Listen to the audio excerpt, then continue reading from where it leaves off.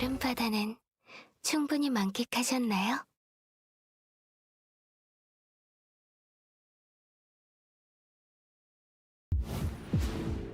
좋아하는 걸 하면서 돈 벌 최고의 직업이잖아.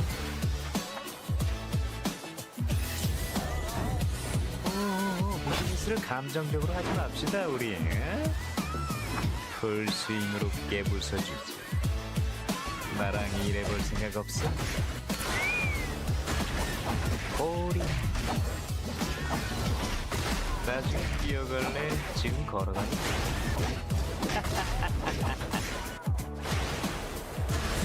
안 힘들어? 어딜 가려? 물은 답을 알고 있지. 언제? 기분 째지는데.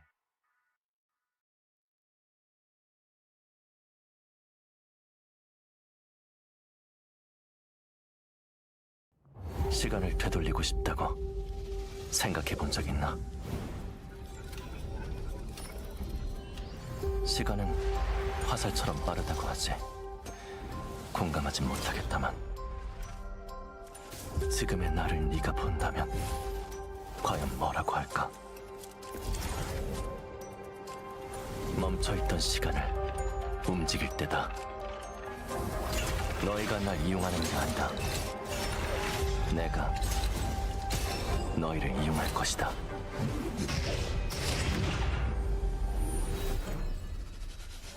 감사는 표하도록 하지. 다만 허튼 수작은 그만두는 게 좋을 거야. 흐릿해져가는 기억을 붙잡아야 해. 잃어버리지 않게. 각오는 이미 끝났다. 다시 한번 그 미소를 볼 수 있다면.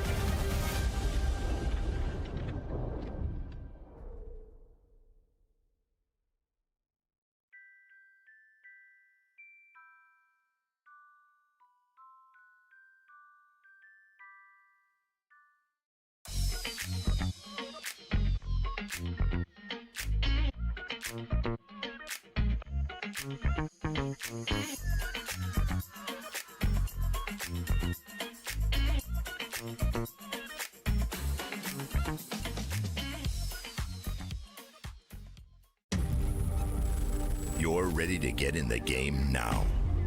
The last thing you want is to wait. WD Black, performance storage, purpose-built for gaming. SSD speed that obliterates load times. Performance to transform your game. Expanded capacity to store more. Customizable RGB. WD Black. Because the game never waits. WD Black. Drive your game. 해변 같이 갈래요? 오늘은 저 혼자 왔어요. 다음엔 어떤 걸 쪼개면 되나요? 짠!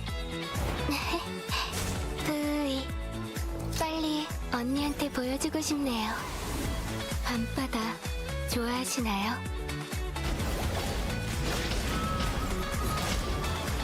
큰 파도가 올 땐 피하는 게 나아요.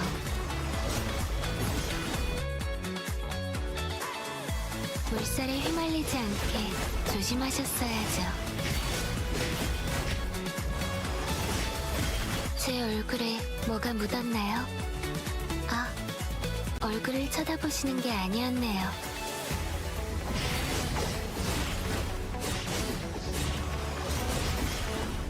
저와의 여름바다는 충분히 만끽하셨나요?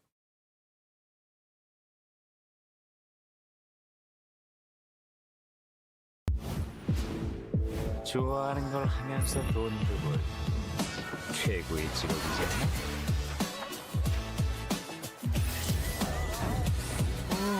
비즈니스를 감정적으로 하지 맙시다 우리. 풀스윙으로 깨부숴주지. 나랑 일해볼 생각 없어? 꼬리. 나중에 뛰어갈래? 지금 걸어가니?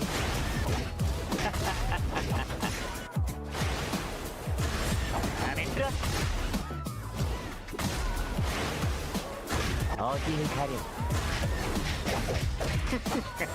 물은 답을 알고 있지. 언제? 기분 째지는데.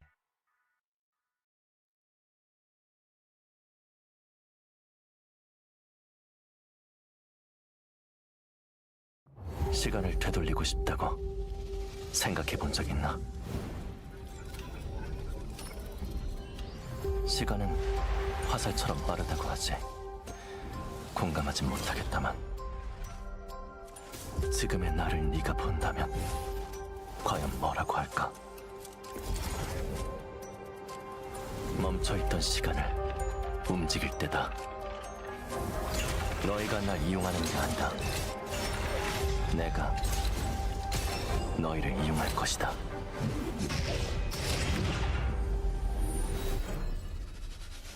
감사는 표하도록 하지.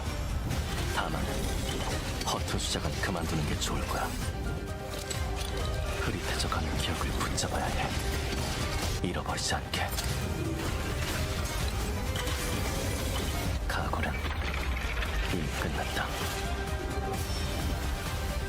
다시 한번 그 미소를 볼 수 있다면.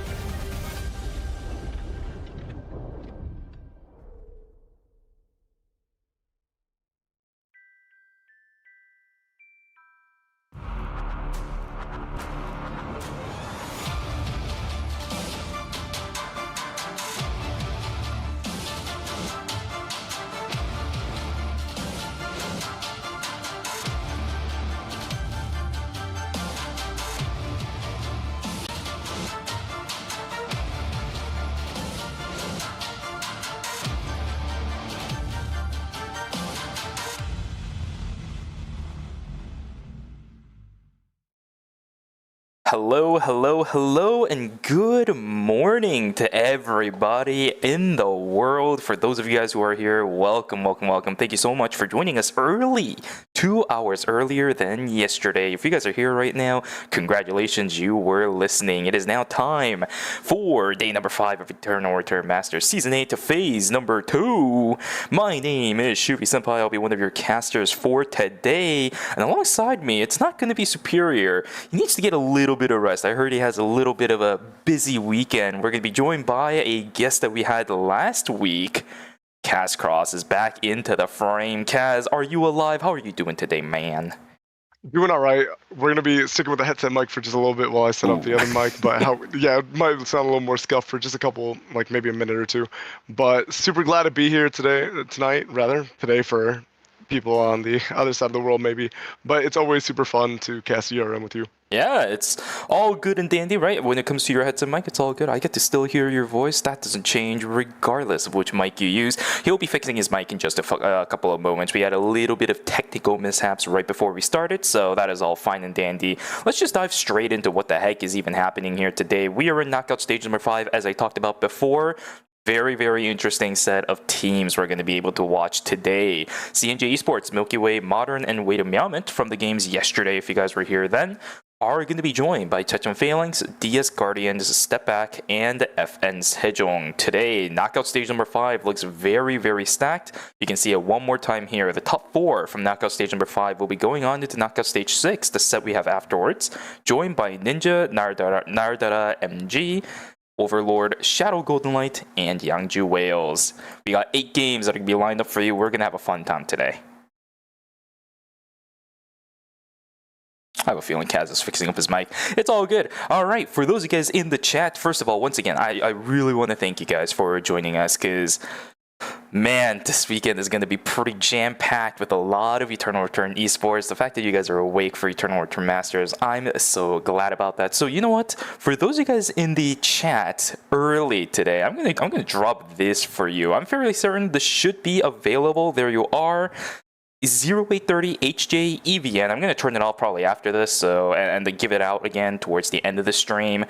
Thank you for joining us. Here's the code pretty early on. If you guys want to type it in the chat for the first couple of games, go ahead, and then I'll show it once again towards the end of the stream, so it's not something that it's going to be a limited time offer only. Well, limited time when it comes to the usability of it, but we will get started with the code over there. There you go. And other than that, the teams that we're going to be playing with today, starting from knockout stage number 5, it is going to be an absolute festival. Because the teams that are joining us, 8ㅅPhalanx, FN Sejong, and the DS Guardians, we got a stacked lobby already off the bat, which is surprising considering we're not at knockout stage 6 or the finals yet, Kaz. Yeah, it is going to be really exciting to see how these teams are coming out tonight. I think in general, we've been seeing just evolutions of play. I mean, that's usually going to happen with the progression of the knockout stage, but I think especially once we get into these final 2 rounds and prep for the finals of this phase of ERM, I'm like super excited to see what teams are going to be bringing out tonight. Same here. Let's take a look at it indeed, because we are now going to start going into the character select for game number 1, 8ㅅPhalanx. Considering the Ekion, we actually did see this during the group stages, had a lot of success with it, but just a little bit shaky on some of the execution. If they ended up kind of polishing all of that, this is definitely going to be a scary composition. We saw how good it can be when it actually works out. DS Guardians, nothing too surprising there. The composition they're going to be opting to go for, pretty standard as to what we've seen. FN Sejong considering something pretty interesting. If Bomb ends up blocking this and one circle ends up blocking this, we have a game on our hands. Triple backline DPS for FN Sejong with a lot of lockdown and sustained survivability. I am loving this composition from FN Sejong. We'll see if this is going to be successful. A lot has changed for FN Sejong. This team not too successful in phase number 1, and phase number 2 was also a little bit shaky. Maybe with a comp like this, it will end up working out. Yeah, and I think we always got to mention how important Hart and Chloe for these types of compositions are in that marksman role. I think these characters are really what facilitate in the ERM stage, these like triple range comps. It's really hard to play without that immediate safety tool of the Peacemaker or the engaged potential of a Chloe. Both of these characters are always pretty pivotal, and it's no surprise to see Bum, like usually the utility or tank player, being the one to pilot the Hart there. Yeah, funnily enough, I was talking about this with Super last night, but FN Sejong has brought out some very interesting comps, especially in KEL. I was talking about the Zahir, Bernice, and Johan composition, and in that roster, Bun was surprisingly well known for landing nearly every single one of the explosive bullets on the Bernice. We know he knows how to play this role on top of it, guys. Here we go. Game 1 out of the 8 we're going to be watching tonight. 4 games for knockout stage number 5 to determine the 4 that will move on into the series. So many good teams we're going to be able to watch off the bat today. Very blessed to be able to see this from the get-go. Yeah, it's going to be super exciting, and obviously, again, like we have been experiencing with most of knockout stage, is these games have a lot of tension to them, a lot of drama, because these are do or die games in every single phase of the knockout stage. So a lot of teams, especially in these early games, are really looking to set the tone of the lobby, right? Getting that early lead takes off a lot of pressure and execution as the stage progresses. Indeed. I'm already seeing it here too. We do have a ban actually starting out from game number 1. Yan, triple picked by CNJ Esports, Milky Way, and Step Back. So that's going to be something we have to take factor for the rest of the series, as early game fights happening already. CNJ Esports about to lose Beksu. Down he goes. 2 kills actually in favor of Team Milky Way, sitting at 1 point for themselves, drawing first blood of the night and picking up a follow kill afterwards on top of that. Step Back also picking up one inside of the bridge in Stream and Pond. Nicely done over there. Other than that, everyone doing what they do best, just finding early kills one after another. Nice kill with the trade with the follow through auto attack from the Heart. We have Sejong picking up an early kill for themselves as well. It is a very, very bloody start to game number 1. This really should be expected, though, I think, for game 1 of stage 5, like the first game of stage 5, because you really do want to pick up these points while they're available, and especially when, again, like when there's less stress, you gotta take advantage of it, right? As these games heat up, there's gonna be a lot more room for error because you're a human being and you're an emotional person, right? So definitely setting the tempo and maybe feeling good and getting a lot of these good early game starts are really important for these teams. G-Work using a lot of things to keep himself alive. Char is right around the corner, trying to buy a little bit of time as the rest of his team around know they are not close enough. G-Work forces out the checkmate, but I don't think it's going to be enough. Down goes the Adela, and the third party starts coming on in. Milky Way, Rochan right on the backside. The rest of Team Milky Way is starting to make their way on in. This could be problematic for a bunch of people. Step back, Shimsei goes down. Wait a Meowman to Serlo goes down as well. Another team starting to come down for the bottom side. It's going to be DS Guardians looking for some revenge for the death they had had on their teammate. Can they find a kill against anybody is the question. NCMB changing target straight over onto BTB, but the problem is that's a Nia straight into the hands of the Sly Step. Down goes the Nadine, and down goes the Nikki as well. Fantastic plays from Team Milky Way up on the northern side. Very reminiscent of what we saw yesterday from CNJ Esports. Yeah, and I think it's really interesting how now Milky Way has even adapted this Yan and Nia style. Obviously, there's differences in the third, but it's just, I think the tempo, or not the tempo, rather, actually a little bit of the tempo, but really the synergy between Yan and Neo is not something I think we were really considering until we started seeing this team get piloted by CNJ. I think another thing about that too is that the Yan has been so vital in a lot of the games we've had ever since somewhere around knockout stage number 3. Yan has been so good at making some of these plays possible. CNG Esports definitely looking really wild with this composition. Milky Way has also shown us some really nice things with Rachan on the Yan. We know this is an alternative pick that can also be swapped out for the Darko, but Rachan's Yan also very, very solid. We still have Taekyung's Yan that is lined up to go in the finals tomorrow. This character is not going away anytime soon, and from the looks of it, honestly, just how dominating it is in ERM, I have a feeling it could get nerfed in the very near future. Here we go, FN Sejong duking it out up against DS Guardians. Good combo straight over onto one circle. Down goes Anathapon early on into the fight. FN Sejong still trying to duke it out, but the Fury Jab lands onto 2. Bum goes down. Romantic also very soon to go down as well. One more punch, and there's the break. DS Guardian only losing 1 for a full-on 3 execution. Yeah, super huge fight to get so early into the game, and obviously if you're FN Sejong, that's like literally the most suboptimal time to eat that break timer, right? Just as the day turns, you're not gonna really be able to pick up much farm even. No chance at maybe contesting the archery or the factory wolves. Absolutely no chance at contesting an objective unless there's a fight going on. It's looking a little unfortunate for FN Sejong, because also I feel like this is a team comp that you really need to stay above tempo 1. I feel like it's kind of hard to play very hard to play triple range from behind, right? Because a lot of your agency comes from being able to push people out, and we're seeing what happens when you fall behind is Rachan's going to be able to 1v2, it looks like. Great taunt skill coming out. One circle is going to be able to actually get a trade, and there was an RNG on the wolf, so maybe making up a little bit of the tempo that they lost. Too early in the game for the quick spin to deal any meaningful damage back over to one circle. Horrific also tried to come in, but everybody else on FN Sejong was already in. Bum there to support one circle. That means the Nathapon is not going to be an easy enough kill for the Laura. She's just going to back away looking for a little bit of farm for themselves. Everywhere else, Milky Way also losing 2 somewhere around the map. Chechen Phalanx also losing 1. It's just going to be a standard start to day number 2. Nothing too crazy, nothing too insane, although Romantic now getting caught out by himself. Bum is right there around the corner to support, but one circle absolutely nowhere around. 2 members of FN Sejong go down. That's a very, very late f-stop. Not going to get anything done. So for a team that wants to snowball, getting stopped pretty early into the game, they haven't even bought their 4 scores yet, and we only have 45 seconds to go. The pacing on this for FN Sejong, I love the composition, but it's just not working out so far for these players. Luckily they... Oh, actually, we are going to see an engage come out through the Nia's game world with the Twins Rush.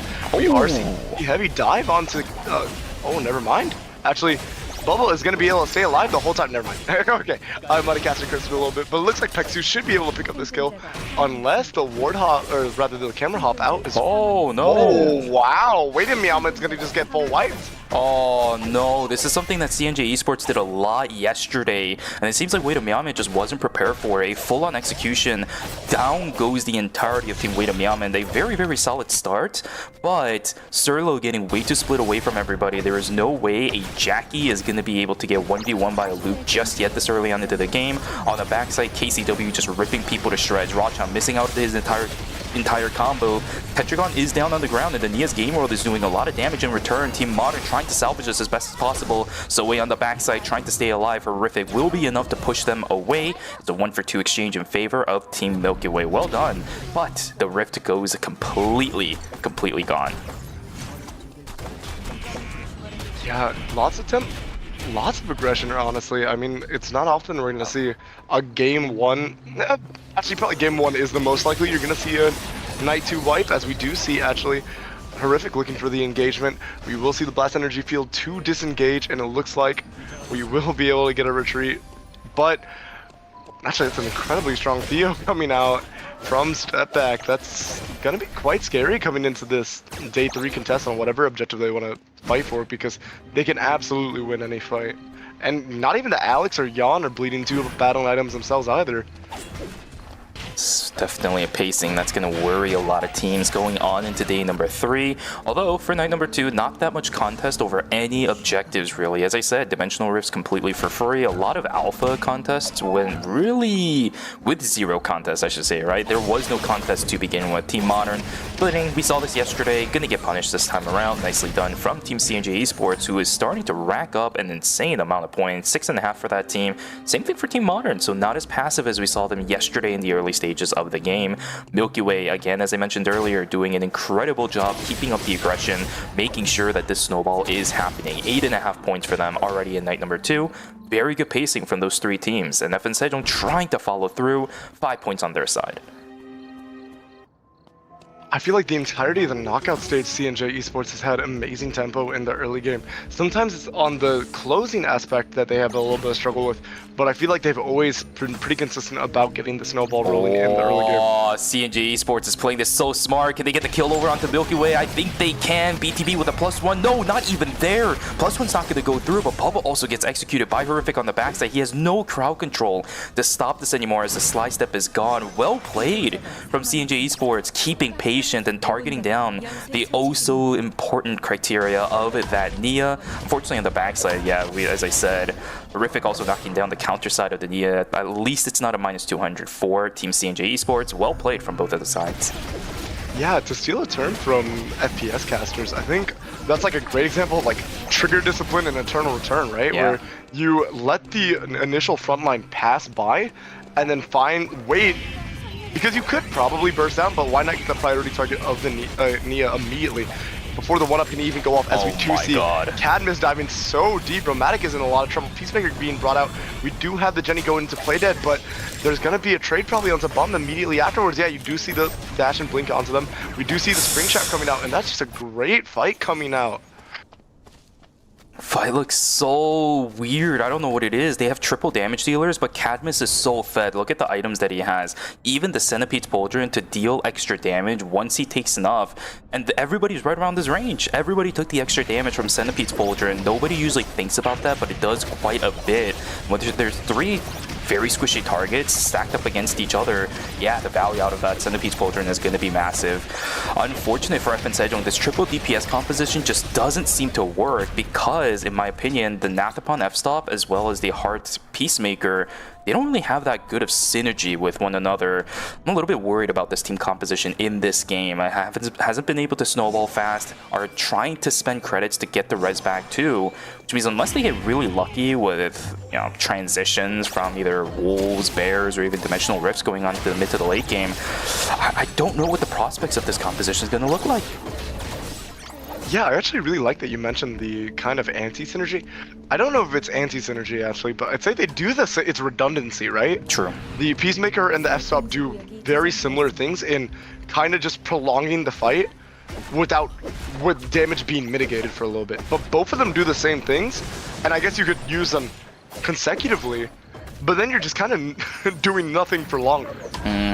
We've seen the combos before with like Charlotte Divine with like Charlotte Divine Retribution, but nothing else really coming after that. Okay, KCW trying to play around with G-Work. He actually ends up pulling down. That is absolutely insane. A 1v1 clean from KCW Zian. Char trying to do what he can, but he is surrounded by everybody on CNJ Esports. 2 members down for DS Guardians out of nowhere. Well played from KCW. He is continuing the streak that we saw yesterday. The problem is, for G-Work, he's got no time. 3 seconds, 2 seconds left on his side. Can he get out of here is a question. I think he should be able to. Death drop not there. 1 second left on his timer as the White Lily will carry him into the north side of the map where it is open. Oh my goodness, butt clenchers everywhere for Team DS Guardians. Has just enough credits to res Char, but do they have the space to actually be able to do that is the question.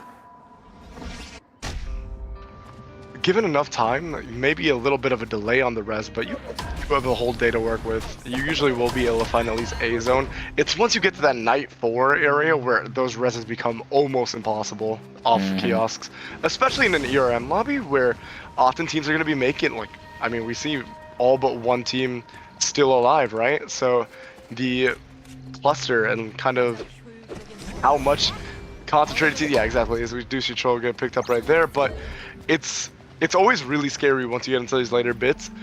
You kind of have to rely on that portable kiosk. So again, we've been talking about it a lot since the Season 8 changes, is Gadget Energy is a really important resource, and it's one that is so multifaceted, right? It can change how you play the final zone. It can save you from a bad fight, right, with the kiosk access. It can also remove you from a bad situation with the VLS. It's making sure that you have this toolbox available to you when you need it. For sure. Okay, talking about resources, there's a purple box down on the ground. Team Modern in a little bit of trouble. Oh my god, Sir Dobby just gets eliminated before he can do a single thing. Astro Burst goes completely wide, but there's a third party on the backside. FN's Sejong just rips somebody a new one. KCW gets third partied on the north side as well. DS Guardians in the whole heap of trouble, and the F-stop tags over onto CNJ Esports. This is not looking good at all. Down they go. The fight looks so good, but then sandwiched from all over the place. North side, south side, east side, west side. It doesn't matter where you call it, CNJ Esports are going to get taken down. Very rough for this team because, again, the catch out onto Sardabi was excellent, but they greeted for more. Astro Burst goes completely wide and actually ends up baiting CNJ Esports to further the chase, which splits them away from Pubba, and down goes the Nia. Everybody else, KCW getting once again jumped on from the jump pad over from Pond into Cemetery. That's how he goes down. The 8ㅅPexu, of course, isolated by FN Sejong, getting caught out by everything on their side too. Just not a good start for game number 1 on CNJ Esports. And yeah, that we were talking about it a little earlier. Often they do get the snowball rolling, but sometimes it can be these like mid to late game transitions or like at closing the game out that can be a bit of a struggle. And even though they're by far, actually not by far, Milky Way is doing quite well for themselves as well, but they were by far the highest in kills. They're going out on a sad 7th. I think that's okay though. CNJ Esports, this is all about the tempo. KCW still looks very confident. This is something that we actually weren't able to see during the group stages, which is one of the reasons why they started so low. But they've been confident. KCW looking confident. Pexu also looking confident on the Jackie. I was genuinely amazed that this composition made it all the way to knockout stage number 5 because of how kind of vulnerable it just seems with the Jackie. But no, we're still making it work. We're still getting kills with it. I'm okay with the results. It's just they got to make sure that the third party doesn't happen. DS Guardians trying to salvage this fight as much as possible. Char's still staying alive as well. Cataclysm, not enough to execute just yet, but down goes the Nikki, but she stayed alive so long that NCMB just has enough time to kill Rachan and Horrific. Well played. 1 for 2 in favor of DS Guardians on the north side. They don't even lose their Nikki, so no minus 200 there. That is a really big fight, and we are going to see the contest coming out from... Oh, actually, we're going to see another fight, too. Looks like this might be going free to Cap. Actually, no, we do see Sordabi on the top side, as we do see...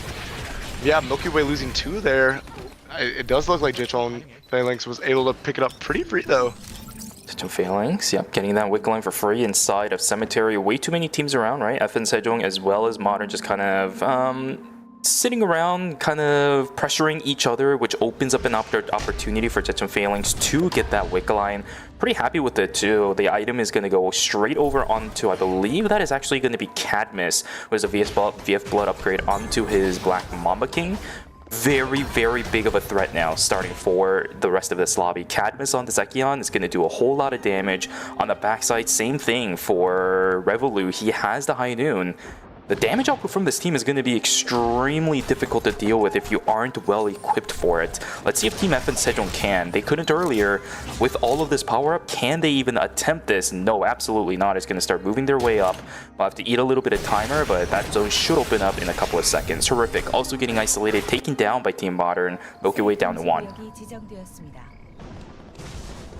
And this is the nightmare scenario, right? Where you're day 5, you're low on creds, so you're just gonna have to end up ratting the whole rest of the game. And that's just a really unfortunate way to have to play your game out. But at least, if we're gonna look at like an optimistic point of view, this does give you some... Oh no, I knew that was gonna happen too. Oh, one circle, he predicted it, but it just doesn't end up working out. -1 to FN Sejong, unfortunately. That's gonna be one circle taken down. Shimsei taking a whole heap of damage, but can they turn this fight around? Nope, Bum completely isolated, no Peacemaker available either. Doesn't use it in time, down he goes. The trade is there, Romantic does end up getting 1, but that is all they can get. Step back. will execute the entirety of FN Sejong. Well played over on 8ㅅPhalanx to pressure out Team FN Sejong. I love what they were trying to do, and I saw what One Circle was thinking in his head, and I exactly thought it too. The timing just wasn't there. The blink, nicely played, just this time by maybe half a second. That's really unfortunate. You don't want to lose. You put an F bomb before the fight even starts. This Macham's gonna get caught out. Really unfortunate for Milky Way, but you're stuck between two teams. Honestly, maybe just taking that bit they were able to secure for themselves, probably the best case scenario when you're on a solo rat. It is one extra placement point for themselves. And now we're gonna be looking at probably a bit of a slowdown, I'd have to say, because a lot of these teams are not gonna want to fight the Wick team, right? Like 8ㅅPhalanx is just gonna be able to take the space they desire, and we're gonna see step back calling on a lot of things. I think maybe not two VFs.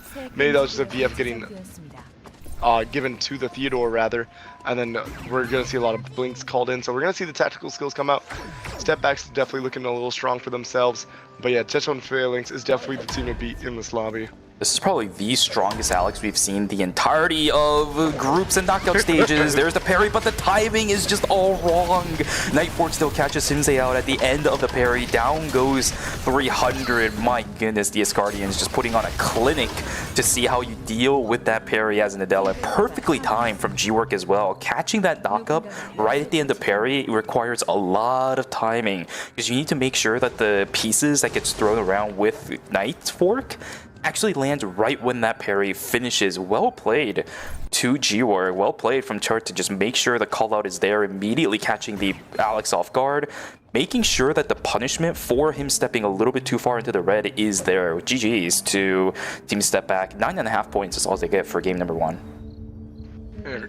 Hardcaster curses never fail. You immediately talk about the strongest Alex we've seen, because you're right. I mean, this is the first Alex to get some items. Immediately going down. Guys, look at the combos coming out from G-Work. So consistent. And Gun is basically out of the fight. They're going to have to take a rest timer. And you know Chor is not going to allow this to happen. Already putting a lot of pressure on Sordabi and walking the rest of Modern down. The pre-range uppercut actually on Sordabi to force out the exclusive, and now the Astra burst is forced out. NCMB is doing quite a lot of work. Chor is taking a lot of damage in return though. Soe is just doing so much on the Justina. We saw this yesterday, and he's continuing that streak now. NCMB completely isolated away from the Justina. He's able to just pump out those lasers, land the critical ones to push away NCMB. Same thing for Char. He was just stuck in the middle of nowhere. And yeah, he's a Nikki. He's using some really good guard and reverses, but Soe with the finishing damage every now and then is just able to push away the Nikki as much as possible. A couple of cooldowns that are important are gone. No Wolf Assault available for NCMB for a few more seconds, but Pure Rage Uppercut in 3. Can they actually get the execute down in the correct amount of time? No, they can't, because Gun just executes Char in the middle of the animation. Well played from Gun. Is he gonna get executed? Yo, no! The healing drone as well as the exclusive Team Modern is playing this down to a fault. Can they get any kills on top of that? No, they cannot. NCMB about to go down. No, yes he does. Sardabi down he goes as well. G-War, can he turn around the 1v2? Gun so low, but Soe is just pushing his way up. It's not even close, baby. Soe on the Justina, making work happen. Same thing for Gun executing NCMB before he ends up getting taken down. Char also getting executed in the middle of that Pure Rage Uppercut. Modern is showing us they're well prepped for today once again, similarly to what we saw in yesterday's games. Yeah, I mean, I think we've been seeing Justina come out so strong. Every time a team like pilots it properly, right? I feel like this character, when in the right hands, is so good at denying cash out potential, right? You have a lot of safety with your dashes, your Astra Burst, and then you have so much consistent poke damage coming out. And it enables a pick like the Tsubame, which maybe we're not seeing from too many teams, but Tsubame actually synergizes really well with being able to execute some of these targets. And I think Sardabi also getting that immediate exclusive off. Lots of well played around the board coming out from Team Modern, as we do see them trying to push into 8ㅅPhalanx with the Orbs. Indeed, here we go. The fight's going to begin. Can Team Modern keep up their win streak as much as possible? 6 games yesterday out of the 8 they won. If they win this one, they'll have 7 wins in their hands in 2 different days in a row. Cadmus, though, is way too healthy. Exclusive going to be forced out. Soe is getting pushed around everywhere. And it's unfortunately the Crescent Viper that catches out Soe. Health bar is looking way too good for 8ㅅPhalanx. I don't think Gun is going to have enough to knock this down. Springtrap will be the finishing call for that. 8ㅅPhalanx making it look easy with a win in game number 1. 16 points for themselves. GG's. Yeah, Cadmus was absolutely 1v9 in the backline there. That was ridiculous. I mean, that's kind of the strength we were seeing of the Black Mamba getting that VF upgrade, right? So much strength on that Echion, just incredibly tanky. And you mentioned it multiple times, right? Getting the value from the Centipede's Pauldron. There was a lot of value there too, right? Lots of damage coming out from just the item actives. He's so tanky, by the way, that the reflect damage actually means something, especially to Gun, because I think Gun took about quarter of his health bar just from reflect damage alone. Pretty untouched throughout the entire fight because Revolu was permanently targeting down Sardabi. That means a lot of the damage dealt to Gun before he was really a target from 8ㅅPhalanx was all from the reflection on that Centipede's Pauldron. We always call these reflection items very fake, and for the most part, it absolutely is. But when you're that tanky and just refusing to die, the reflection damage really means something to auto attackers. Really well played from 8ㅅPhalanx, making sure that Cadmus is a threat with the VF Upload upgrade. Same thing for Revolu on the backside. High Noon upgrade on top of that, just forcing Sardabi away from any force of pressure onto the backside. Dushimen also keeping the Lenny alive, the Jenny alive, and making sure that the Echion is also pressured through, unpressured through the fantastic uses of the Spring Traps. Everything just working out in 8ㅅPhalanx. Again, I said it before, but they just made it look easy up against Team Modern.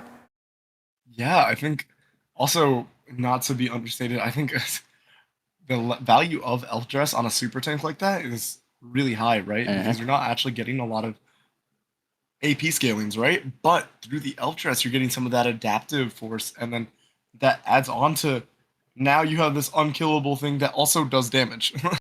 Yeah, absolutely. The amount of defense that you get, effective HP, is a word I love to use quite a lot. The slight amount of defense that you get from Elf Dress, if I remember correctly, when you do get the shield or the heal, goes a long way because you have more health to deal with. You have more damage reduction thanks to the usage of Guardian suit. I do believe I saw that on the Echion. This guy was like the epitome of items that you could get as much as possible.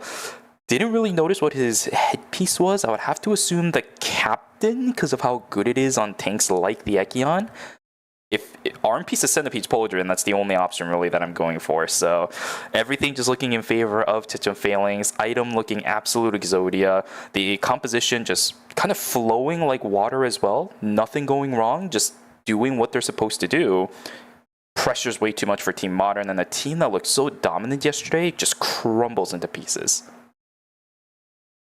Yeah, it is kind of crazy to see how much value Cadmus was getting, though. You almost sometimes Echion is like a very all or nothing kind of character where he either just completely takes over the fight or he can look quite cosmetic. But when he has that many items, and there's a difference of like giving your tank items versus not. But I guess Echion is a super exception because he does do quite a lot of damage on the tank roll.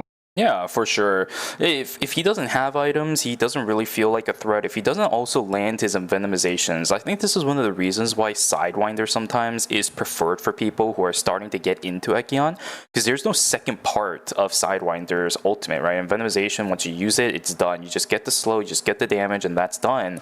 Black Mamba King, a lot of the threat that it comes for the envenomization is on the knockup portion, which either somebody's going to get hit by it if you land it right, or they're going to have to spend time dodging away from it. That's some of the biggest portions of what Black Mamba King Echion is able to do. I think we were able to see some very nice ultimates from Cadmus to force Soe and Gun away from Sardabi. That's why the fight looks so split apart the moment that Echion went in. Well played from everybody on 8ㅅPhalanx. Absolutely. I mean, really sick game coming out from them. I think they played it pretty cleanly too. I'd say they kind of had a pretty quiet early game, and just I think they identified that their win condition is in the scaling because all three of those characters with items are quite threatening. I think people underrate how much value supports get with itemization, right? More CDR means you're getting more effective HP across the board, right? And obviously that also adds into Elf Dress uptime, right?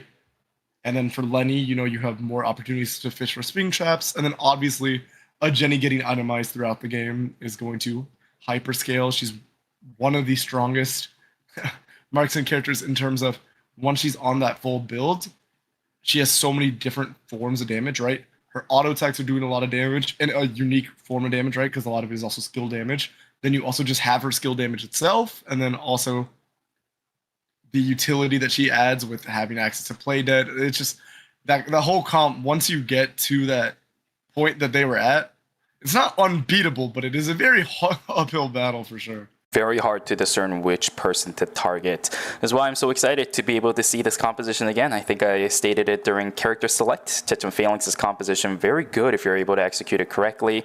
But if it kind of starts to falter a little bit, you can definitely see the faults in it. Didn't see it in game number 1, so I think it's going to be a fine composition for 8ㅅPhalanx to run this series with. Now, on the other side, I think for Team Modern, as I said yesterday, for Kaz, you weren't here yesterday, but I'll kind of go over what ended up happening. They started playing from knockout stage number 3, won 6 games in a row yesterday, Kaz. Very quiet in the earlier stages of the game, which is actually completely the opposite of what ended up happening in this one. Quite a lot of kills in the early to mid-game portion of game number 1, but couldn't finish it out in the end. Whereas yesterday, very passive from probably day 1 all the way until about day 3, night 3. We see them coming out of nowhere with nearly full transitions on both of the backliners. Damage output is absolutely insane. The execution of their composition also looked very, very solid. They're doing the same thing here, just kind of flip-flopping the method in which they get to that mid to late game. Looked pretty good, but the amount of items they were down compared to 8ㅅPhalanx is probably where the damage was slightly lacking. I don't believe Gun had access to the Black Lotus Shuriken. I don't think Soe had access to the Blood Half Moon either, so you don't have armor penetration to rip through the health bar of that Ekion. Yeah, no, absolutely. I don't think I don't think there was any type of defensive threat at all. I think, you know, really could have benefited from some pulverize there too. I think you needed like armor pen plus pulverize. Like you needed everything. Yeah, at this point, it might just be a pulverize angle. If you weren't taking it in game number 1, especially for Gun, I think it might be an angle. There was way too much of a health gap between the Tsubame and the Ekion. You're always going to get value out of it as long as you're tagging somebody correct. You can also see Cadmus deciding to do that classic Ekion strat of splitting the fight into a 1v2 and just winning it out. You're always going to have that damage output onto the Ekion. You might as well take it if possible to maximize your damage against that character. Although, I will say again, for Team Modern, being able to make it into the final zone, which was a very, very consistent thing they were able to do yesterday as well, it's still good looks for Team Modern. Might not be the result that they were looking for, but all of the placement points they lost from losing out against Team 8ㅅPhalanx is made up by the amount of points they got from kills.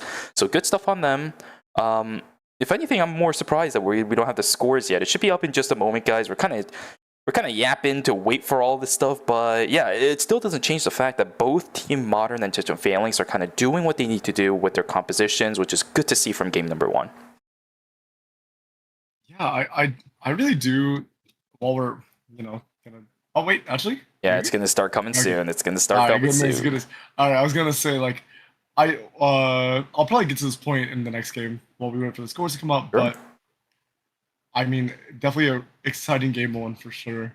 Yep, here we go. Let's take a look at what ended up happening. Again, despite falling down in second place, Team Modern was able to take a first place finisher after game number 1. 16.5 points. It's a half-point difference between them and the winners of game number 1.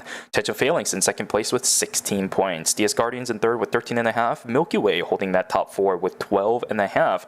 Right below them is going to be 10.5 with CNJ Esports, so this series is not done yet. If anything, FN Sejong at 7th place with 8 points. That -1 might cost them later down the road, which means FN Sejong really have to start considering what kind of composition they're going to start to run starting from game number 2. Now that we are loading into game number 2, one of the things I wanted to mention after observing 8ㅅPhalanx's gameplay, but we've seen this throughout ERM, honestly, because I think Jenny is also the best marksman with a support character. True. I think the synergies that she enables are very unique. Just real quick, sorry, that Yan just appeared out of nowhere. Usually it's centered, but I think somebody forgot to put the graphic up, so they just kind of slammed the picture. It's so weirdly positioned. But yes, Yan is banned for game number 2 because there were 3 picked in game number 1. I think you're correct as well. This is one of the reasons why we typically tend to see Jenny being paired up with something like the Lenny. The consistency of crowd control that you're able to provide as the Lenny opens up opportunities for the Jenny to keep slipping away, and this is a very, very slippery character, super hard to lock down and kill. If you let her get away once, Lenny does that for you. And now, this doesn't really mean a lot in the grand scheme of things, but remember that when Lenny ends up landing a skill onto her teammate, she also adds that bear effect for her passive onto those targets. If Jenny is just constantly pumping out auto attacks, she's gonna be doing that small extra bit of damage with the Lenny. It just increases her DPS, that's all it does. But you know, with Jenny, if you increase the DPS even a slight bit, it gets so hard to deal with. For sure, and also, I think one of the things about Lenny and even Charlotte, right? Because I think you see that pairing kind of odd. Charlotte, because Charlotte can play off the play dead cooldown, but I think also it kind of mitigates, I think, Jenny's primary weakness, which is her range, right? True. She is one of the shorter auto attack ranges for these marksman carries. And if you have something like a Lenny to bring you in range, or a Charlotte to facilitate you walking up without taking much threat, it becomes incredibly strong. I think the other synergistic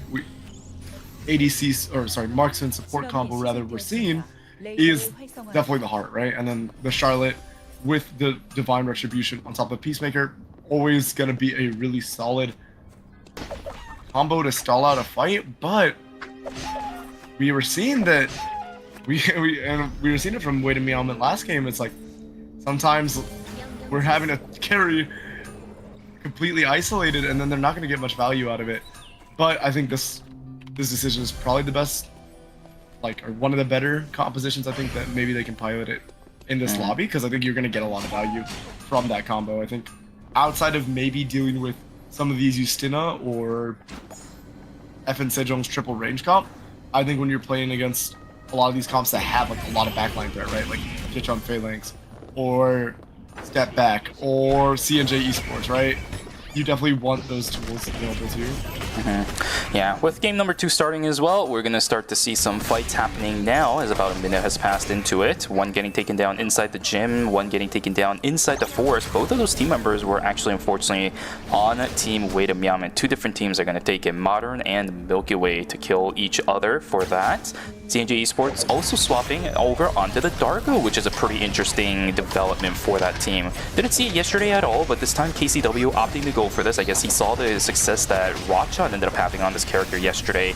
Gonna try to follow through on that pattern. Down goes Tur, and CMB about to get taken down. He's gonna jump on straight over, but also follow through by 300. Nice blink over the wall from that Sylvia to get the break over onto DS Guardians. 2 members down from CNJ Esports, and the fight still go on as these picks are just continuing to burn these health bars over and over and over again. FN Sejong trying this composition one more time, by the way. Heart, Nathapon, and the Kadia. Very surprised that we're seeing it one more time. Maybe they thought that game 1 was just unlucky. Not entirely sure. Pixu in a little bit of trouble, gets knocked up by that Night 4, will end up getting taken down. It's just picks everywhere for day number 1. A lot more than what we saw in game 1 too. Yeah, I do think this is, again, they definitely want to play on these higher tempo in these first 2 games, because you want to be the pace setter, right? You don't want to be the person on the back foot ever. It's just, even if you are, the type of team to ramp up, you're going to have that little bit of, as we do see bum matching going on to or Shinsei rather. But I think when you're on the back foot like that, you're just going to mess up more. You're just naturally going to. Pressure does a lot of things to us. As we do see Pexu going and trading out with Seo. And now it's Sardavi versus KCW. I think we both know who's going to be the winner of this. So it's going to look like it's going to be a struck out. Oh, great intimidation tactic to deny any of the range gained from the My Dash. And now Sardavi is getting run down by KCW. But the Quake to get out, but not without a blink. Yeah, the blink wasn't necessary to catch up. Oh, maybe he'll get out. Yeah, will be. Well played. Yeah, I mean, the KCW is playing a lot of these fights extremely well. Horrific trying to chase down Bubba. He's going to end up blinking away from this. The wall actually catching out Horrific, which means chase follow through not really going to happen. FN Sejong trying to fight inside of Temple. They do end up getting the kill over onto Shimse. FN Sejong losing Bomb as a trade, but it's a 1-for-2 already. Again, trying his best to run away. Does have that grenade to stop one circle in his tracks. He's still trying to follow through, but I don't think the distance is there. No blink available for FN Sejong either. He's just going to run away, although, look at this. Shimse jumping back on into the fight. Maybe wants to kill over onto one circle. Did he greed a little bit too much? I think so. Down goes the EMP barrage. Down goes the Natapon. FN Sejong's starting to look desperate, which is super surprising to me. Yeah. Definitely an overreach, also an unfortunate whiff. Did not land the E, so wasn't actually able to pull back and get the root for safety, which led to the Alex being able to get on top of you, land that taunt with the double agent, and then, you know, when you have a Theodore also sitting right next to you, even if you were chasing him off, even on 30% HP, right, that damage does hurt. Because you do see Cadmus, fancy footwork. I mean, this is Ekion with a lot of animals to dash through. I wonder if they're going to fancy a fight in return. It looks like they're going to disengage from 300 here, though. And manage to get their way out. I mean, there's so many animals for them to dash through. So many resets available. This is when chasing an Ekion goes from, like, maybe tangible or maybe a possibility to just absolutely out of here. Like, there's no chance. When there's not many animals available to the Ekion, you have no chance of getting the kill. Very annoyance, a very big annoyance for a couple of these teams to deal with, but Cadmus still getting ran down. Unfortunately, the rest of his team is just everywhere else trying to split farm at this point. Still, the fact that Cadmus is getting out means I will say for this team, the value is still there. Force Core about out by the Jenny on top of that. This team is still keeping on pace despite Cadmus getting ran down all over the place. Good to see HHM failing, still keeping this in track. For the other teams who are chasing him down, of course, that means it's just going to slow down their pace even more. Well played for Cadmus. He is doing his job perfectly. Shimse in a little bit of trouble. The parry not going to be there. He actually doesn't swap over onto a melee weapon. Instead, it's going to stay on that range, has to invest the blink out. EMP barrage also out. It's going to pressure Team FN Sejong to back away from the fight. I don't think Shimse needed to use the blink there. He just needed to go onto a sword to try to get the parry out. Maybe it would have been enough to keep him safe. Not entirely sure. But here we go. Fight between HHM Phalanx, who is now finally fully grouped up. Revolut a little bit too split away. The White Lily not going to be taken by Revolut. Down goes the Jenny into the play dead using the White Lily now, but NXA's got that lockdown. There's the spin to kill that Jenny. Well played. 1-for-0 in favor of Team Widow Moment. The fights are really not stopping as we do see Team Modern going on to step back. But this is a pretty hard team to chase into when you have the blast energy coming out. Defense had a turn from 300, but that was ill-advised maybe. But Sodavi is going to look for the re-engagement. It does look like a lot of posturing. Actually, a great catch from 300.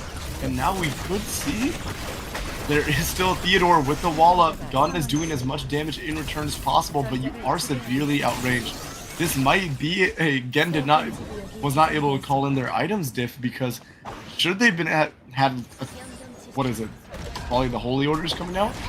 I might have been able to win them the fight. Could have been enough, but it just isn't going to be the case. Team Modern still on the back foot. They will have to try to get away from that eastern side of Stream.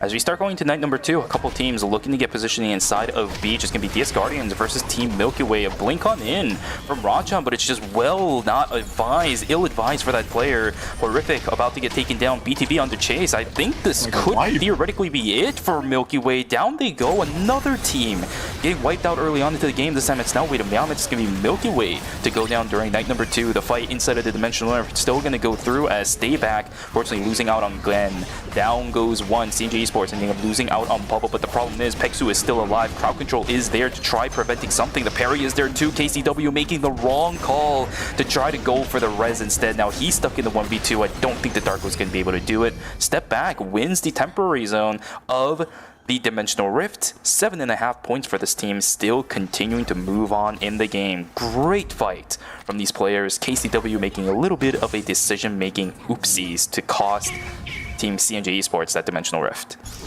Yeah, I really like how they're playing this composition. I feel like there's been a lot of almost like false space given, right? That Step Back has been doing, where they step back. Well, anyways, they do that little shimmy, right? And then a lot of teams are taking the bait, right? And then the re-engage from 300 in Shinsei is really good. And I'm really impressed by Shinsei in that fight. Being able to full, again, we talk about this Alex build a lot, the Prince build where it's the full purple rain, but was able to piece shooter Bobo down. And that's actually probably what ended up closing the fight, was being able to pick up the kill before Bobo was able to rest. Now, this could be a little bit of a hard fight for them walking into FN Sejong. We do have a lot of sustain, though, coming out from Step Back's composition, right? We got the radar gun and the Theodore healing. That is a lot for a team, even with the triple range, to contend with. Really good thing about team, Step Back, is that they can actually keep a team locked down into one specific area for quite a while, but the problem is they actually have to get to the enemy in order to make that actually a possibility.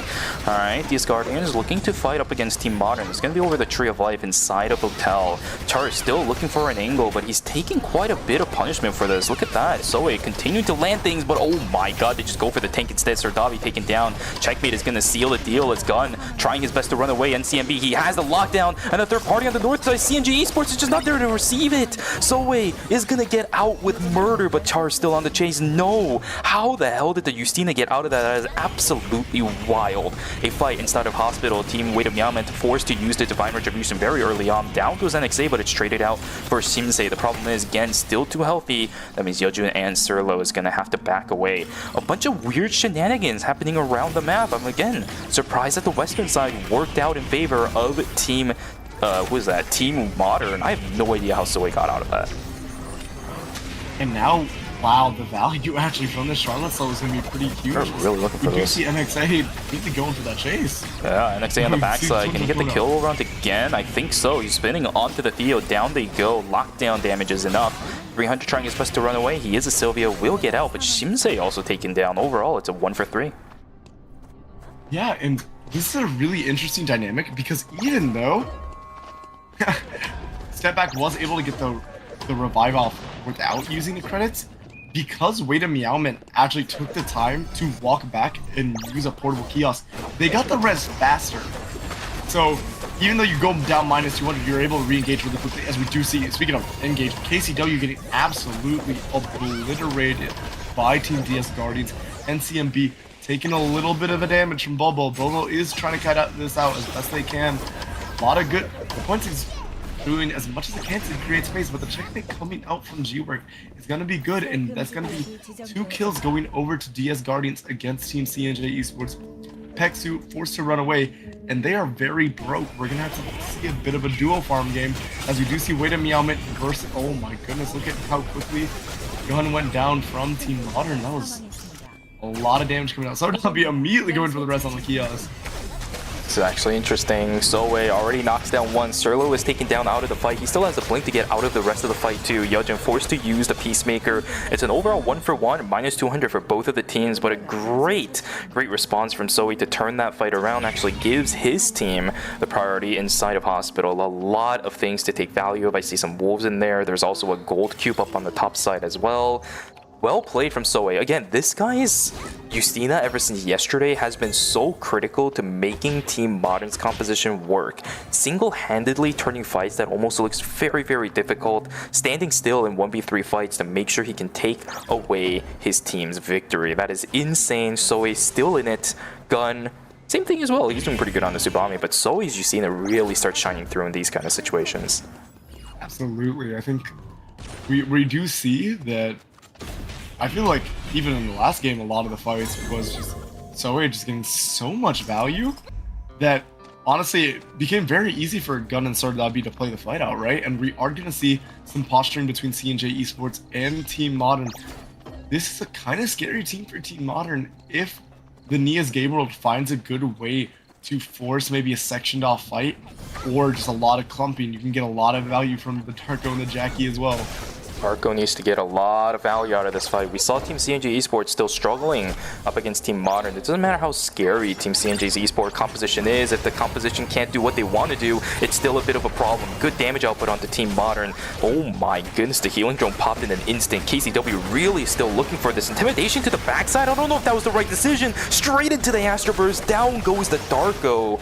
KCW on Darko just hasn't been able to provide the amount of pressure he's done on the Yandees. Decision making is looking a little bit shaky. Team Chechum Failings also knocking down Wade of Meowman. That's an execution over onto that team. Well played to Team Chechum Failings to clean that one up. Wade of Meowman, unfortunately, after game number 1, will not be able to pick themselves back up. 6.5 points, but that's all they get. Yeah, really questionable decision to go for goal as yeah, it is always really scary when you see the Night Forks coming out. But yeah, like you mentioned, a very ill-advised decision to take the intimidation tactic. You're actually making it harder for your team to follow up and get a kill there. Oh, one circle, getting an absolute money F-stop. Will be catching out at least KCW. Nia's Game World is not getting much value at all as Pexu is going down almost immediately. But look at the KCW intimidation tactic to bring Bum out of the... Oh, well, no, it does not look like it matters for FN Sejong because it looks like the ballistic advantage should be able to give enough of a slow for one circle to catch up and finish off Bobo with an auto.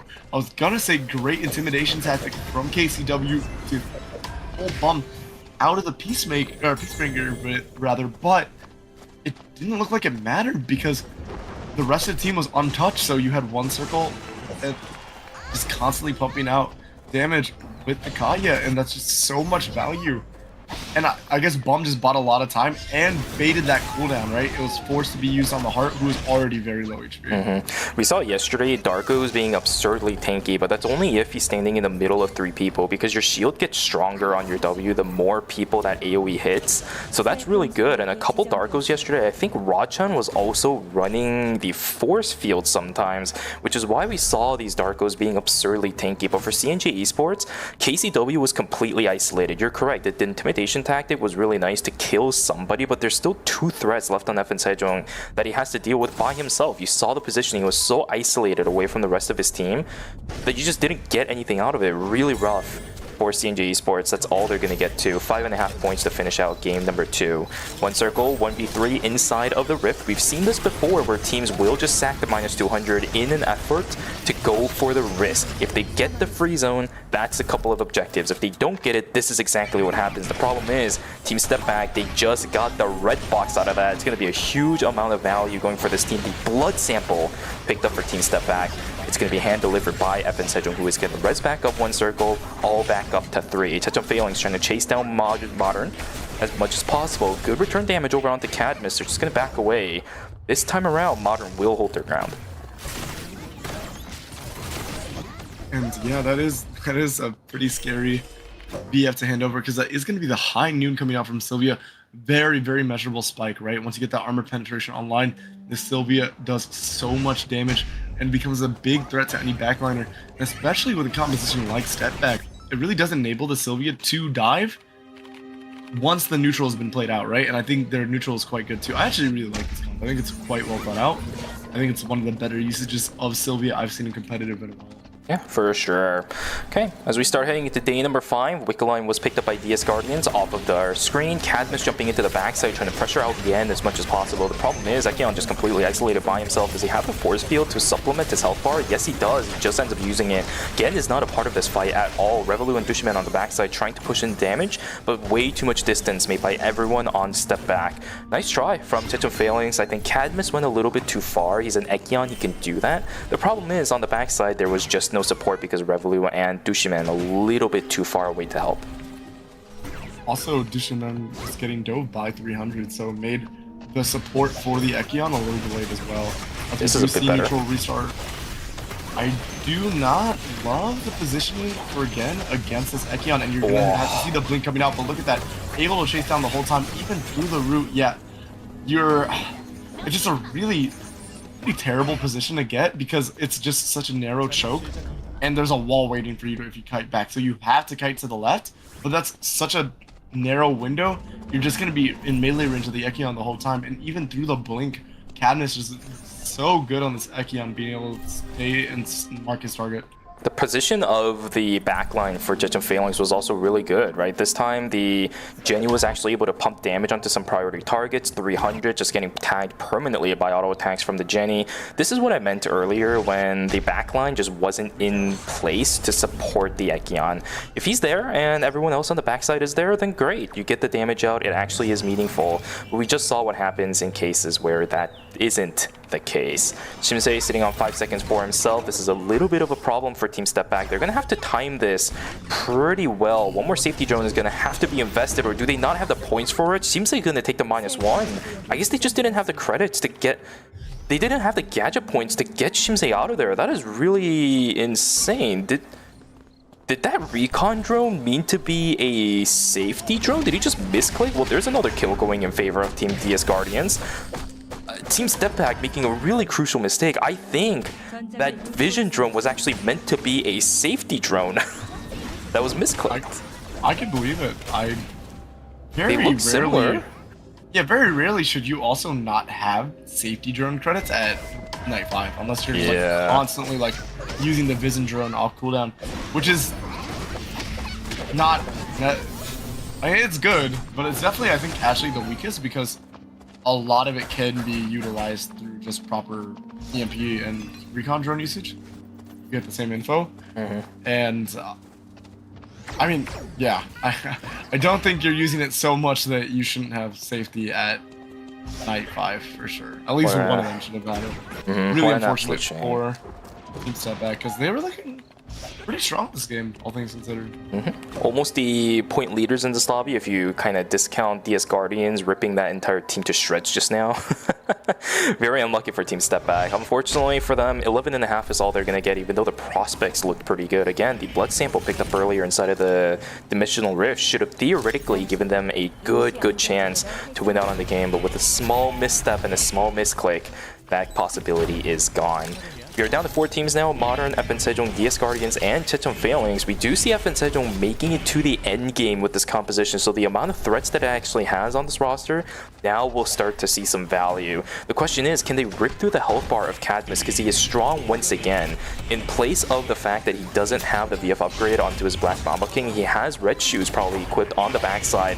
Looking for an initiation, not going to be able to find it, doesn't have the dash reset anymore. He's going to just use it once again for it to go on cooldown. I don't know what the prospects are looking like anymore, but Red Blue on the backside, fantastic F-stop to push away and force this Jenny to be not a problem anymore. Cadmus is going to get taken down, play dead, activated 2. Now FN Sejong is in play, down goes 1, but Cadmus gets taken down 2. Dushimen in trouble as One Circle trying to get the follow through. Full stacks of Picturesque. I think this is going to be it for Chechen Phalanx. FN Sejong finding a revenge for game number 1. Well played on their side. They should have that temporary zone up on the north. On the bottom side, in Cemetery, Team Modern duking it out up against DS Guardians, a little bit too far for Sardabi, but he still stays alive. NCMB gets executed by Gun, and he just teleports back over into his wooden totem. It's 2v3 now, unless DS Guardians is able to pick up the execution on the other side. No, Char's gonna get taken down too. What a fantastic fight from everybody on Team Modern. Well played. DS Guardians goes down. We are down to 2. FN Sejong versus Team Modern,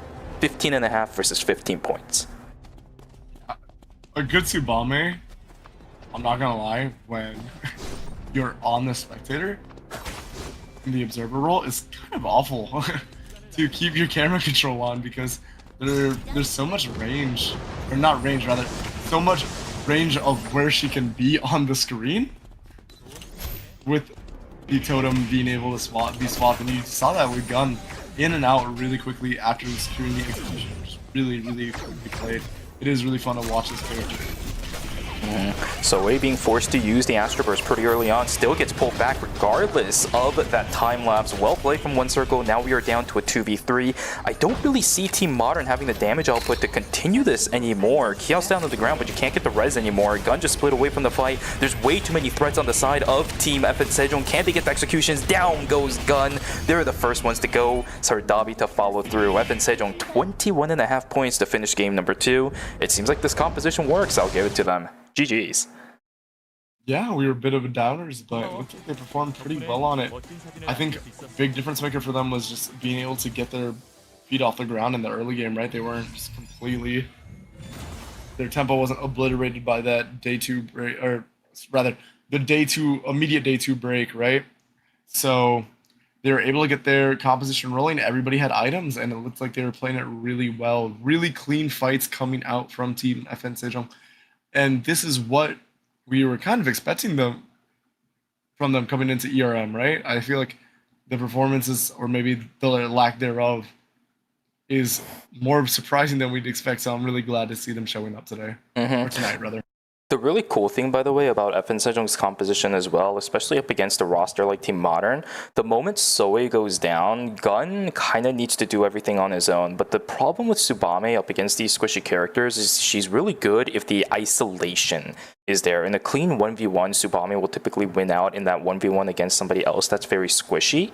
The problem is, you can't really do that anymore. There's 3 threats on the backside that has a sufficient amount of range. You got, a Heart that has pretty good range if you use the overdrive, right? There's the range increase from the W. Nathapon on the camera has very good base range as well. And then you have Kadia sitting on the sniper rifle, who is going to have an absolutely incredible amount of range.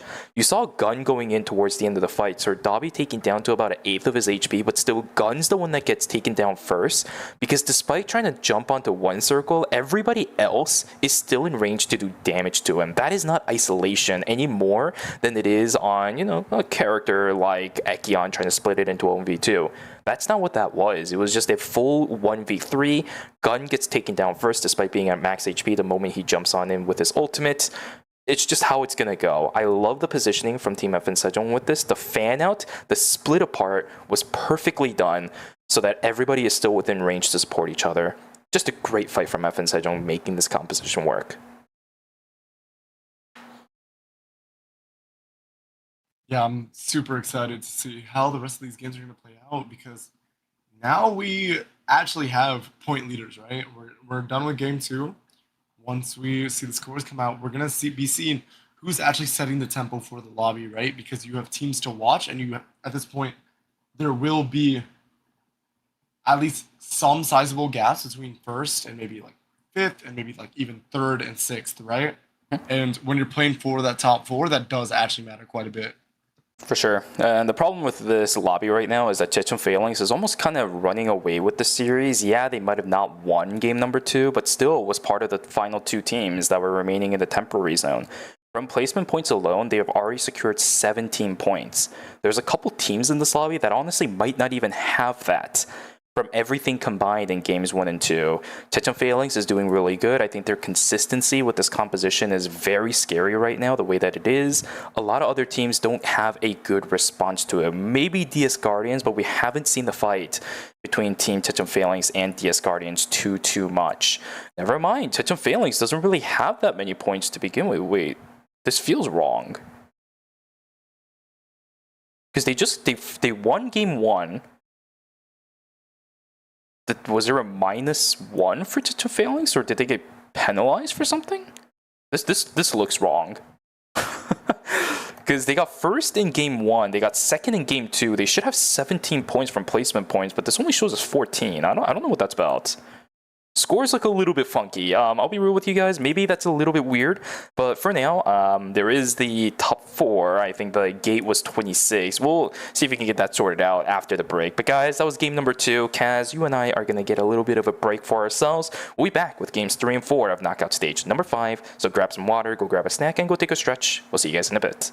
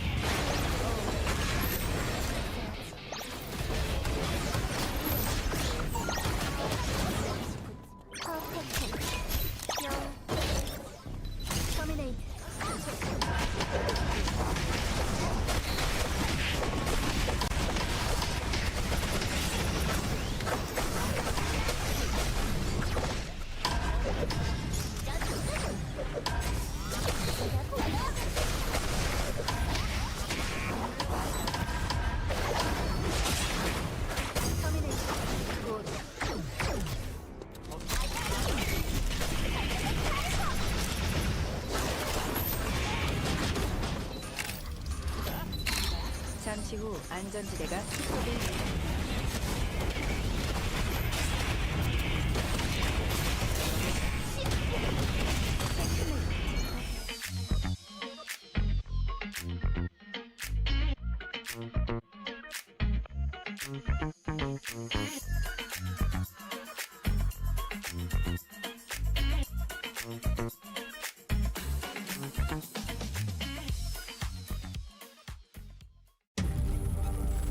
You're ready to get in the game now. The last thing you want is to wait. WD Black, performance storage, purpose-built for gaming. SSD speed that obliterates load times. Performance to transform your game. Expanded capacity to store more. Customizable RGB. WD Black. Because the game never waits. WD Black. Drive your game. 해변 같이 갈래요? 오늘은 저 혼자 왔어요.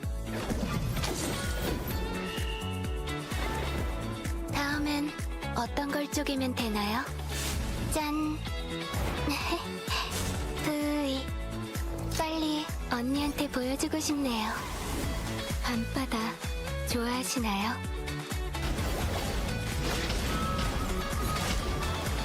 큰 파도가 올 땐 피하는 게 나아요.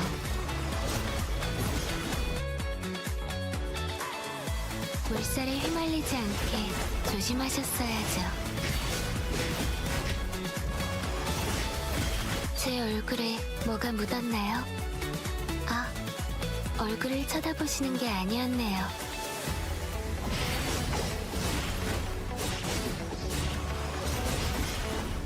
저와의 여름바다는 충분히 만끽하셨나요?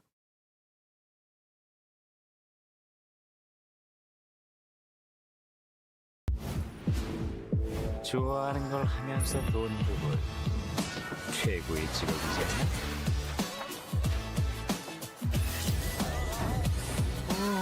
비즈니스를 감정적으로 하지 맙시다 우리.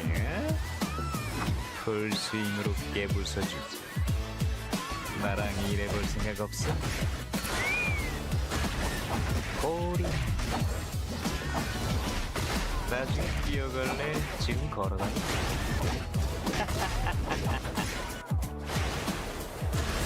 안 힘들어? 어딜 가려? 물은 답을 알고 있지. 언제 기분 째지는데.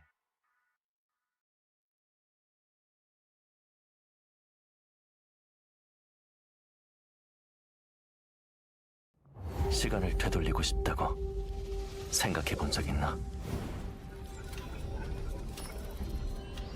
시간은 화살처럼 빠르다고 하지.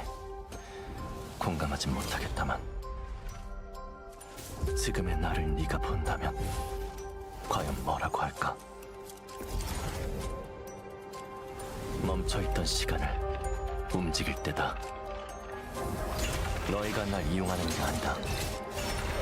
내가 너희를 이용할 것이다.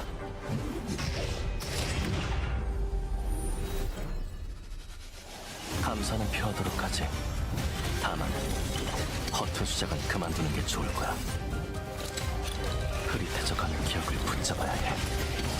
잃어버리지 않게. 각오는 이미 끝났다. 다시 한번 그 미소를 볼 수 있다면.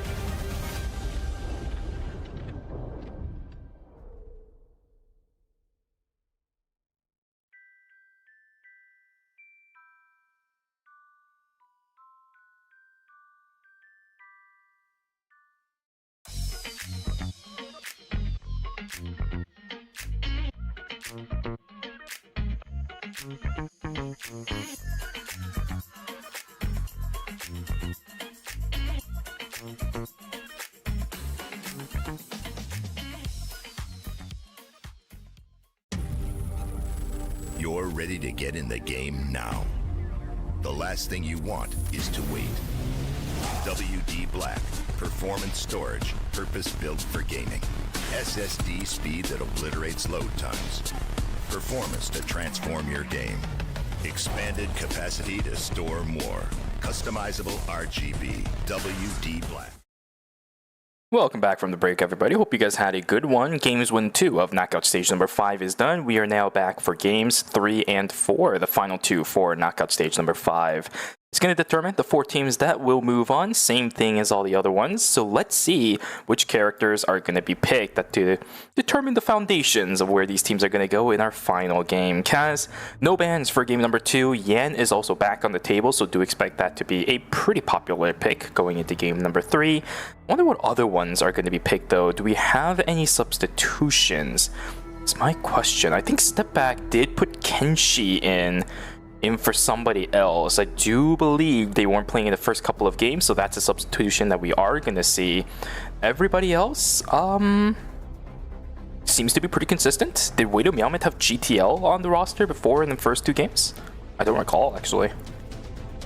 That's such a hard thing, but they are still running the Charlotte, so Possibly. Yeah, how I'm not often sure. are you subbing somebody out to play the same character? Then it's like the player themselves needs a mental reset. Usually you sub somebody out because you want to change composition, right? Yeah, substitution-wise though, Charlotte is definitely not a difficult character to play in comparison to a lot. So a lot of times, if you're just kind of told to put you on Charlotte, you could probably play it to a certain degree. So it's not that big of a deal.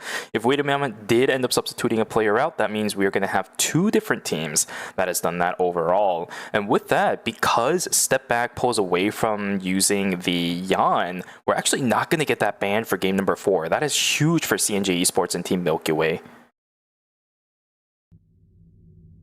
Yeah, that is a pretty big difference because if you're not getting contested, then you can run this Nia, Yan, Wombo combo composition that has been working pretty well for them, and it definitely worked better for CNJ than KCW on the dark.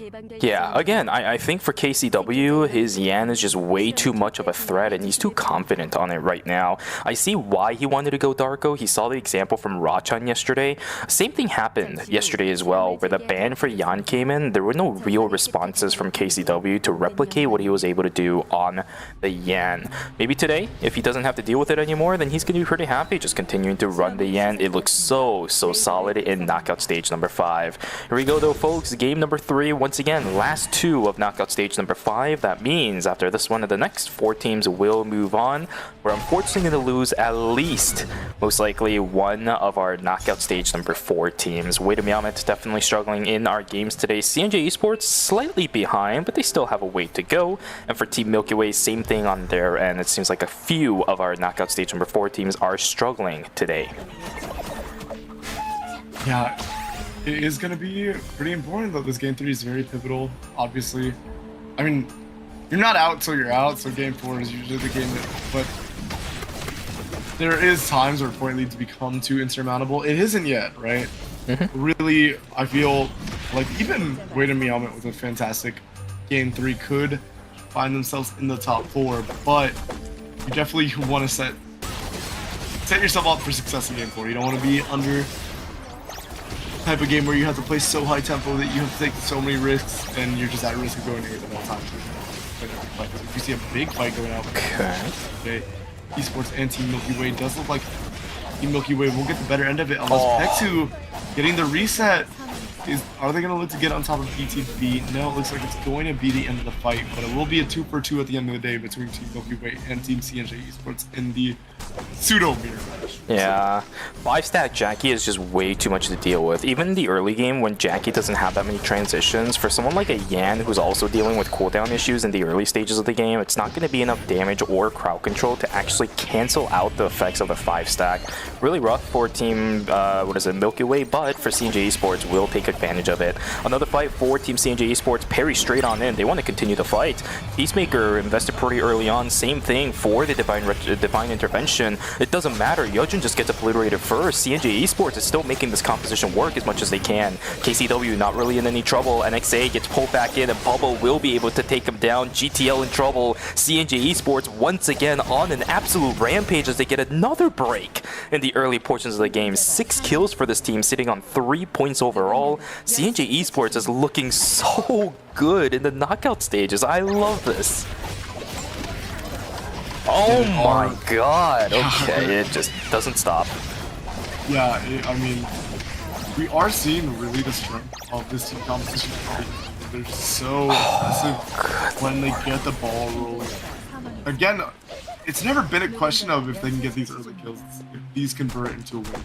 Yeah, that is true. That is absolutely true. CNJ Esports has always been the team that struggles converting very good early to mid game into wins. Their compositions usually just don't allow for it. But with this kind of look and KCW sitting on Yan almost permanently, if they're able to maintain the status quo and Milky Way gets knocked out, that's an opposing Yan that's out of the way. The only one they're going to have to worry about is probably tomorrow on Taekyung, unless Step Back decides to bring that character back in too. So let's see how this ends up going. One goes down already. Horrific taking down pretty early on into the fight. Rachun just doesn't have enough to knock down easily with these players. On top of it, CNJ Esports, man, they're sitting on 10 kills by the night 1. There's still 45 seconds left. They can still get more.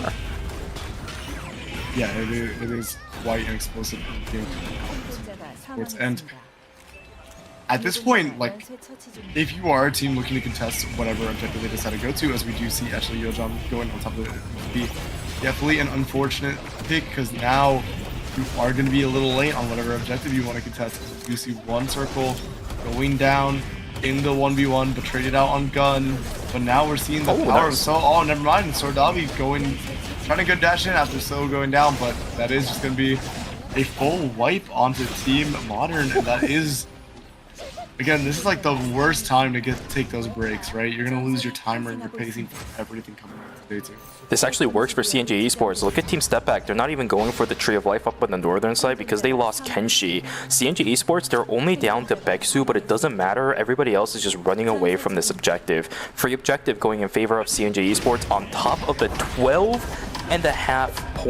13 points, 13 kills they got during day 1 and night number 1. Still looking for even more. +1 for Bubba is going to continue. Char does end up using the reverse side of Garden Reverse, but still needs to run away from the fight. Tetragon out. They're still looking for these kills. Down goes the Nikki. This is absolutely insane. KCW completely isolated. He will take the fall. Or will he? Hold on a second. NXA being forced to use a Twins Rush. Dude, KCW's Yan is just doing way too much for this lobby to keep up. That is absolutely wild.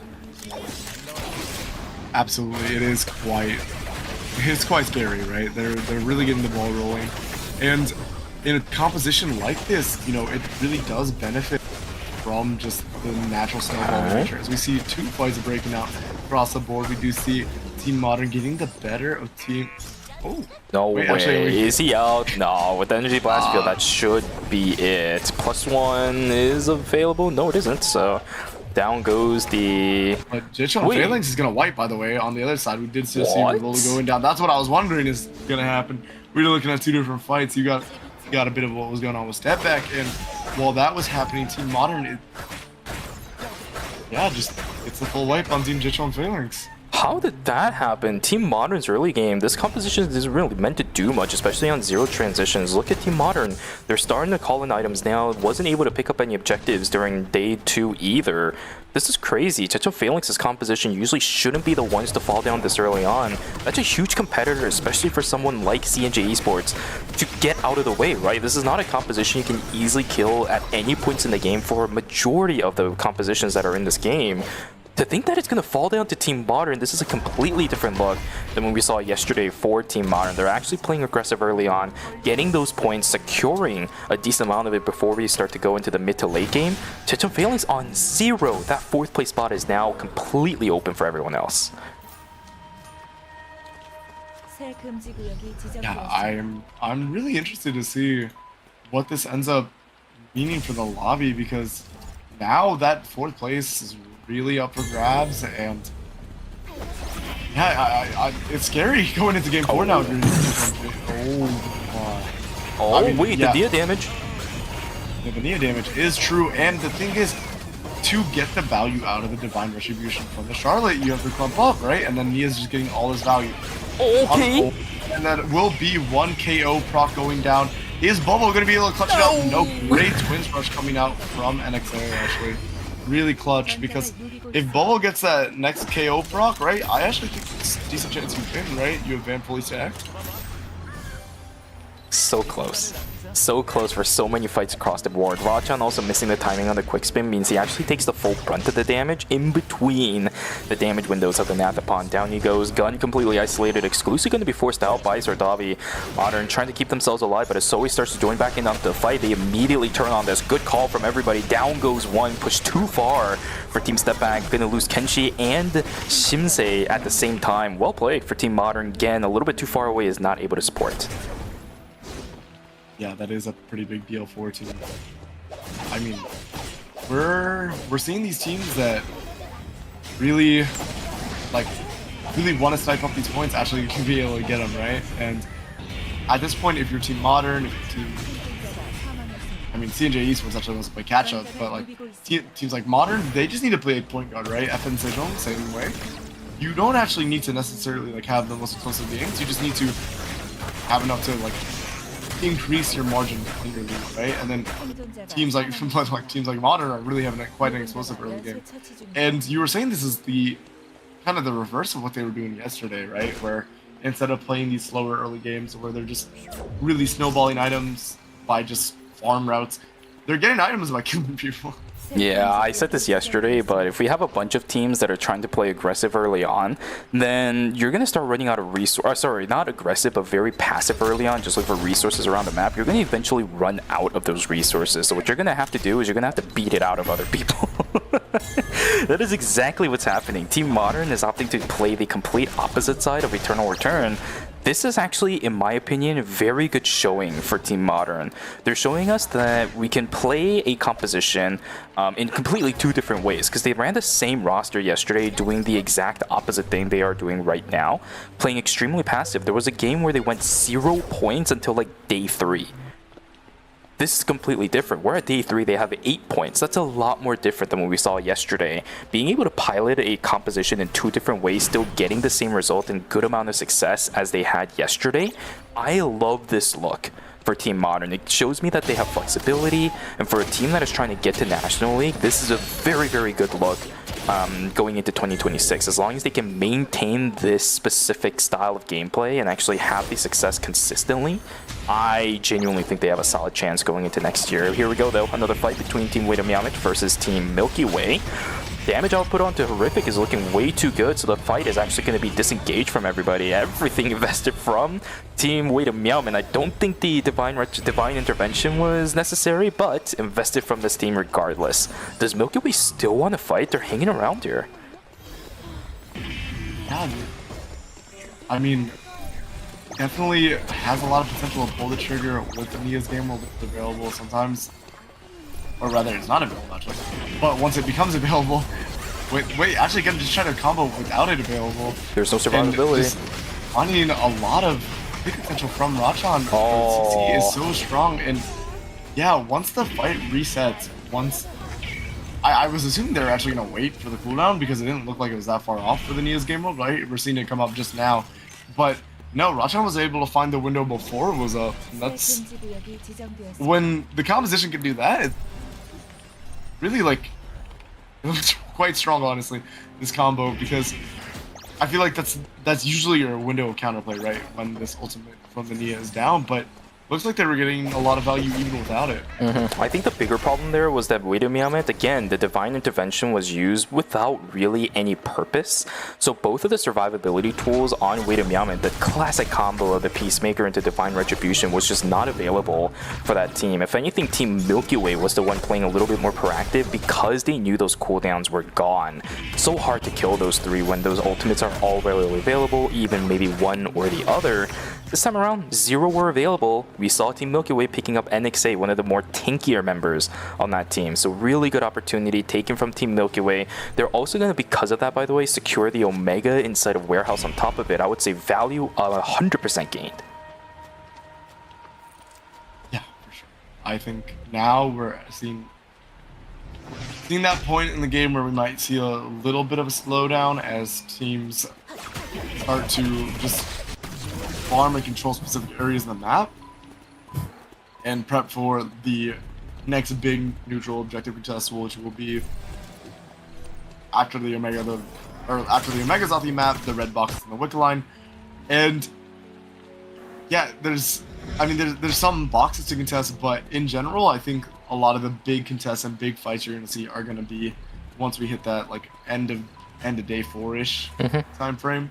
But I mean, we're seeing some. I mean, as I say that, we do see an engagement between Milky Way and Team FN. Oh Romantic getting caught by the Yan combo and the Nia's game. Well, Bomb just full autoing BTB, but BTB with the shield from the Nia's game world is quite tanky actually. GTL gonna probably have to. I mean, you're gonna assume they're going down to a step back as Kenshi is gonna be able to finish off the Charlotte with a tactical armor proc. We do see Milky Way getting the res off. Lots of teams posturing. So is on that Queen of Hearts. Quite the big spike for any mage in Season 8. I think Queen of Hearts has been incredibly strong since the CDR change. Now that we have no cap, or now that you don't need things like cooldown reduction cap and you just get straight cooldown and it all accumulates, you can get some really high CDR builds. Look at the credits available for Team Modern as well. 670 on the mine, near 500 for the Justina, and also 350 for the Tsubame. There is so much value to gain for that team. FN Sejong snipes down Horrific, as that's going to be unfortunately minus 200 for this team once again. Rachan 2 split away, so no support with the Yan. Kiosk also going to be called using the gadget energy. A lot of resources disappearing in the blink of an eye for Team Milky Way. They're going to be looking good as we start heading into night number 4 in about 45 seconds. You need these gadget points. We saw what happened to a couple teams earlier, especially FN Sejong just doesn't have access to that. Down they go. Same thing for even step back too, right? Shimsei accidentally using the vision drone instead of the safety drone. Doesn't have any gadget points left for the remainder of that team. It's a -1 on top of that, and then correspondingly losing the entire game because of that too. It's a trickle effect at that point. You need to try saving these gadget points and credits as much as possible. For Team Milky Way, not going to be an option as they're just forced to use everything to keep their members alive. And I'm really interested to see how, if any team's gonna look to contest Team DS Guardians on the wicket line, because it's looking pretty free at the moment as you see the map spread. And actually, how often are we seeing full teams go into mid to the zone? Usually they're doing like sending one in, but looks like we're gonna see a full team going in to the Rift rather. It does look like it was free for them though, so wait, actually, I'm gonna ask my Korean expert. That did say it was free, right? What, the Rift? The notification. Yeah, it was definitely free. I don't think anybody at this point is willing to risk it. We saw FN Sejong doing something different earlier. Here we go, the fight between FN Sejong, sorry, not FN Sejong, but CNJ Esports versus Team Milky Way. They're going to get the execution first over onto Pexu. KCW trying to do what he can, but he's just stuck in the corner. Not enough damage landing over onto Horrific to get that trade. Bubba left by his lonesome. The credit count on this team not looking that great either. How far away are we from getting everyone rezzed back up? About 40 creds away. Should just barely have enough if he does go for the natural gen. There's still a couple of animals around. The only problem is, look at the western side of the map. DS Guardians starting to close on in, and Bubba doesn't have any mobility tools. Pexu in trouble, trying their best to run away. Char just locking that entryway in. Beautiful play from Char, not over pushing anything, especially with his teammates too far away. Do they have the credits very soon? Yes, they will. Now they have enough. Yeah, but the timer is looking a little dire, and I don't really know how else you get out. Yeah. Other than a teleport, even with the safety drone, you're probably going to take another like 2-ish seconds. So definitely keep an eye on Team CNJ Esports this time. Yep, let's see where they go. Is it going to be safe enough? KCW, I love this decision from them. Trying to send the person with the most amount of timer first. Maintains their gadget points as well. Very nice utilization of whoever has the most amount of red timer in order to make that happen. Safety teleport on top of that as well. Well played from CNJ Esports. They've recovered, which means 18 players still alive going into day number 5. 6 teams remaining. Let's see who is able to take it. It's going to have to be for Team Milky Way. This has to be the game where they get a lot of points. Stuck in 7th place right now with 14 points. Same thing for CNJ Esports too. They need something going in their favor going into the final game. Otherwise, it's going to be a very, very hard mountain to climb. Yeah, it almost becomes insurmountable at that point because you also just have the rest of the lobby is also still going to be gaining points often, right? You're like relying on basically the middle end going 8th and like with very low points, and then also having a pop-off game, right? It's just really, really hard when you have that much of a deficit. Indeed. Step back, also using a couple of gadget points to keep themselves safe. I love the use of recon drones, right? Recon drones save lives. I'm going to say this even before because we see examples as to why teams play so careful around all of these bushes. Item called for Kenshi. I believe that was a meteorite going towards the bladed shoes. Let's see if they have enough damage to kill any of the members on Team Modern. EMP Barrage is going to split away Sardabi, but Step Back just doesn't have enough damage or confidence to continue fighting this out. Going to step back in towards into gas station, I apologize, but that's a lot of gadget points invested in the past maybe minute or so of the game. Yeah, and gadget points, especially at this point in the game, become a very high value resource because it can often be either your ability to circumvent like a really bad choke, Chronosphere, save yourself from a doomed final like a 4-person temp zone or 14 temp zone. It can have so much utility. So when you spend it early, you might miss it out for these situations. As we do see Team Modern looking for the engage, and we're gonna see the Tetragon already burnt. Is also the safety drone being committed for Team Milky Way, and this is gonna be hard for them to walk into a zone now. As you do see Team FN Sejong also getting the information off the ballistic advantage. I don't think that was a good idea from Horrific to walk into the recon drone range. I am pretty sure he heard it, but it's one of those where it's placed inside the bush so you don't see the range of it until you step in the bush yourself. Very rough. So now FN Sejong actually has full information on where Team Milky Way is going to be playing. Just invested a lot of timer for themselves. Somehow you're going to have to either step into Hotel through some of these tight corridors up against the composition of FN Sejong, or you're just going to be stuck going towards the north side where there's way too many teams. The options are going to be very limited for the members of Team Milky Way. I hope they start making the decision quick. They're going to go up to the north side from the looks of it. There's too many teams around here, Kaz. Yeah, I'm hoping that some of these teams maybe take a VLS decision, otherwise we're gonna have an absolute circus Olay. Oh no. Final zone at yeah, gas station is looking 5 teams. Look at the positioning for Gen though. Gen is getting so much value from the Theodore in this situation. And Sword be doing the best they can, but they are buying quite a bit of time for Gun, but I don't know if Gun is going to be able to do it. Okay. Does get the trade onto Gen, and now, wait, I think Sardabi actually, great. Oh, that actually, the dead drop is so high value. Yeah. I mean, it is my really god, like the third party comes in. No.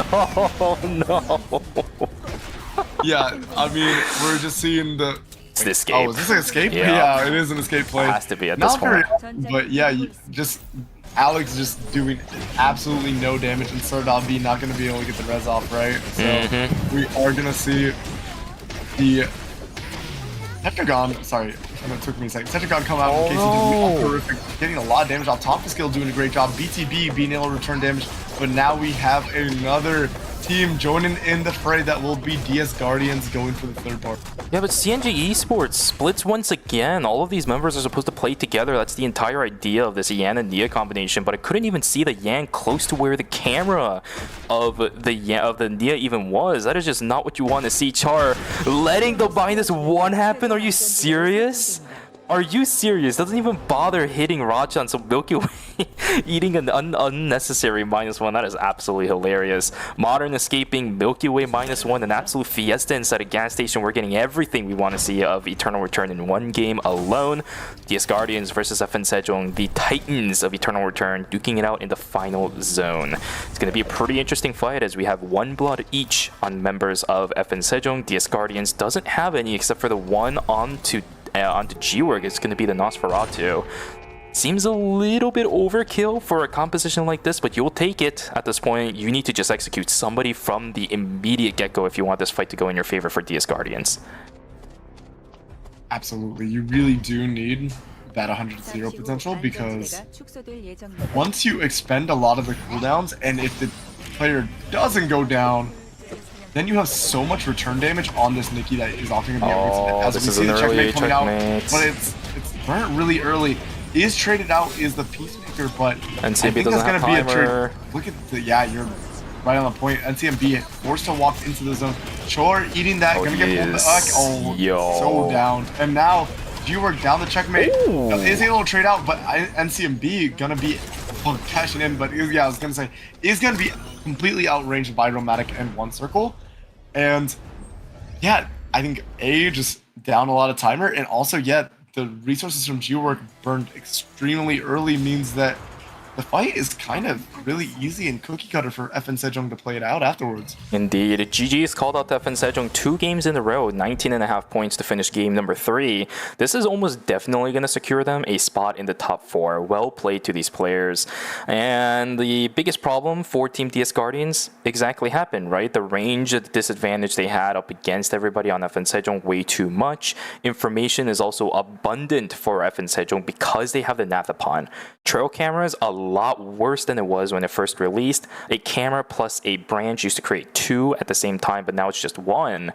It's so hard for Team DS Guardians to clear any of that because Adela has very slow auto attacks. Nikki needs to walk up to it to even see it. The heart is just going to be way too far away. NCMB is going to be way too far away to catch any of those information either.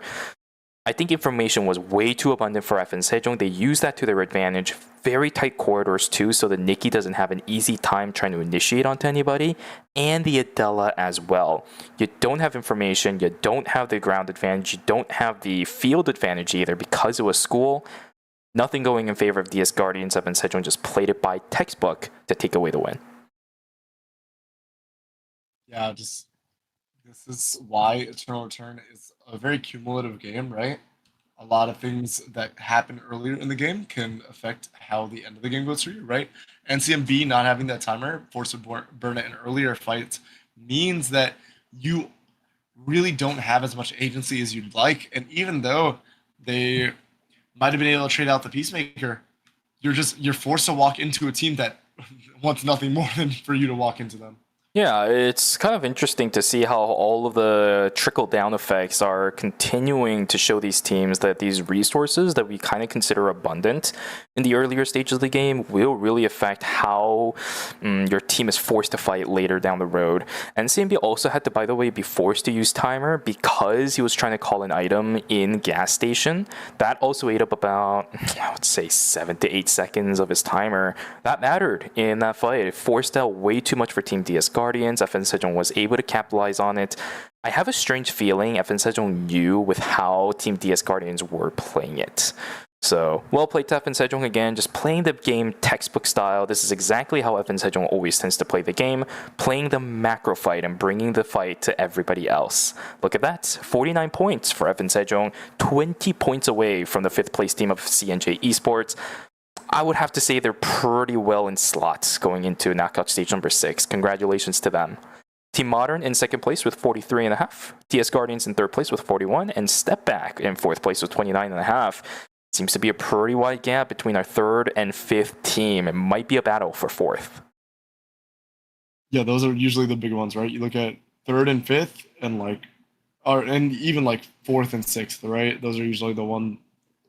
Those margins matter quite a bit, and especially the 3rd and 5th, like you mentioned, because then it's really how many chances do I have, right? If you have maybe a lower gap between 3rd and 5th, then maybe there's 2 chances to snipe a spot, right? But at this point, you're really just trying to snipe step back spot, but 5 teams are in range to do that. Yeah, you're banking on the fact that Step Back is not going to have a good game. That is typically not going to be the greatest thing because, as I said earlier on into the series, and even phase number 2, I think you might remember what I said about this. A lot of Alex compositions tends to get a good amount of kills in day 1, night number 1. That means it's going to get harder for a lot of these teams if that pattern continues to try catching up to Team Step Back. That means you have to widen your horizons. For CNG Esports, I have to think that your mentality has to just be get as many kills as possible in the early game, even try to overtake that 3rd place team. 41 points is a long shot, obviously, because you have to go, 22 points in order to beat them? But that's the mindset you have to have for Team CNG Esports. Otherwise, the prospects of a miracle run is probably going to be gone. A lot of the teams that are playing here today are also very, very good. It's going to be a tight competition for that 4th place spot, maybe even 3rd. It's all down to CNG Esports and everybody down below in the other half as well. Absolutely. I think at this point, also one of the points I think we need to mention is Step Back's comp is also really good at running away. So yeah, the chances of them actually taking a fast 8th is pretty low unless they really send it on a fight, because you have the escape potential of the Alex, the Sylvia, the Theodore, right? There's a lot of tools for them to get out of a fight. Another crazy thing about the score sheet as well is that 8ㅅPhalanx is also a team that's in the bottom 4 at the moment, which is so crazy to me because their game number 1 performance looks so dominant. The only problem with that is they didn't get too many kills in the earlier stages of the game. So despite winning game number 1, their point total was still less than that of Team Modern, who was able to get a good amount and get 2nd place. Starting from there, game number 2 went a little bit iffy for them. Game 3, we saw 0 points fast 8th. For 8ㅅPhalanx. Now they're in the gutters. They're also on the back foot. It's going to be a rough ride ahead for so many of our teams. But if you want to continue your journey onto Eternal Return Masters, this is where you have to really start stepping up. 4th place spot is still in the books, available for anybody in the bottom 4. After that is that 3rd place spot, which is going to be a bit more difficult for a lot of these guys, but it still is a possibility. Speaking of possibilities, are we going to see the potential? Now, looks like FN Sejong is going to try out Bum, possibly on Sua. It's looking like it. And we are going to see Milky Way also maybe pivoting their comp a little bit. We're going to see Horrific back on the Fiora. No, they didn't like the heart.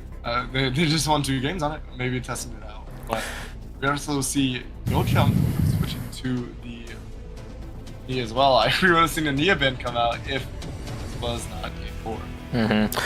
Your mic is starting to be a little bit weird. I don't know if it's just kind of swaying back and forth, maybe stepping away from the mic, but you're starting to get quiet every now and then. There might be something you need to... That is weird. Is it good now? Yeah, you're good now. Okay. It just felt like you were kind of rocking back and forth and just moving away from the mic, getting closer to the mic. That's what it felt like for a second. But yeah, you're good now. Stretching, but maybe that's why. Yeah, that's probably what it was. There you go. He was stretching, guys. It's all good and dandy. Let's see what our character selections are going to look like. 8ㅅPhalanx still running the same thing. I think this is all basically the same idea of what everybody was running, save for Team FN Sejong. GTL going over onto the Alex, which is a pick GTL is very well known for. So we have 2 Alexes in this lobby, which is going to create a lot of weird fighting dynamics for a majority of these teams. CNG Esports running their bread and butter. Same thing for Team Milky Way. Modern, once again, doing the same composition for themselves. It's going to be a rough ride for all of these guys, but here we go, guys. Last game of the... I was about to say of the night, but that's not the case, is it? Last game of knockout stage number 5. After this, 4 teams go on into our next series of the evening. Knockout stage number 6. Other 4 are going to be gone. But because all of these teams are in knockout stage 5, they're all at least guaranteed some circuit points, which is what a majority of these guys are now starting to look for the season finals. Yeah, but you obviously don't want to go out in knockout stage. You do want to make it to the finals, so all these teams are going to be playing with heart. I do think we have a pretty good chance of, I say everybody but Wait and Meowman sniping that 4th spot. Yeah. So all eyes are going to be, because for Step Back and CNJ Esports is a 0.5 mark, right? And then even for Milky Way and 8ㅅPhalanx, it's 3.5, 2.5, right? These are all very, very minor. And especially if you have a good early game like CNJ is trying to get up to again, they could easily close this gap, as we do see Horrific linking in with the Laura ultimate. After see Bachan and Horrific kind of running over the fight as BTB just throwing out some extra damage on the side. That will be 2 kills going over to Team 2. Great Like adjustment. That's 28 to 29, right? Great adjustment from Team Milky Way, because they've constantly felt the threat from CNJ Esports in that fire station building over and over from games 1 to 3. This time, they group up very early on and actually get the jump onto the members of Team CNJ Esports was still building items. Really nicely played from those guys to close the gap between them and CNJ Esports. Well played on them. So that means fire station control, yeah, it's not going to go in favor of Milky Way because they got third-partied, but CNJ Esports not getting as much control as they did in the first 3 games. Still, we'll be able to find a couple as 8ㅅPhase ends up losing NXA to Team CNJ Esports. I think that's all they're gonna get, so that day 1 just constant ransacking that we saw from game number 3, not gonna be happening this time around, as KCW also taking very low down to a quarter. And we do see that Team 8ㅅPhase is still giving chase to KCW. Dead drop does go wide, but we do see the double agent come out. Full combo coming out from the Alex. KCW throwing up the Tetragon to disengage. Boba is now here. We do see the re-engage from KCW. Oh, beautiful fantastic combo coming out from KCW to land the stun onto GTL. And now Boba has the Nia's Game World. Hexu on the flank. Are we gonna see some damage come out? Yes, we are. Is gonna be able to cancel out that res with the point sync. And now we're gonna see the reset onto NXA. Hexu, I think, can just stat check at this point, right? I don't think the Debbie and Marlene has the damage to match Jackie with resets, but maybe. Oh, Twin Stars coming out is going to be. Oh, NXA with the fancy footwork is able to get the trade out on Hexu. Dodging out a lot of abilities from Bobo. Bobo is going to be able to secure the finishing blow with the KO now. Now trying to dodge out on GTL. Does, oh my goodness, what a play from Bobo. No way! Yo, wow. Forces GTL to take the jump pad and then is able to turn on Gojun. That is incredible from Bobo. That is hilarious. A well played from Bobo, just constantly running back and forth. It ends up forcing Shimze to eat that jump pad over. That is actually hilarious the way that ended up working out. Well played to Bobo. Unfortunately, CNJ Esports will still wipe, still manages to secure a decent amount of points. Look at that. They actually extended the gap between them and the Milky Way by 1.5 points while all that was happening. So well played to those players. Downtime, of course, because they all ended up wiping. It's all fine and dandy though. Now they get the res back. We'll be able to find a couple of open zones to try to take advantage of. For Tichum Phalanx, on the other hand, Cadmus eats the time lapse as well as these. Oh my god! Oh, never mind. He doesn't need anything. He just straight up dies because there's a third party coming from the other side too. FN Sejong in a little bit of trouble. Will end up taking the wipe because of it. Third party everywhere. CNJ Esports now in a little bit of trouble. They're just gonna try to push straight in on towards Zoe. Can they get the kill? Yes, they can. Brute forces one way out. Team Modern down to just Sardabi. Yeah, I don't think that mine wants to stay in the fight any longer. Meteorite might go in favor of CNJ Esports if this Adela is by herself, which she is. Still steals away all the Mutant Wolves. Good value for G-Work nonetheless.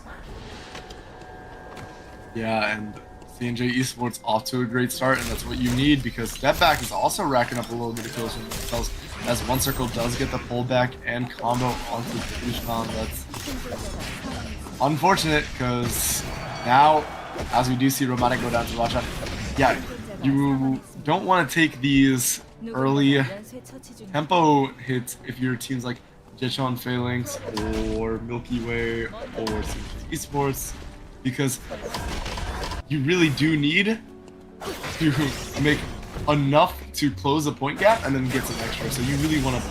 Oh my god, Casey the dude. Combo go on Yan. He just red guns mine there. Everything Gun did, Absolutely. KCW just predicted perfectly. That was filthy. Oh my god, now KCW is still looking for more. Modern is in a little bit of trouble. NXA is going to knock down Zoe, so they are getting punished for the split farming this time around. KCW jumping onto the backside will not be able to land anything onto Romantic, but the fight's still going to continue. FSOP doesn't do anything. +1 is there, but in the end, Pablo does end up getting taken down. No trade available for Pexu as he gets tagged by the time lapse as well. Down he goes. Unfortunate. 2 for 0 in favor of Team FN Sejong. Yeah, One Circle, I think forgetting that Nia is unstoppable with the shield up from Game World, so tried to F-stop the Nia's game world, but just kept mashing their buttons. Luckily, there was no items called in quite yet, I think, for C&J Esports, so there was a bit of an item advantage for FN Sejong having to transition on them. Here we go. Fight between Team 8ㅅPhase versus Team Step Back. Can they get anything done is a question. That electrostatic surge was absolutely massive. Now trying to turn around is going to be the members of Team 8ㅅPhase, but down goes the Nia. That's a +1 going into Step Back. 3.5 points secured for that team. Is still half a point behind Team C&J Esports, but this is what we want to see from teams that are fighting for that 4th place spots. Yeah, or if you're in Step Back's case, you're fighting to protect it, right? So yeah, true. These points do matter quite a bit, right? And also not wiping. That's probably the most important thing, honestly. Even more than the points, because the points may find themselves. Ooh, you do see Sordabi pulling out Soe, but now Soe is getting ran at, and now Gun has to play. Gun going for the box is gonna be able to sneak out with it like a thief in the night. That's pretty incredible. Pretty bold play too. Actually, I wonder what they ended up getting out of it. C&J Esports in a little bit of trouble. KCW on the backside. BTB, does the +1 come through? He does. There's the survival. Pobo also popping the +1, but the damage output from both of these members are just way too big. KCW on the backside. Can he stay alive up against Rachan is a question. No, he cannot. It's a trade. Oh, but on the north side, Peksu falls down. Too horrific. Pobo's going to get taken down on top of it. He doesn't have the +1 anymore. It's going to be Team Milky Way to take away the battle, take away the Dimensional Rift. I apologize. And Step Back also takes away inside of theirs. That means now C&J Esports are a point behind. We're gonna look a little bit rough for these players. Nicely played from Step Back and nicely played from Team Milky Way to take away those 2 dimensional rifts. Can they find Soe? Yeah, Soe used the Astral Burst to dodge out on the wall stump from KCW, but the problem is there's nowhere really for you to go with this Astral Burst, so you just are still in the waiting arms of Peksu and KCW. Gonna go down. This is gonna be a pretty close game. The points as you keep an eye on the bottom right of your screen and the points or below. As Rachan going for a pretty nasty turn on NCMB, but just did not have knockup, so was not able to deny some of those auto attacks that were kind of pumping them the whole time, right? NCMB was returning quite a bit of damage, but maybe with that knockup would have been able to deny enough damage to get that last hit in to secure the kill on NCMB. That is actually a little bit rough, by the way, for Rachan, because I saw what he was trying to do, but the opportunities for NCMB to turn things around was just way too massive. A lot of the mobility that is available readily for the Nadine comes from these smaller movements from the Monkey Wire, which is one a big one, and then the Electric Shift. Everything was just there in position. Step Back trying to duke it out up against 8ㅅPhase again, but look at the damage output onto NXA. Down he goes. GTL just gets obliterated too. Kenshi goes down and is going to be traded out. Shimsei just walking into this. That is absolutely insane. But oh no, Dia's game world ends. Yeojun trying his best to run away. I don't think he's going to be able to. +1 is not available. Down goes 8ㅅPhase. Team Step Back with a massive team fight win. Now they're 3 points ahead of Team C&J Esports. Yeah, I think it's at this point it's going to be a race for who wins this game. If either of them or any of them are able to win, otherwise I guess it can come down to these kill points. But yeah, these teams are both quite explosive right now.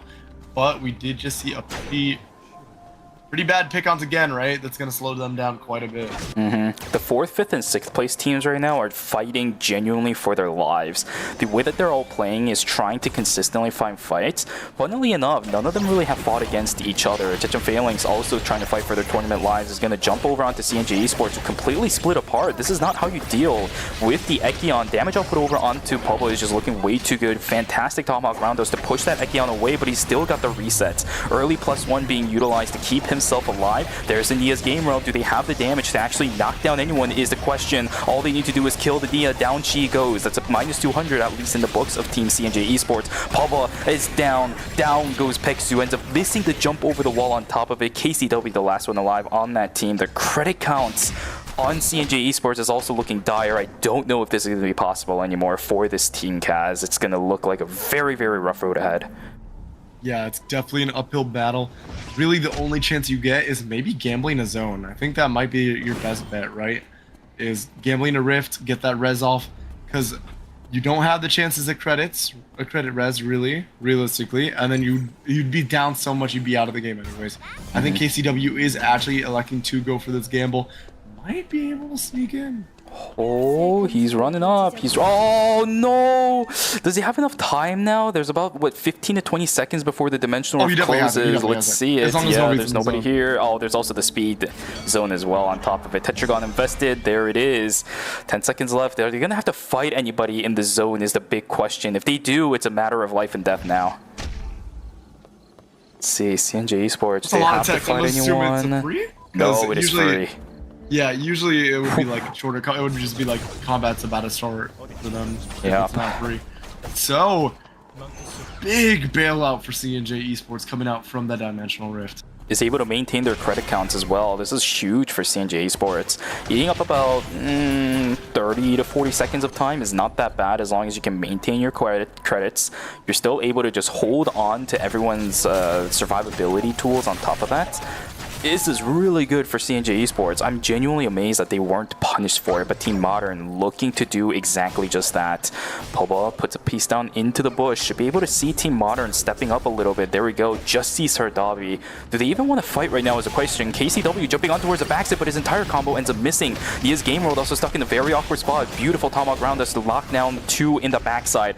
Oh, Poba trying to chase down Gun as much as possible. Do they have the damage? Do they have the damage? Do they have the execution? Is a question. They do. Down goes Gun. Tsubame is gone. KCW isolating Sardabi on the fight as well. This is going to be a 2-for-0 going in favor of Team CNJ Esports. Absolutely massive fight for this team exactly when they needed it. Despite KCW's missed initiation, the fight afterwards was fantastic from this team. I thought it was done the moment everyone was out of the Nia's game roll, but KCW with a double tomahawk roundhouse to isolate Gun away, and Pixu has enough damage to knock down that Tsubame on top of it. Well done to that team. And a great F-stop to disengage coming out from one circle. It was looking a little dicey. Cadmus was doing a lot of work. Looked like they were going to be able to probably get a reset off bump on the Sua, but F-stop from one circle just completely shutting down any semblance of aggression from Team Jechon Phalanx. CNJ Esports now down a point from Team Step Back. Milky Way quite a bit of ways behind as well, but all of them are still alive. That's what matters. We are in day number 4, 7 teams alive. Milky Way still looking to cook something. Oh, horrific. Jumping in pretty deep on the backside. Not going to be able to find anything, but CNJ Esports also right on the other side. Beautiful tomahawk roundhouse again. Can they get anybody is the question. All the survivability tools from Team Modern was invested. The third party on the backside as well. Right there. Pixu goes down. That's not good. Minus 200 going for that team. If the body gets secured, yes, there is. Modern also losing a member as well. Team Milky Way getting everything inside of that fight as the third party came at a wonderful time. Well played. Kiosk called on the other side on top of it. Team Modern is in a little bit of trouble. They have the credits to call, but the third party on the backside is starting to come on in. Team Milky Way gets a triple pull on it with the Nia. Down goes 2 members of Team Modern. Milky Way also fighting for the tournament lives, but the jump on the other side. Oh no! CNJ Esports gets a third party on the flip side. +1 for the Nia to keep herself alive. Milky Way is gone. One of the teams contending for 4th place just disappears in the blink of an eye. They were the ones third partying, gets third partied instead. Look on the other side though, there's the auto res is coming in. Can CNJ Esports catch this out? Are they gonna find the bodies? They're trying to jump over. Can they get it? No! Team Modern minus 400 for that team too. What an absolute mess it was inside a pond. Yeah, that's pretty big, and you're seeing they're probably gonna let them res if they didn't deny it just to get the extra points, but you definitely, if you are on Team Modern, you probably, I mean, not want to just deny CNJ Esports the points just because they might be a bigger threat, right? Because at this point, playing gatekeeper of a team you might not want to see in the next round is not the worst idea if you're in that far of a lead, right? Oh no, but Team Milky Way to fall down like that, what an absolute tragedy. Okay, let's see who gets it. It's going to be Techum Phalanx to pick up the Wick line. I think the blood sample was also secured by Cadmus. Really fast pickups on those items, meaning the blood sample is going to go towards the Jenny. High Noon, built up and ready to go. Well played from Techum Phalanx to secure everything from the Wick line. This should, in theory, secure their next maybe 3-4 minutes of the game. The problem is the amount of points they have make it very, very difficult for them to start mounting a comeback against CNJ Esports, who has a ton. Same thing for Step Back. So the rest of the lobby pretty much has to start giving Techum Phalanx points in order for them to actually utilize this to the max potential. Yeah, and the points are starting to kind of become less available as teams start to wipe. We do see C&J versus Team DS Guardians, but like the first, even on Char, is just insane. Oh my god, CNG Esports are really doing it. They are trying to do what they can. Is that a 2-kill advantage? Yes, it is. 2 for 0 in favor of CNG Esports. Nice dodge away on the F-stop for Bubba. But Bum is on the way. He is trying to get the chase in. It's night number 4, which means Bubba has to die like now. But look at this. They're not killing the body. They're waiting for night 4 to end. What a play from Team FN Sejong. They're just going to deny this permanently. Absolutely insane play that we're going to end up seeing. But the third party comes in on the other side. Bubba needs to pop now. Can they do it? No, they don't have the time. And CNG Esports get found out by Team Modern on the other side too. Down goes yet another. Peksu needs to look for Lumi, but on the flip side, oh, this is looking so awkward for these guys. Peksu stuck in the middle of nowhere. DS Guardians starting to walk from the bottom side up to one circle. Last one alive on Team FN Sejong will get found out by DS Guardians. 2 go down. CNG Esports. Oh no, they got the credits. Can they find Lumi to secure that res though is a question. What is happening, Kaz? What is happening? Seriously, Peksu.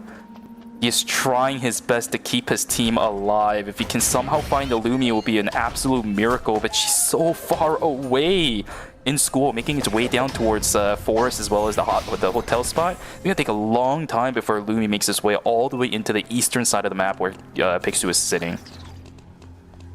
Yeah, and even if you do stop the Lumi, you're very likely to be in an area with the team because again, the map just becomes so congested at this point. Yeah. Right? It's so densely populated that it's very hard to find a zone that you can actually just the Lumi shows up on the map, right? So if a team notices that, you're not going to get away with it scot-free. We saw it like once last time we were casting together, but once out of innumerable attempts, right? Like it is often because it's really your only line to play, but it's not a good one. Yeah. Okay, well, Peksu, he's sitting inside the corner right now. He is in prime position to try taking advantage of Lumi. The only problem is Team Stepback is also sitting inside a dock. They could theoretically push Lumi just straight out of range of CNJ Esports. This is all going to come down to how Peksu plays this. His timer is also at a slight disadvantage at this point as well. So let's see how this goes. Step back. They are going to stop Lumi. This actually gives enough space for Peksu to try to get the res. Does Step back actually start walking up towards the north side? If they do, there is a possibility that Lumi can be cancelled out. Peksu needs to find that perfect position to try taking advantage of Lumi. It's starting to zoom now. They need to go further into factory, but no, Step back is actually running away. I think CNG Esports is going to get away with this. No. Whoa! What? He pressed the wrong button! He misclicked. He misclicked. That had to be a misclick. That is... What? No. Not like this. That could be the... What? How? Did he called in an item? Look at his credit count. He called in a big item. I think he misclicked something really big. That is so sad. That could genuinely be the tournament decider for CNJ Esports. Absolutely. If that kind of a mistake is going to call it for CNJ Esports, what an absolute tragic way for them to go. On the fight on the western side, Modern versus Team DS Guardians. Soe is going to get taken down. DS Guardians will be able to secure the kill over onto that one. Down goes that entirety of the team. Oh, yep. Oh, that's... Oh, no. Step back. No. They're only a point behind. They're only a point behind. They kill Peksu here. That's going to be it for CNJ Esports. That's going to be it for CNJ Esports. And with that, they're out of the tournament. One of the biggest blunders I have seen ever in the history of Eternal Return Masters. How? How? They look so good. The Miracle Run is dead. That is... that's such a sad way to go out. No. It sounded like we're not even casting the fight because we're just so bummed to see it. Yeah. But we do see the Aiden ultimate dive coming through. Kenshi taking a lot of damage on return. And look at what Cadmus is doing to Gen in the back line. It's just an absolute obliteration from Jichon Phalanx onto Team Step Back. And now... if Team Jichon Phalanx wins this fight... I don't even think it's possible. Can they make up the point difference between them and Step Back? I think they can. With the first and the rest of the kills. Three and a half points behind. So Team Jichon Phalanx needs 20. Can they get 20 with the amount of points that are remaining? Let's see. So they get 2 kills here.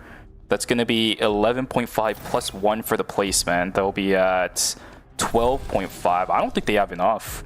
Oh, yeah, no. Even if they wipe Team... Oh, I think step back security with the kill on the Peksu. What?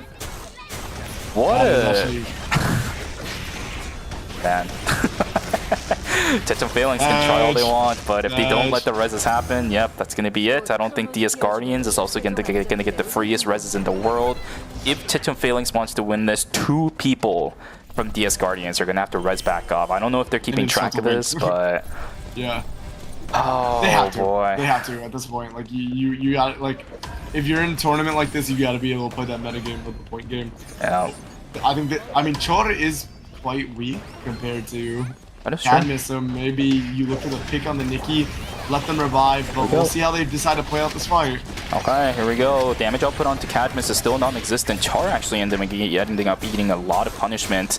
The positioning for everybody on DS Guardians was a little bit iffy, so I do see why they wanted to back away, but when a single shot from Revolu with the additional damage from Persona auto attack does a quarter to a third of G-Work's health bar, I don't think you're really having a lot of opportunities left. 8ㅅPhalanx in prime position to force out Team DS Guardians. The question is, are they on top of their game to know reses needs to be a possibility if they even want to have a chance making it into the top 4?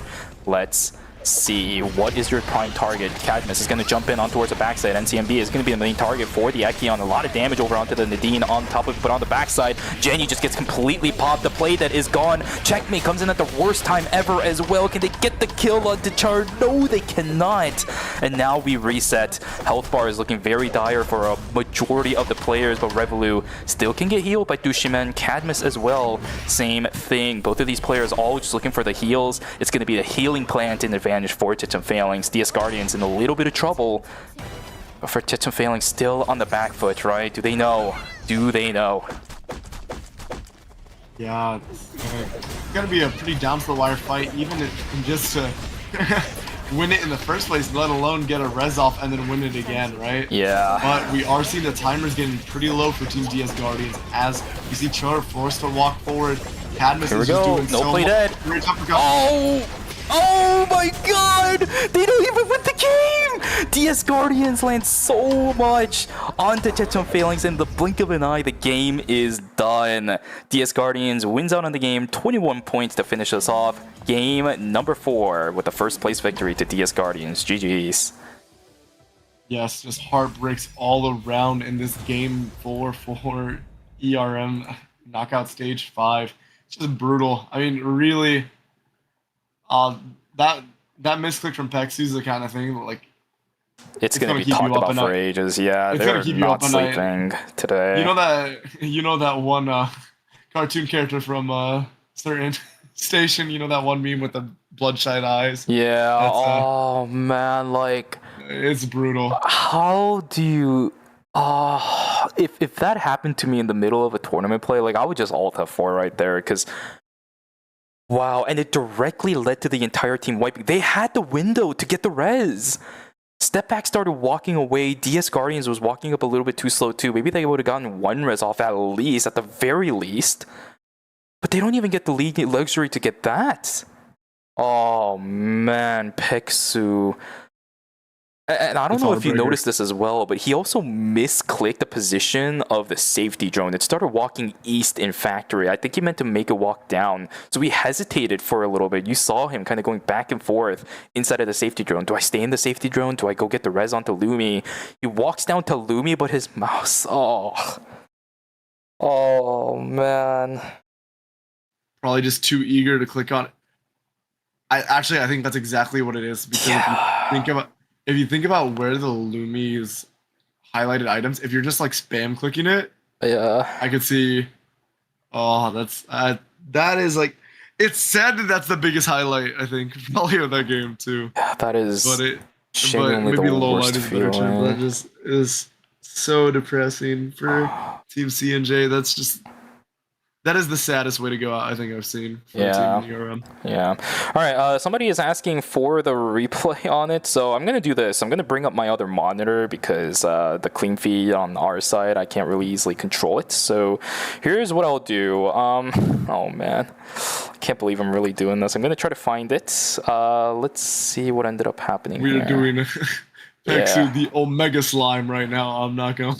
Yeah. He's Okay. getting done so dirty. So here we go. The Lumi is inside of warehouse, and funnily enough, step back actually gives the leniency because if it was done, if Lumi was held further into dock, there's no way Pixu can even catch it. But you can see the Lumi walking east, and then he misclicks to buy an item, and you see him hesitating at that moment too. It has got to be the worst feeling in the world. The gut punch that he had to feel in the probably like next 30 seconds or so before he died, and then once he dies, he feels it again, right? Because he knows that misplay, that misclick just costed his team the entirety of ERM. Like they played so well in knockout stages 1 to 5 just to lose to that. Oh my goodness! Oh my god! Yeah, and that's the kind of moment where you need to stare at your computer screen because you cannot look at your teammates' faces out there like that. Oh yeah, yeah. It's brutal.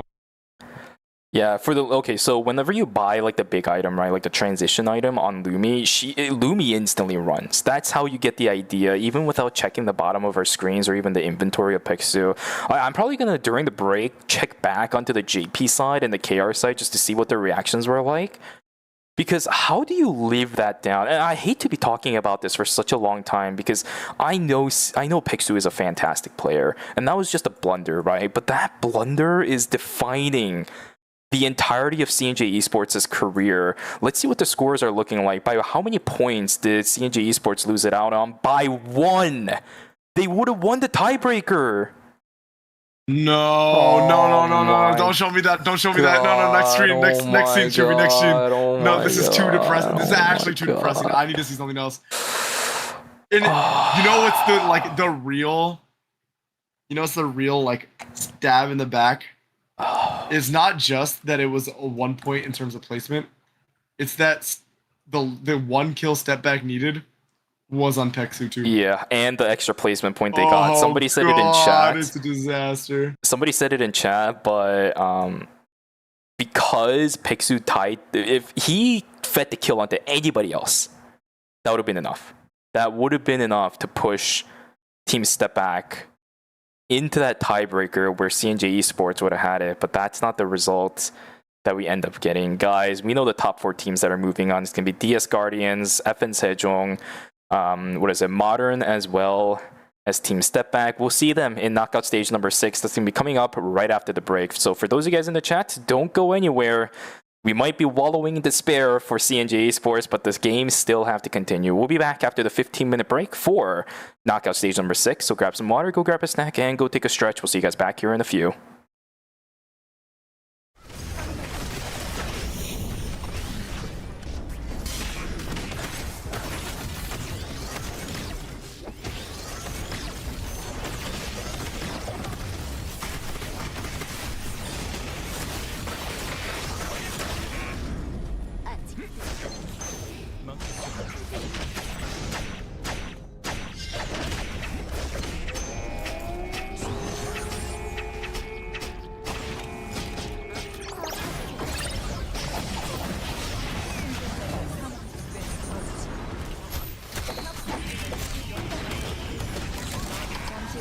안전지대가 이동합니다.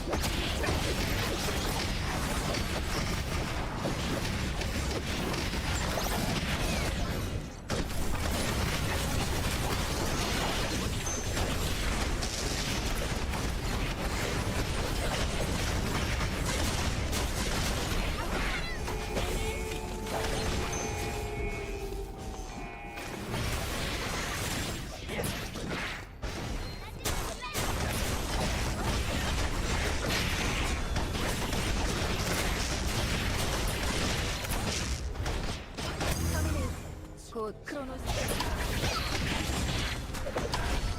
잠시 후 최종 안전지대가 해제됩니다.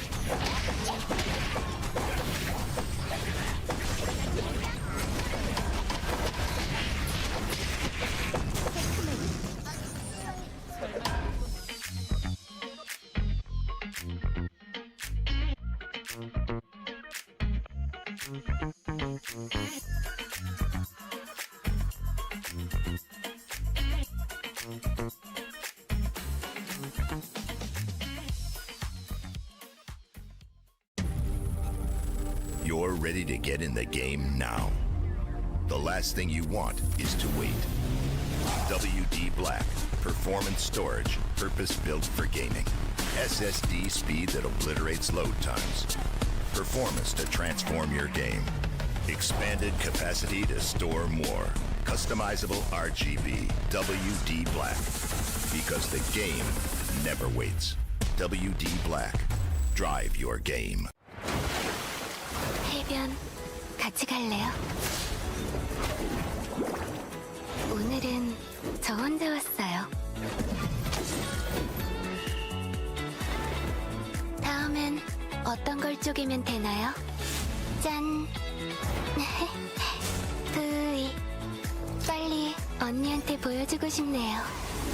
밤바다 좋아하시나요? 큰 파도가 올 땐 피하는 게 나아요.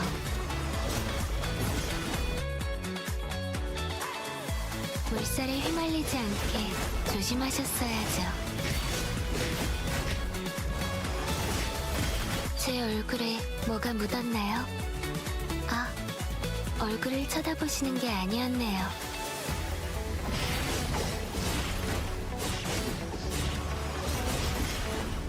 저와의 여름바다는 충분히 만끽하셨나요?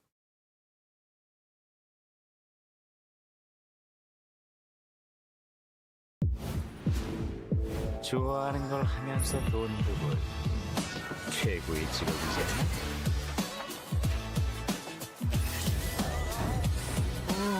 비즈니스를 감정적으로 하지 맙시다 우리. 풀스윙으로 깨부숴주지. 나랑 일해볼 생각 없어? 꼬리. 나중에 뛰어갈래? 지금 걸어가니?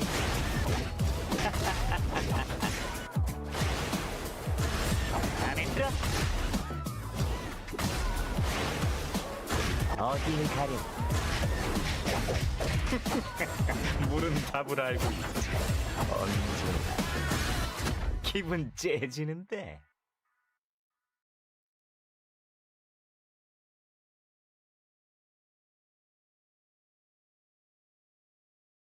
시간을 되돌리고 싶다고 생각해 본 적 있나?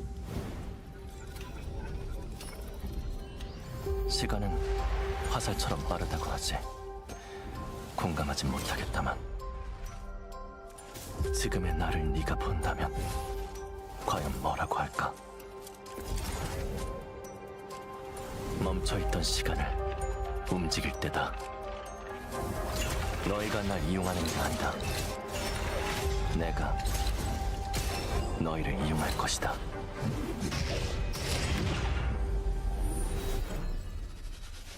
감사는 표하도록 하지. 다만 허투 수작은 그만두는 게 좋을 거야. 흐릿해져가는 기억을 붙잡아야 해. 잃어버리지 않게. 각오는 이미 끝났다. 다시 한번 그 미소를 볼 수 있다면.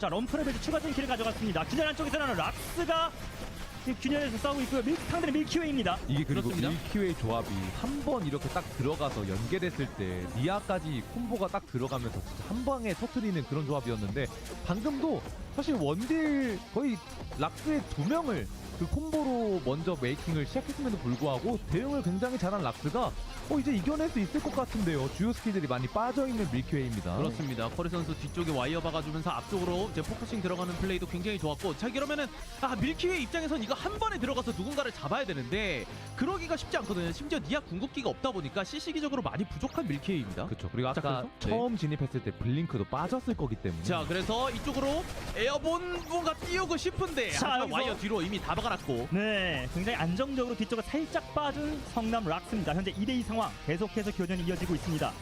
자. 물론 승리는 지금 락스가 우세해 보이지만 여기서 서로 쓰는 시간이 굉장하거든요.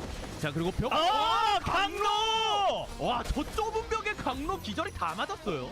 자 그리고 이쪽 빅게임 헌터 퀸이랑 에어본이 조금 맛없게 빠졌어요. 체력도 지금 네. 없는 상황이라서 백스텝, 백스텝 맞았고요. 자 하지만 일단 도마크 친구인으로 한번 대응은 했습니다. 네, 자 공중 한번 떴고, 자 훈남. 와, 그런데 치오드론 때문에 한탄 살았어요. 양성 호목 스킬 알았습니다. 살았는데 뒤에서 성남 락스가 와요. 이게 케어가 역시 레니와 마이를 같이 쓰는 조합이다 보니까 네, 어렵지 않게 묘지 지역에서 아무의 방해도 받지 않고 모던 팀이 먼저 위클레인 버프를 차지했고요. 근데 이거 에스테 먼저 이렇게 점사당하는 거 좋지 않거든요. 그리고 뒤에 다른 팀이 한 팀 더 옵니다. 그렇습니다. 자 CNJ 이거는 도망가기 좀 힘들어 보이는데요. 역으로 KCW! 야 이거는 도망가기 힘들다고 말하자마자 갑자기 클랩 플레이가 나와버려가지고 그렇죠. 도망을 왜 가? 되고 있고. 자 그러면은 여기 두 팀 지금 10스택이 아니거든요. 네. 그렇기 때문에 캐시W도 자 안으로 들어갈 준비를 하고 있습니다. 알고 있어요. 자 들어갑니다. 또 있고 이번엔 안 맞았어요. 이번에는 안 맞았지만 게임월드 위치가 너무 좋고 그렇죠. 게임월드가 제대로 네, 깔렸어요. 모여 있다 보니까 결국에 같이 데미지를 맞을 수밖에 와. 없고 잭 다 올려줄 수 있겠습니다만 진짜 에어본이 맞았어요. 기절 들어갔고 그런데 이 콤보에 안 터지면 터졌어요. 터졌어요. 네. 그렇죠. 안 터지면 문제가 있거든요. 근데 터졌어요. 그렇죠.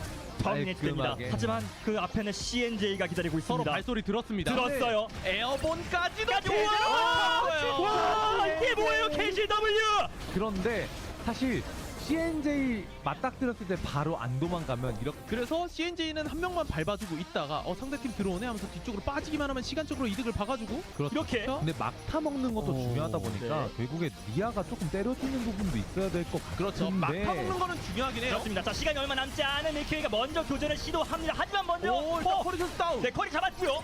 이러면 잠시만요. CNJ가 아니, 잘 먹겠습니다 할 수 있는 부분 아닐까요? 잡았고 막 너무 맛있게. 그리고 3초 2초 와, 캐시더비 먹었어요. KCW가 막타를 먹고 터미네이트. 자, 라차. 아니, CNJ. 와, CNJ 이게 뭔가요? 다시 한번 그때 그 32점의 전설을 쓰나요? 모든 상황이 CNJ를 향해서 웃어주고 있습니다. 이제 최종 교전을 준비하고 있는 모던과 CNJ 스포츠, 서로가 서로에게 약간 끝판왕, 보스 같은 느낌입니다. 삼각형을 이렇게 대형을 이루면서 네.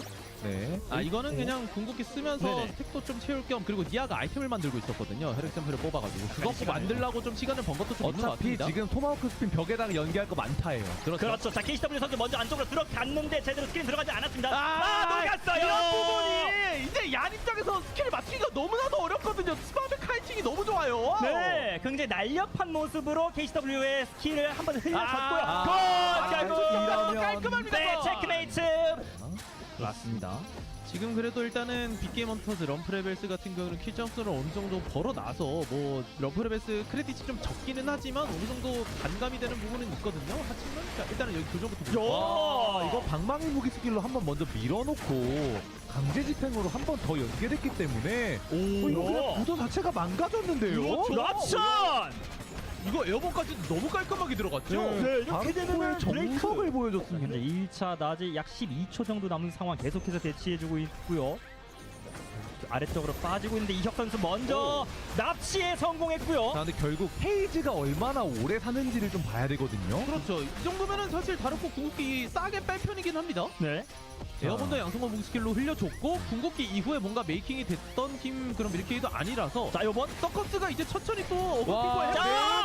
매호! 풀스윙까지. 풀스윙까지 균열에서는 이제 싸움을 피할 수 없을 것으로 보이고요. 락스와 럼프레벨즈입니다. 그렇습니다. 자, 일단 향기 선수가 앞쪽으로 들어가서 하늘날이 먼저 제거를 해줬고요. 자, 그리고 벽 쪽으로 들어가서 베어 선수를 잡고 있는 락스. 자, 베어 선수 체력이 얼마 남지 않았고요. 네, 향기 선수도 뺐어요. 탭을 맞은 향기 선수가 우리 원딜들에게 에이든이 당도하지 못하도록 이미 자리를 잡아놨기 때문에 그렇죠. 사실 와. 자, 네. 그리고 커리 선수 커리! 이거는 앞으로 뚫어요. 위치가 와, 더니치가 진짜 깔끔했어요. 이거 에이든이 무조건 덫을 걸릴 수밖에 없는 위치에다가 깔아놨거든요. 안내판이나 다름없으니까요. 자, 그리고 락스와 빅게임 헌터가 마주쳤습니다. 에어본 이후에 하지만 와이어로 빠져나가는 커리.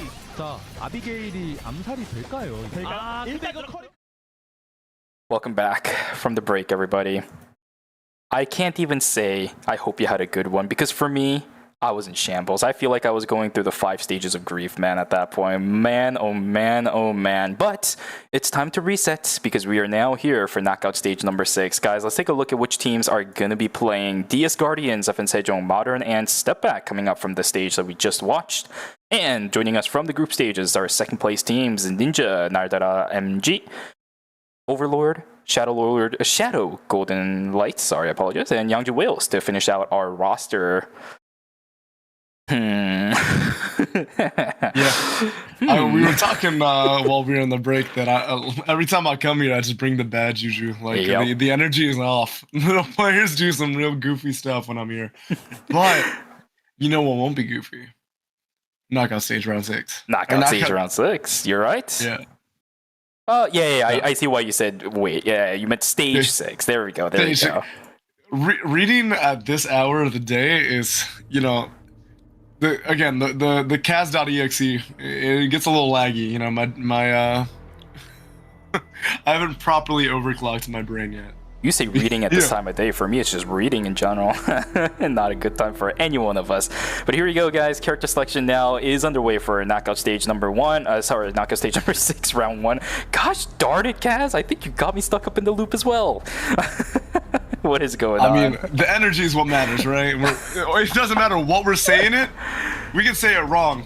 As long as we say it with conviction, you know? Exactly. I said this a lot back then when I first started casting, and I told this to a lot of people who were starting to get into casting too. I may have told you this a long time ago, I'm not entirely sure. If you're gonna get something wrong, get it wrong with confidence. Fake it till you make it. Exactly. Double down on the fact that you messed up. Maybe later down the road, the worst it can become is probably a clip, right? And you can look back on it later down the road and laugh over it. It is what it is. As casters, we do our jobs. We try to make things funny. We try to make things entertaining. Whatever happened in the last game, now we can't do anything about that one. But at least for this set, maybe we can do something. Let's take a look at what we have picked. I see a couple of triple damage dealing compositions as well. Not too surprising because we have Golden Light and the Yangju Whales in this lobby. But Ninja Nardara is also another team during the group stages that did end up playing this triple damage composition. Now, Super and I didn't really believe in it too much because you take a look at that roster and it's like Hyejin, Abigail, and the Heart. You have plenty of damage, but how do you actually end up getting the damage off? I think the Abigail really made things happen. Heart and the Hyejin definitely good at doing what they do, but the Abigail needs to do work. She did during the group stages. Let's see if she can do it here once again. As we start game number 1, let's see how this set goes, everybody. I'm gonna history check you because I don't even remember. Was there? Was the Quake Abigail 10 Global Invitational? Oh no, I don't think it was. It was during an ERM. It was during an ERM. Was I think it might ERM? have been Okay. 2 seasons ago. I do remember what you're talking about. That was also when Siphon Maelstrom was very strong. So it was like Siphon Maelstrom, Quake, and you built like a Revenant. tank or 2. Yeah, Revenant plus like I think it was Heart of Flame. There was something else in there that made it really weird. EOD Boots was a classic on Abigail back then too, so that's not that big of a deal, but I forget what some of the other items were. I do know some of my friends ended up making some of those Tank Abigail builds for fun, and they had some Fire Cape on it, but... Yeah, I mean, at least now, we're gonna see... Wrong game. It's all good. It's all good. It's all good. Sunset armor. There you go. Know? There you go. But I do want to. Whoa! Wow! I have not heard that one from me in a while. But as we do see a fight coming out between Youngju Whales and Team Overlord, how do you feel? I've been kind of like trying to keep tabs on this composition from YG Whales and their evolution on it, because it wasn't that impressed the last time they were playing. Not to say that Fauna isn't fantastic on the Chloe, and Song Karang was looking pretty good on the Sling, but definitely looks like E8's Emma needed a little more time in the oven, right? How are you feeling about it now? I think the biggest thing about Team Youngju Whales is that in comparison to the people who are playing these characters on Gyeongnam Sparkles, right? We had it was, oh gosh, I forget who the Emma player was in. I'm forgetting it for some reason, but we know that Song Harang is one of the most top-tier Celine players in KR, hands down. I talked about this before, but Green Apple originally made his appearance and debut on the ERM scene with Subame. He is usually not a mage player. Same thing for E8. E8 is an IRM player, not an Emma player. So putting these players on these characters, yes, they've been doing it for a long time. I've seen improvements in their gameplay, but simply because of their expertise on these characters in comparison to the members from Gyeongnam Sparkles, they're just going to struggle. This is a very hard team composition to execute correctly. It's like ramping up the difficulty on the Nikki Adela composition. That's exactly what this is. So it's getting better, but if I'm going to be honest with you, I think when you compare it to something like the Gyeongnam Sparkles version of it, it really just doesn't even come close. So yeah, I hate to say it, but for Youngju Whales, I think this series and the next, if they make it to finals, is going to be a real testament to see where they are with this team composition. Absolutely. And I want to say, weirdly enough, I don't even know if the composition is worth mimicking. Like, because I feel like there's other ways to facilitate Fauna on Chloe. That doesn't have to be this like really strict execution barrier composition that I think really started out because you just had the goats of each representative character, right? Like you had Song Harang on the Celine, you had Scarlet on the Emma, and then you had Fauna on the Chloe. Like you didn't make, like, the comp worked well, but I think you made the comp work well because everybody was just Thanos on their character. I don't think it was necessarily the composition worked well, but again, like we're seeing in this fight, where if you're just not, if you're even a little like segmented or uncoordinated, it just falls apart so quickly.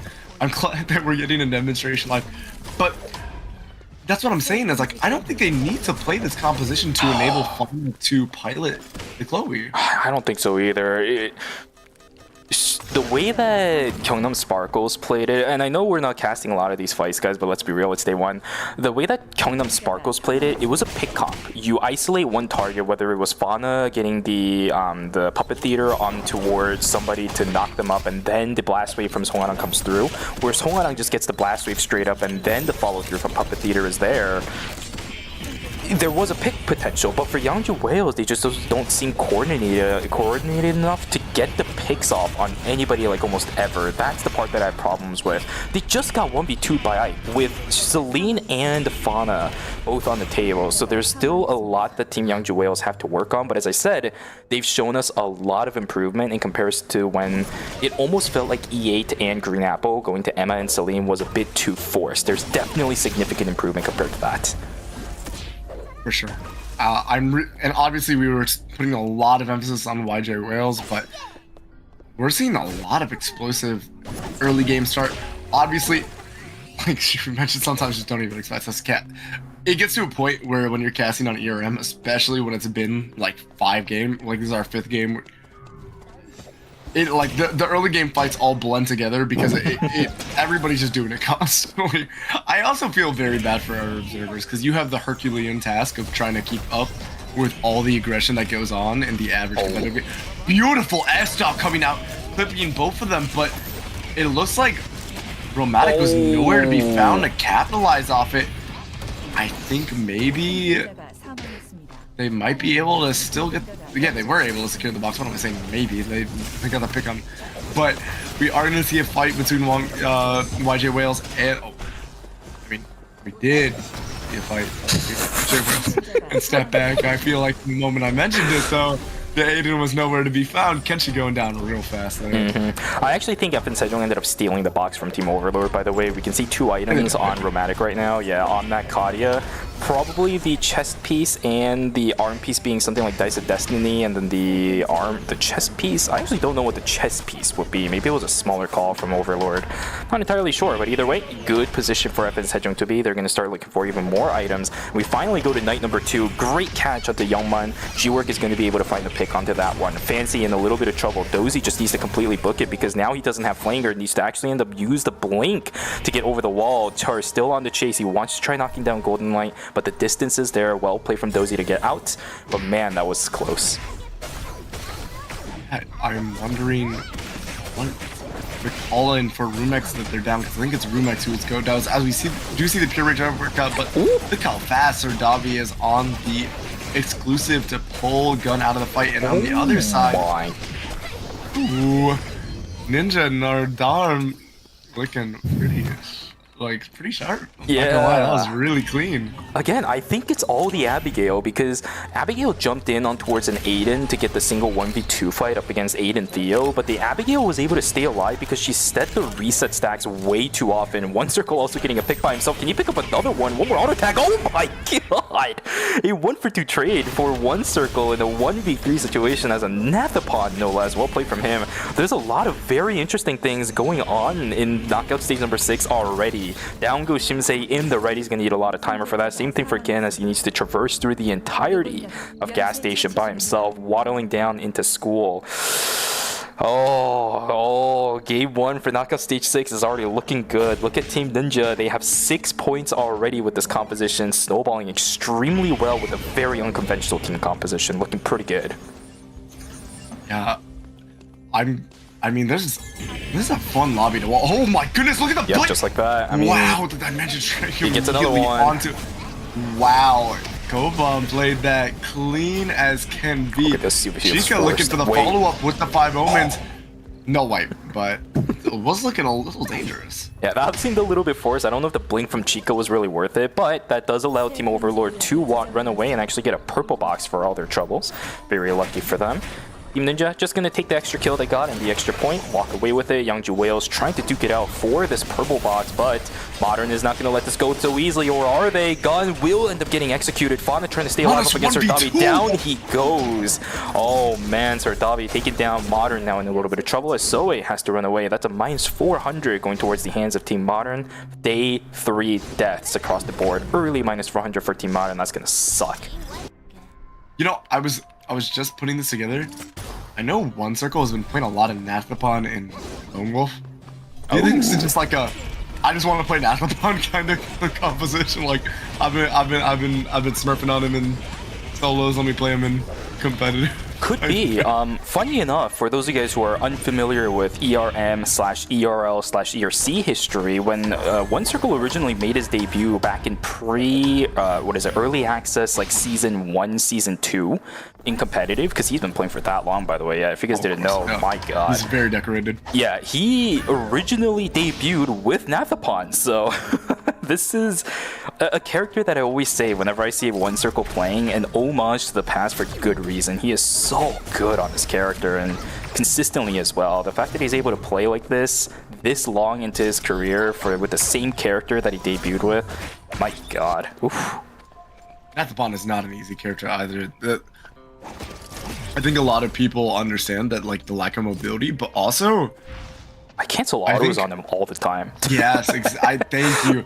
The auto windup on this character is one of the longer ones, so you also just are like at risk of a DPS loss.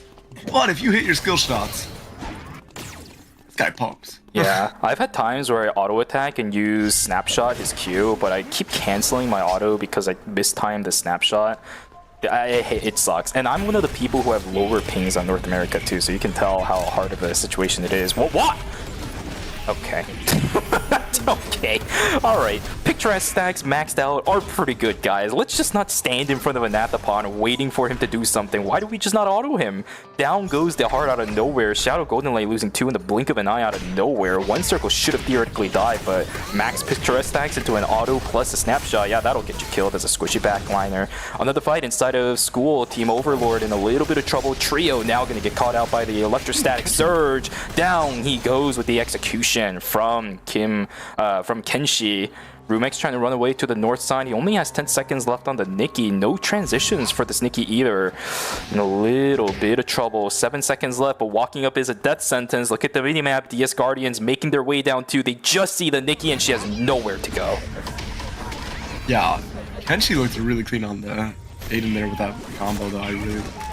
I always like watching Aiden. We don't get to see him as much in competitive formats. We do see Shadow Golden Light though getting engaged on by one circle. Well, not one circle, but the entirety of FN Sejong. You saw the ballistic advantage coming out from Romantic on the side, and that will be a red box call-in. Not a lot of slots left for them to really fill though, so we'll probably just go to whichever is like the best item. One thing I was noticing from FN Sejong, by the way, where you didn't get to mention Cass, is they do like the double burgundy, which makes a lot of sense for composition. Yep. Right? Like giving all that safety. Oh my goodness. Oh wow, great off angle cut taken by Chica to get the 5 Omens engaged. This is probably gonna be Team Modern going down. Maybe not actually. Copom does get traded out, and So has been quite powerful on this Justina all throughout the night. Honestly, probably the standout performer for Team Modern. Yeah, that's what I said yesterday too. So it was just man holding down like 1v3s to let his teammates get the res off on each other. This man is insane on the Justina.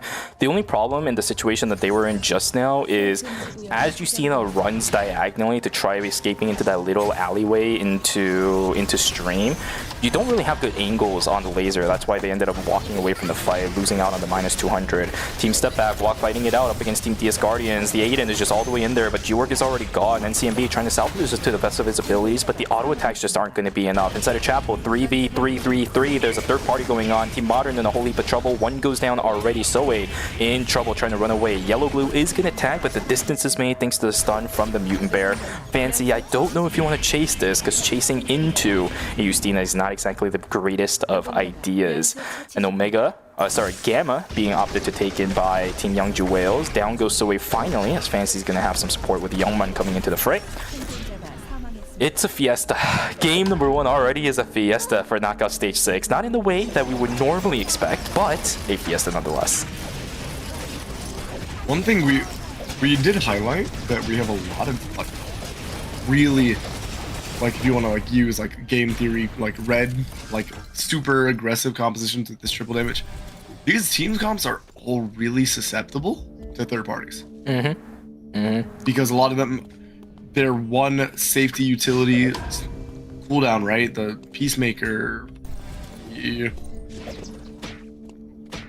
Time lapse on Nathapon. You even have things like Katia, step back. I'm gonna need you to remind me of the Chloe ult name. Oh, Soul Link. Yes, Soul Link including. Soul Link. Yeah, when you Blast Wave on the Celine, that's a long cooldown too. Yeah, all these teams really also rely on like a core ultimate cooldown, usually to like enable engage. Oh my goodness, G-Work getting absolutely obliterated.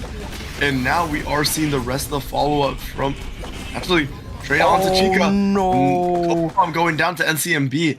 While all that was going down, just pumping throughout the entirety of the Peacemaker, and that is gonna be somehow after the start of that fight, actually, Team DS Guardians getting the better of Team Ninja Naldaram, which you wouldn't expect from how that fight started. We do see Team FN Sejong going for the Wick Rip. Are we gonna see any explosion drones to come out and secure it? We do see the AMP drone. 3-way contest does go over to Romantic. Great secure. You greedy guy, Sardabi. But look at the third party. As we talk about, these team comps or positions are really weak to the third party. Bomb with the great piece, getting a lot of return damage. Wait, what is going on? How many teams are here? Team Modern just completely splits apart. They also end up losing out on Sardabi. Overlord somehow dies throughout all of that. Gun and Zoe, last ones alive on Team Modern. They don't really have the credits to bring Sardabi back. Actually, they do, but not even close to a kiosk. Probably have to use the gadget points for that. They do indeed. Team Ninja also staying alive at the end of that. Shadow Golden Light losing out on Youngman somewhere around the map. I think it was the gas station kill that's still remaining in effect.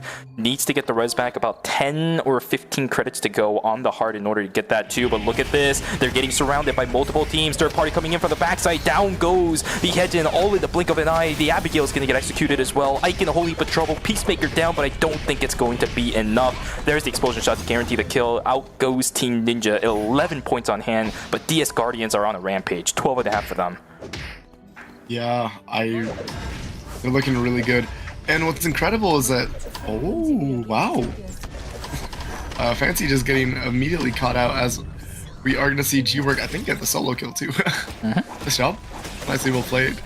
I was going to say, it's really impressive though, because I think individually they're also really playing well. Like, NCMB kind of clutched out that fight against Team Ninja Nardaram. So, if every part of a team is playing well, it's really scary because even if one player, you know, you get the advantage, you get that pick, the turn potential is still not entirely eliminated. We also, is that 2 bloods on the Aiden? Yeah. And then, that's incredibly strong Aiden, actually. Yeah. Ripper. And the Dainsliff. Yes, Dainsliff. Smolder online. Surprise. I thought Aiden stopped going Smolder. I guess it's just for the Dainsleif specifically. I think it's still fine because Dainsleif in and of itself already has really good base stats. He doesn't really need a cooldown either if that thing already has skill haste on it. Usually when you upgrade it into Dawn or the Crimson, typically takes away the cooldown reduction in exchange for the effect. You don't really need it on Aiden, so it's fine. Let's see if it matters in this fight. Obviously there's no tanks here. Shimsei is in no man's land. Where is this guy fighting? Caltrops down. Fauna gets obliterated. Oh my god! The electrostatic surge just disintegrated Fauna. He didn't even have a chance to press Soul and get still up. Oh my god! Where'd he go? Oh. Holy moly. Yeah. I mean, step back is really strong. It's really fun because we're seeing a lot of characters tonight that I don't think we get to see often outside of these individual pilots, right? We're seeing Aiden come out, Abigail come out, and step back is really making this like a great argument for why they play this Aiden, right? It's really sick to see. We do see one circle going for the blink onto Green Apple. Green Apple returning a lot of damage though. Like they might have been able to secure a kill for themselves. Unfortunately, it's not enough damage in the tank. Sardabi able to land onto G-Work. Well, returning quite a bit of damage with NCMB. And yeah, that is, how many items was on that Mai? 1 item, yep. That is the late game tank experience. Chora going for the reach uppercut onto Gun. Gun wasn't able to make it out, but you know who won't make it out is our Justina. As we do see now the third party coming in from step back. Gun trying to make it to the White Lily, will not make it. And now we will see step back versus DS Guardians, unless some VLS shenanigans. Nah, I think we will see this fight coming out. I think the problem going up against Adela compositions, especially this late in the game, up against someone like DS Guardians. If you're up against Team Insider, typically it's not going to be that big of an issue, although that is rapidly changing from what I've seen. Even if you're a late game tank with nearly full items, you can still get bursted down by a very, very late game build Adela. That is the benefits of running this kind of composition. So for a Mai to have an item and a half essentially to think they can outlast the burst damage from the Adela, that is a very gutsy play that you're playing with. Shimsei also trying to do what he can. That was the quick spin invested on the Tonfa.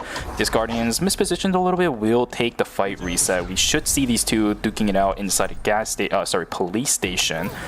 Where are we? G-Work is messing around with positioning, looking for a bit more. Actually, it's gonna be Team Step Back giving position. What are they doing? They're kind of. Are they giving DS Guardians? What? what are we doing here?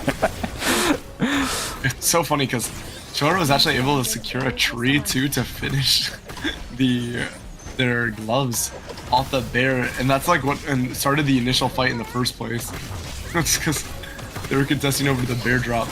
And we do see NCMB on this off angle. EMP barrage going really wide from Shinsei though. But it looks like the blast energy field is incredible though. And then the flank from Kenshi. So much damage coming out. Really well played. Energy blast field into a empowered laser straight to the face. On top of that, the electrostatic surge instantly into the execution. Yeah, NCMB had a fun time playing that game there. Really brutal too, because he actually ended up using the Wolf Assault early on, thinking he could catch out Kenshi, but Kenshi, unfortunately, with the backstep, is able to get the fight out of there and reset for themselves. Nicely played from Team Step Back. Definitely a different look from them in comparison to knockout stage number 5.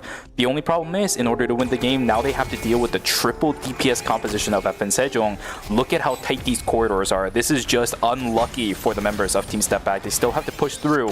When is the EMP barrage going to be sent, and who do you even send it to? They're so split apart for FN Sejong. How can you isolate anybody? Here we go. The fight's going to be sent. EMP barrage not there just yet, and the execution from electrostatic surge not going to be in time. Hard not going to take enough damage from the Alex either. There's the Burgundy popping, but I don't think it's going to be enough. Gen gets taken down. There it is. FN Sejong taking game number 1, 24.5 points. GG's. Yeah, I love the way Romantic played that, because they went for the F-stop onto Shimsei so that the follow-up with Kenshi wasn't actually able to go off, because you saw how close the Aiden was to soloing Romantic. If they had the support from their Alex, it was definitely going to be able to kill. And the thing is if you lose one character like that, even though you have 2 consistent damage dealers, it really skews the fight, because if the team is able to reset at all, and I mean, not the greatest chase coming out from Nathapon and Katya at the end of that, right? Then, or not Katya, rather Nathapon and Hart, because those would have been 2 left. Then maybe they are able to reset rest, and then it's looking a little rough. The fact that they were able to deny the follow-up is so big. So huge F-stop coming out from one circle. Yeah, for sure, 100%. And even aside from that too, really good attempt, I think, from the members of Team Step Back. Because as I said, they have to do something, right? You're the ones on the back foot. The positioning advantage is in favor of FN Sejong. They're all triple range characters, while you're playing 2 melee characters and somebody who can try to fight in through. Stacking all 3 as step back was the wrong idea, so I love the fact that they split. And then the White Lily taken advantage of from Kenshi to try making something happen. That was the right call. It's just that FN Sejong dealt with it really well. I see some people in the chat talking about, oh, there was an int. I don't think so. They had to pull the trigger at some point. They pulled the trigger, it just didn't work out. Sometimes that's what happens, you know? It is what it is. You get counter-sided on the rock, paper, scissors for team compositions. You're in positional disadvantage. Ali also sucks for melee characters, by the way, as well. So, all the cards just in FN Sejong's hand. It's just what happens every now and then. It's unlucky for Step Back, but they did have a really, really solid game regardless. 20.5 points for those guys. Not that bad of a result after game 1. Yeah, it's definitely a great performance coming out from the 2 of them, and I'm really quite content with this lobby. I think there's a lot of spicy compositions. Sometimes I feel like the only thing with watching the highest level of Eternal Return is you can face comp homogeny, where because all these players are really good, they're just going to play the comps that are really good. Yeah, the high of rate of success, right? Yeah, exactly. Lower the execution burden in terms of like playing like really complex compositions that have a lot of levers you have to pull, and just, you know, play your mage, play your marksman, play your tank. You're better than most of the players. You're just gonna win. But there is a lot of spicy comps coming out tonight, as we do see FN Sejong taking the lead. Yeah, it's one of the reasons why I actually like Eternal Return when it comes to compositions. It's changing a lot for KR2, because a long time ago, KR used to run a lot more of the meta-defined compositions. You remember it, I remember it. North America used to just kind of do their own thing, play whatever they're comfortable with. But now that's changed. It's actually kind of flipped now. NA tends to play a little bit more meta things. I see more bans nowadays in NA than KR. Whereas KR, we see exactly what happened in the past couple of games. FN Sejong, as you said, taking the lead, 24.5 points for them. Step Back with 20 on their side. Definitely not a bad result after game number 1.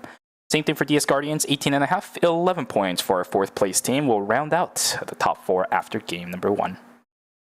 Yeah, Shuvi, you Katya Hayes, my enjoyer, or Katya Hayes, my enjoyer. You know, I'll be real with you. I think back in the days, more so than the Katya, I think it was either the Nadine or the Rio. Because remember, remember what is it? Gyeonggi Innate used to run a long time ago back in the days. Absolutely. It was Hayes, Nadine, Estelle. That was like their go-to composition, or even the Mai swapped out for Estelle.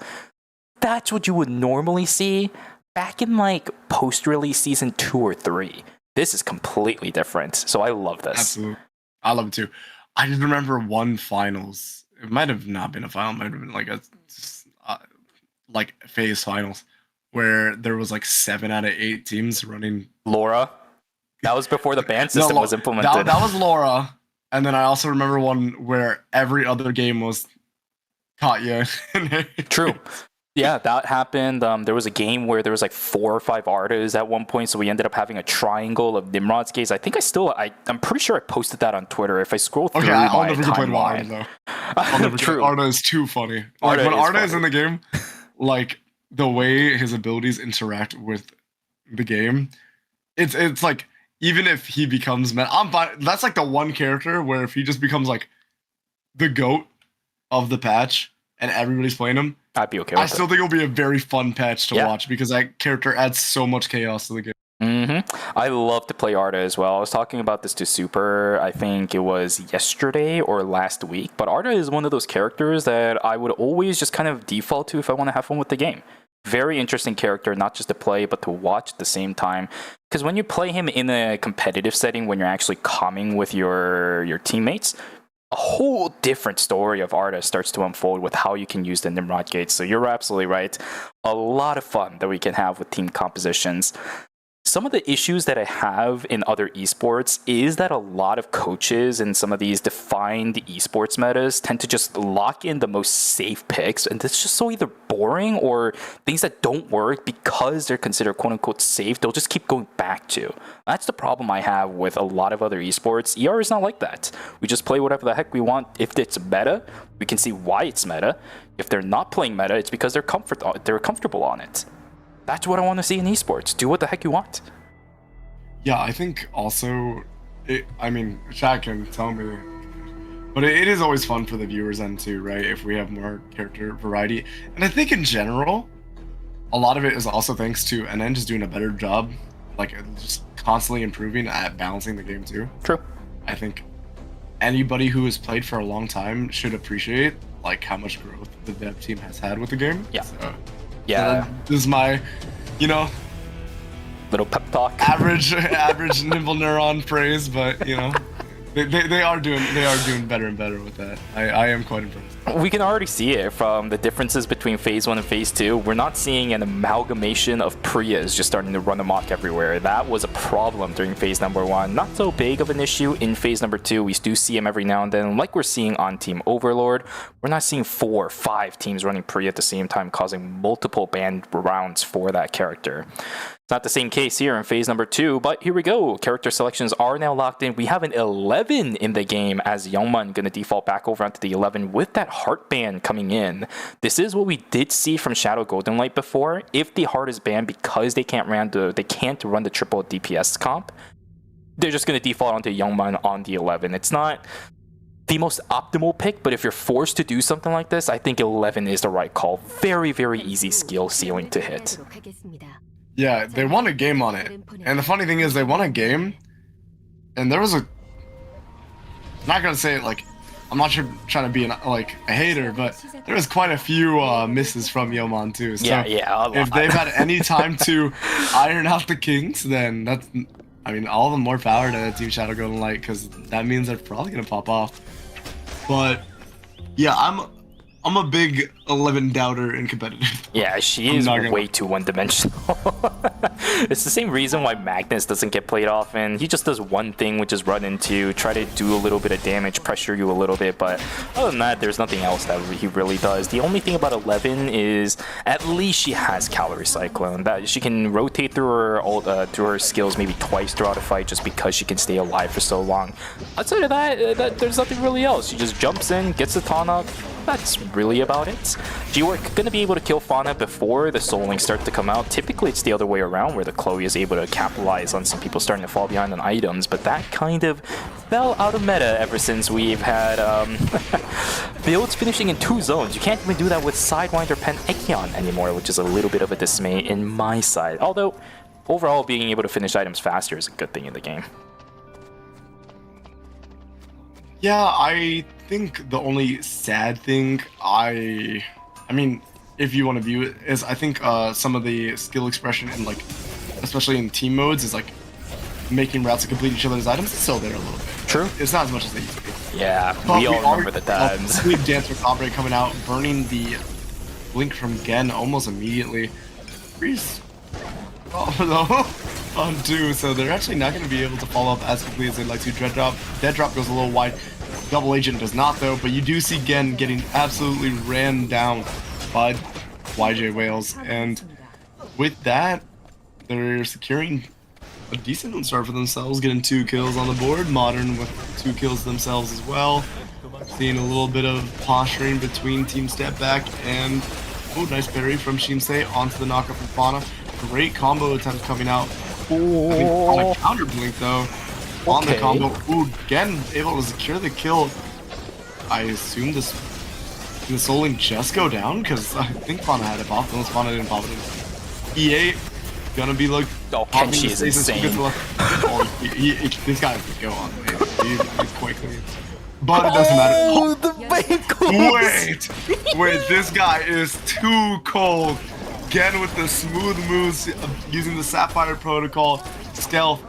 I was putting him dead to rights, but is able to make their way out. We love Sapphire Protocol. It's one of the reasons why you always have to put cameras down nearby bushes that Theodore wants to play around. Well played from Gen to get out of that. Overall, it's going to be probably a victory for Step Back. I think they also managed to secure the Emma because the parry timing allowed him to get the thrust damage right as the the totem ended up finishing. So good for them. Gun trying his best to run away, but the White Lily denied. He's trying to at least get a kill off. He does! A counter kill over onto Fauna instead, as the Soul Link just not available. It's too early in the game for the cooldowns to be there. So Sardabi ends up getting taken down. Soe about to go down. Astro Burst is there, but in place is the single bomb. Oh, unfortunate for Soe. Down he goes. E8 trying to keep himself alive against Gun. Not going to happen as these single auto attacks are just going ham. One more is there! Gun! Oh my goodness! On the William is able to just single-handedly wipe the entirety of Youngju Whales. What the hell was that?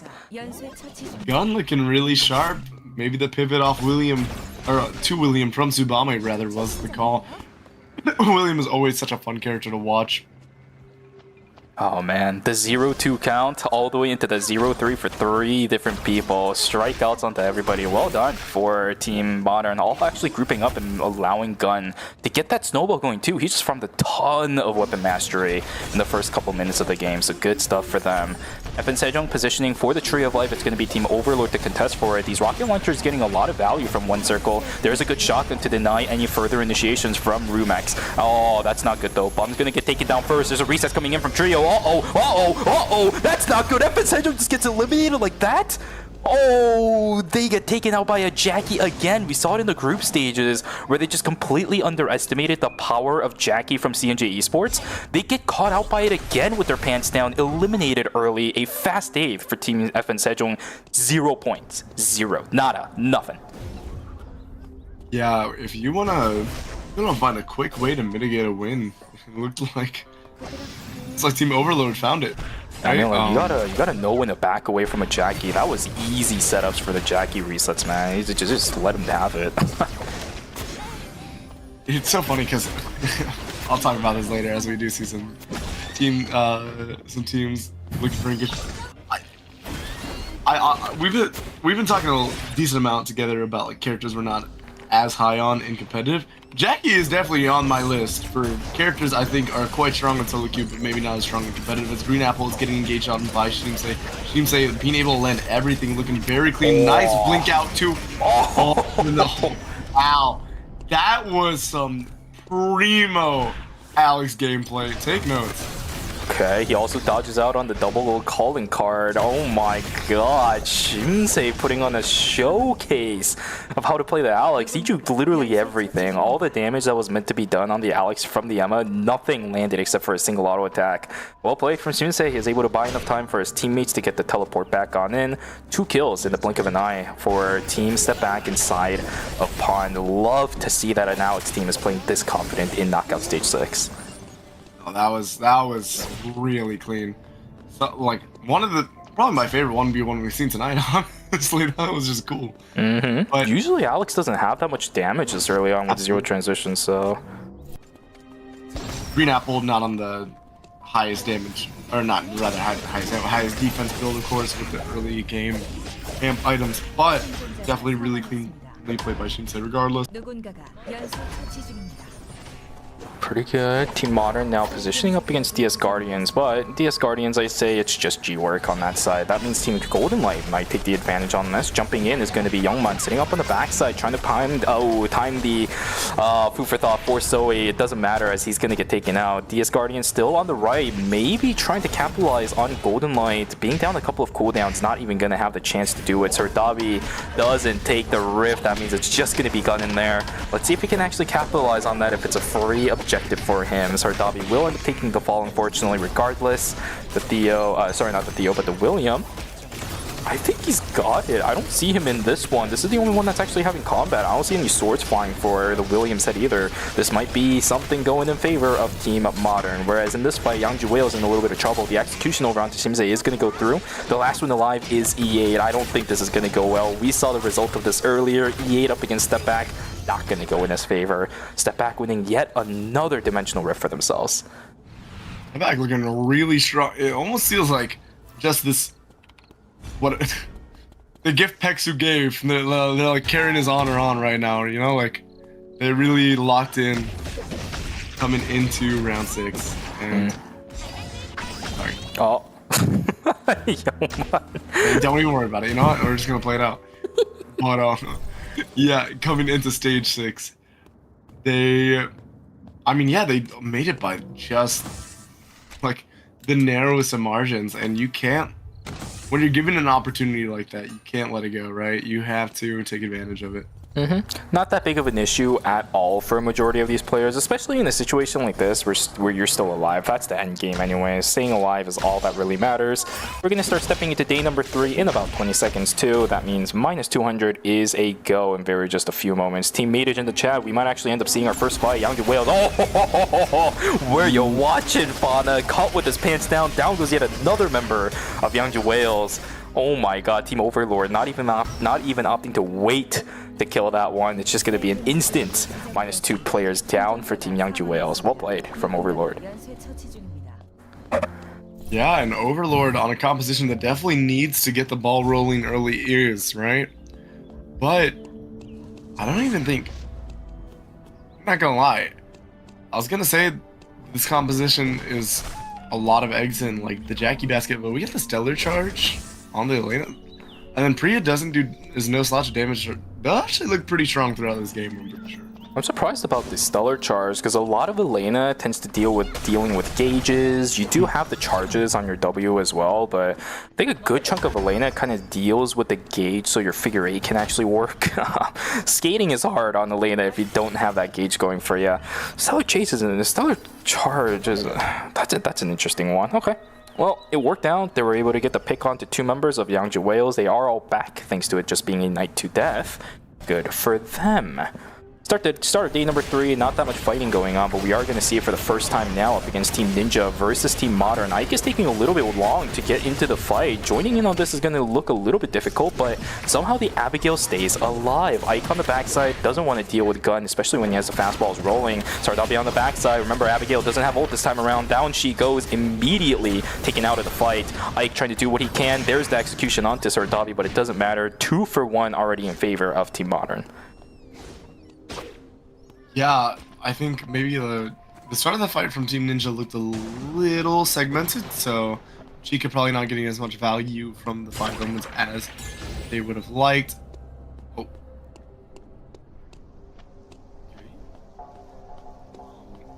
unfortunate Charm of the Nomad, I think. I'm not sure what's going on there. No, I think he was checking the bush, maybe. It's fine. Oh, okay. But they decided to take the Oh, TP. that's not a bush check. Oh, bye. Is gonna be Team Ninja going down. Okay, well, that's the bad juju. The Kaz cross. I don't know what it is. But, yeah, I just stay hexing teams whenever I get on the ERM cast. But we do see Team Step Back, speaking of losing 2 team members. Kenshi should be able to make it out, but that is going to be a minus 400 in the pockets of Step Back.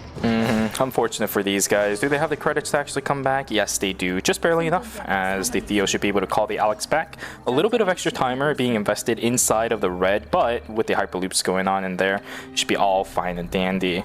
Good stuff for Step Back. I did see a flare gun also being activated for a team. Team Modern also picking up an objective inside of the Dimensional Rift, risking it. I believe that's just the Mai that ended up going there, so not that much of a time sink either. A lot of teams starting to step up into that late game phase of the game. It's going to get accelerated very soon, very fast. Yeah, and with the strength of some of these teams, going to see a lot of these fights get determined really quickly because there's a lot of we kind of been seeing it, actually, I think, already. But there's a lot of squishy targets, and not a lot of targets that can actually take hits left in the lobby. So we will see a lot of fights end kind of as they start, right? Because somebody might have like a slight positioning error, and then they just get one shot. This is where things like the bush check really starts to come into fruition, right? We saw it earlier inside of Hospital. If you're able to catch out somebody squishy, it's really good. We even saw it during knockout stage number 5, letting somebody walk past and then catching out the Nia inside of the the alley bush, right? Straight into police station. Pretty good if you're able to make things like that happen, because these squishy characters will get blown up from anything on your side late enough in the game. See how this goes. DS Guardians and Team Modern positioning inside of school. A little bit of poke damage from Soe onto G-War. Gun also investing a little bit too, but on the right side we have a fight inside of Fire Station. Down goes Gen instantaneously. Overlord just running the members of Team Step Back on again. Round number 2 going in favor of Overlord, as just Jackie is just hopping everywhere in the fight. They are looking incredibly strong, and now we do see Team DS Guardians taking control of Doc, and we do see that there will be a bit of a contest from Team Modern. E-Work is incredibly strong. It looks like NCMB no slouch themselves, both only 1 item away from full build. Where this meter is going to go, possibly Cabana. I do see the shirt being bought in from G-Work. Should be a Cabana building up in just a couple of moments. Leather shirt as well. Yeah, as soon as this is built up, DS Guardians might be a little bit more comfortable fighting this, but Modern doesn't want to let this item call be for free. Fight's going to begin. Let's see if G-Work is able to surprise the rest of the team members of Modern. Doesn't end up getting caught out by a random Night Fork in the air. Good stuff for Gun and Soe to get out of that. DS Guardians just completely booking it. Sticking the Cabana craft, it is there. Now, does DS Guardians want to fight? Lots of posturing, but you see the value of the Yusina in this neutral. G-Work's not landing a lot of consistent poke too, and getting the Cataclysm procs. That is the Eye of Argus, right? Yeah, we're having a decent amount of damage just coming out from stray hits from G-Work and neutral. Lots of posturing over everywhere, actually, because now we see Team Shadow Golden Light. And that is going to be the red shoes on Fancy. And I think there's no better applicator than a Yusina at applying that strong heal code. So good at just constantly applying it too. From the beginning of the fight, shooting out the lasers, poking out some of these important members on any team, really. A purple item brought in for Yangju Wales, but oh my god, Step Back really want that one. What even was it that they invested everything in their arsenal for it? Theo's calling in something. That's a 4-score, dude. That was a 4-score. You just built it up into a Tellurian timepiece. That's huge. Absolutely worth all the ultimate burns. Step Back also, yeah, you're right, like absolutely worth it. But Step Back, remember, it took a minus 400, I believe. So that probably came out of Gen's wallet, and yeah, oh my god. Really, Theodore is so much stronger with that double 4 score, as we do see a pretty big fight, because this is going to be a determiner. Overlord team versus Team Step Back. Overlord is really strong. They need to somehow deal with Trio, fight in a thin corridor if you can. Energy Blast Field being sent onto the backside. They need to fight around this Theo, but Shimsei just completely isolated away from the rest of his team. Trio is just running the frontliners down right now. Hop on in. Dissipation is going to be enough to lock him down, and there's the execution. Over onto the Jackie. As soon as all three members group up, that is it. I'm telling you, man. Just stay grouped up. Kruv also isolated. That is going to be Team Overlord falling in, what is that, 5th place? No, 6th place. I apologize. 12 points is all they're going to get. Congratulations to Team Step Back for winning out on this, unless the res call goes through. Oh, they're trying to res back onto the Priya, but it doesn't matter. Like, oh, they get the res back onto the Jackie as well. Okay, round 2. This is a good call. Let's see if they can do it.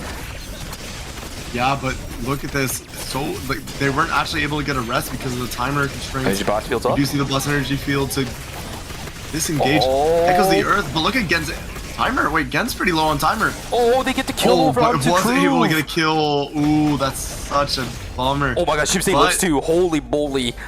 What, wait, does he live? Oh, wow. Just so many narrow margins in that fight. That was a really, like, again, like, if Gen doesn't secure that kill, I think they might actually end up booming. Yeah, there's a possibility for that. And on top of that, huge dimensional rift for Team Step Back as well, because they ended up getting 5 points out of it. Knockdown 2 gets the res onto the other 2. All 3 members of Team Overlord ends up falling. Really good call, I will say, from Rumex. Really good call to try going for the res. That's the only play you really have in that kind of situation, so I love what they were trying to do. Step Back still getting a huge amount of points in the rift. We'll walk into day number 5 very content with where they are right now. Yeah, actually, that was the first time I've seen anybody go for a point like that. It was really heads up awareness. Unfortunately, that didn't pan out for them. Look at that damage from that. Justina, by the way. This with the blood half moon. Crescent half moon. Blood half moon is correct, yes. So yeah, blood half moon available. Oh my it is God. just, yeah, it's disturbing actually. This Cataclysm proc every couple seconds, just Soe just playing off that Cataclysm cooldown as soon as it's off cooldown, going for a dash and getting that key poke, and it's just... Ew, yeah, I mean, look at that! Ew! That didn't even hit getting... Fauna! Like, it was just Cataclysm damage all over the place popping, and it was, I think, the spread on Red Sprite? Dude, one laser just tags Fauna at the tip of her toes, and it's just like, yeah, half my HP, bye-bye. Like, what is this? This is filthy from Soe. He's just farming damage stats at this point. My goodness. Okay, so Dobby opting to go for the fight on in. Let's see, Totem invested pretty early. Explosion shot out. Okay, yeah, E8 is probably dead at this point unless he's able to get out of there. Sardapia is the first one to fall. I don't know about that Astro Burst. That seemed a little bit finicky. Down goes, oh my god, Green Apple just gets obliterated. So way too low on HP. Same thing for Gun. I don't think they can fight anymore as Vana has already sent the Soul Link. What can Team Modern do at this point? Kiosk... not gonna be there. They can get the res. Sorry, Kiosk doesn't even matter because it's day number 5. Never mind. Now look at the bright side, but it does look like it's Lumi angle. But where are you gonna get Lumi when the zones are this tight? We're already, teams are aware of their temporary zones, and at this point, I know I said it last time, but you are not gonna go for an unpunished. Be able to go for an unpunished res. Where actually is Lumi right now? I haven't seen it anywhere on our screen, so I would have to assume it's on the western side of the map, probably making its way around school, hotel. It should start walking in the forest soon, but with 30 seconds left, Yangju Whales has to do... oh, wait, no, wait, what? Oh, wait, sorry, not Yangju Whales, but Team Modern has to figure something out fast. I don't think they're in position for it. It's either that or it's on the north side, maybe making its way down from stream, but... yeah, I don't know if they have time for this. Yeah, I don't. There they go. Oh, I mean, they're going for it. Oh, but look who's waiting for them. Look who's waiting for them. Look who's waiting for them. This is the easiest spoofer thought in the world. Jeez. Yeah. Oh, he's out. Nice call from Golden Light. Good tracking on the Lumi. Yeah, just deny that. You also have, again, because it's not 3 teams yet, you have that open information that there are rats, so might as well play to deny the rest. Really nice play. Gun's gonna get taken down. That means Golden Light will maintain control over that temporary zone on the northern side. Another possibility for Youngman's 11 to take a win in the books. He could have a 100% win rate on the 11, which would be the funniest thing in the world. On the south side for Chapo, Yangju Whales versus Step Back. Step Back has good position. They're trying to isolate the fight for Fauna, but now with that White Lily all of a sudden on the backside, it's a 3v2. Jerem again in a whole heap of trouble. Can you get the Sapphire Protocol? Yes, he can, just barely at the edge of it. But look at the damage coming out onto the Aiden. Oh, that's not good. Everybody's still alive. The fight is just going to be reset. Really lucky for Team Step Back. That White Lily could have almost cost them. The thing is, if the Soul Link isn't burned from the Chloe, it's not like the Emma and the Celine are really... Oh, wow. Whoa, the auto attack spreads, the shield in weird position. Aiden on the backside. Green Apple could get executed very fast. There's the execution. Damage exchange onto Kenshi is pretty good, though. Gen trying to do what he can. Gen actually ends up executing Fauna. How the hell did that happen? It's a 1v1 versus Kenshi and E8 now. I don't know what timer is looking like for Kenshi. It's actually pretty good. He has time to play with. The explosion drone looking pretty good. Explosion shot going in. Oh, fantastic. Electrostatic surge from Kenshi just catches E8 off guard. Oh my god, dude, why are today's games so fun? Yeah, they are fun, man. They're so intense. Every fight feels like it's just like nail biters, and yeah, what an engage. Like, but really, shoutouts again for finding that snipe on Fauna. I think that's really what set Kenshi up for success in that situation. And Kenshi clutching up really well with, like, it was a fun fight to watch for sure. This is awesome, man. This is so now cool. You gotta play against the very traditional front to back comp with an 11 instead, which I say does an okay job of keeping the Aiden off of Doozy, or Dozy rather, but as we see that we do see the Spark Nade root landed as well. Neutral. Oh, Kenshi earned the blink rather in that exchange, and that's a pretty big cooldown actually, because it means that your threat on the backline is not as prominent. Yeah, you're not gonna have that easiest of time trying to get that electrostatic surge, and Alex jumping onto the backside. Dozy is completely isolated, but the Alex he does nothing. He just does nothing. He ends up using the blink on his end as well. Quick spin, but he just gets executed. I don't know what this was from Team Step Back. They played pretty well up until this point, and then flubs it at the end. The Team Golden Light pretty much being handed the victory from Team Step Back. Unfortunate for these guys. Again, I don't think he's going to be able to pull off the 1v1, 1v3, especially with that crash land and the food for thought. Well played, question mark, to Team Golden Light. A little bit iffy from Step Back. Regardless, still another 20.5 point game. Are these guys just trying to maintain those amount of points? I don't know. But for Team Golden Light, 17.5 to finish the game. GG's. Yoman's undefeated on the 11. True, true. They're just trying to maintain the statistics. I guess 11 is broken. Like that has to be the conclusion you make this. I can hear Makisa and JP just like mauling right now. Why wasn't my 11 like this? Yeah, I'm very impressed that they're able to secure another win on this comp that is basically just like a uh-oh button to the heartband, right?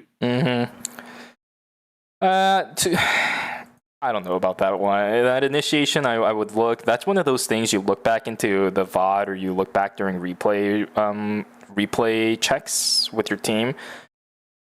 What do you even say to that? Hey guys, let's not do this next time. Yo, my bad, gang. Yeah, yo, my bad, gang. That is really the only resolve that you can come out with after the end of that. Really brute force from Step Back. I don't think they even had to do that.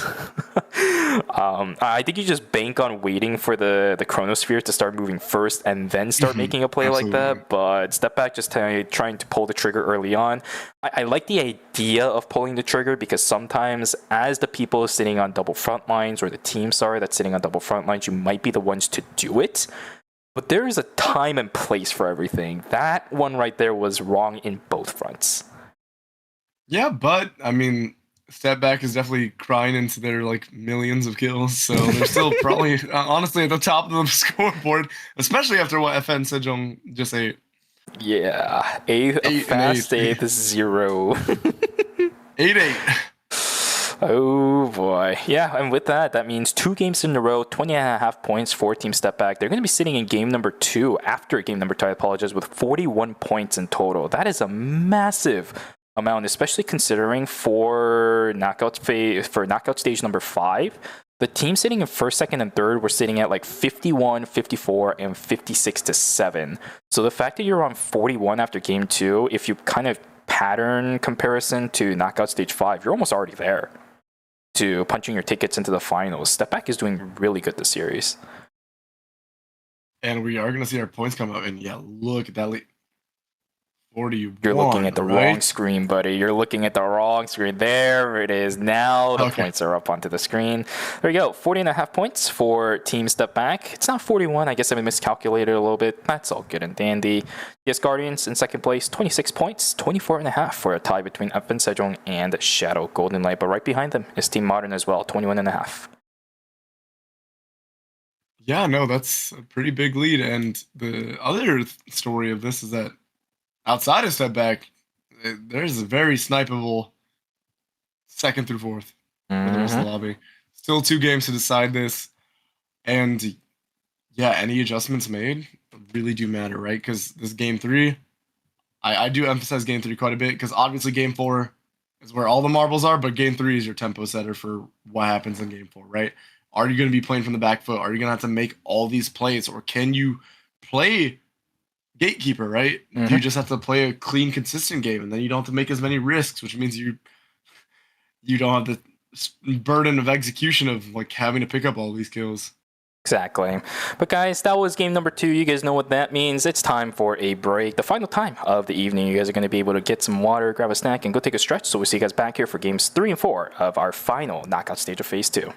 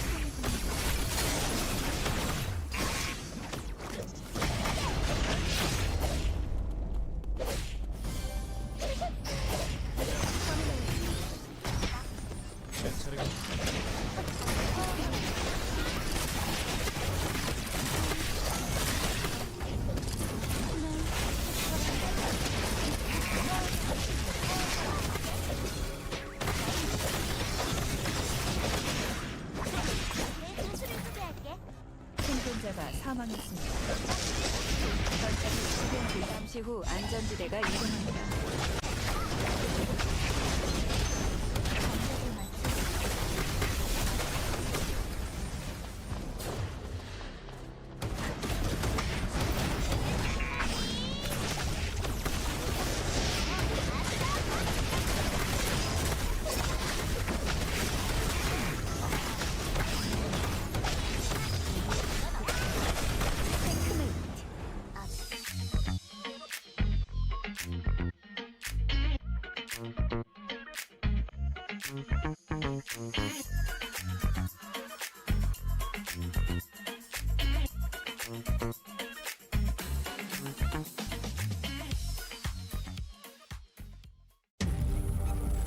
You're ready to get in the game now. The last thing you want is to wait. WD Black, performance storage, purpose-built for gaming. SSD speed that obliterates load times. Performance to transform your game. Expanded capacity to store more. Customizable RGB. WD Black. Because the game never waits. WD Black. Drive your game. 해변 같이 갈래요? 오늘은 저 혼자 왔어요. 다음엔 어떤 걸 쪼개면 되나요? 짠! 으이, 빨리 언니한테 보여주고 싶네요. 밤바다 좋아하시나요? 큰 파도가 올 땐 피하는 게 나아요.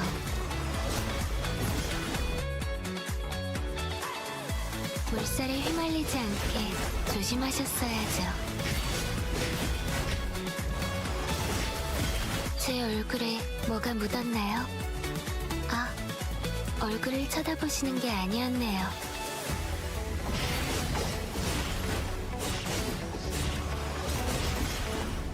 저와의 여름바다는 충분히 만끽하셨나요?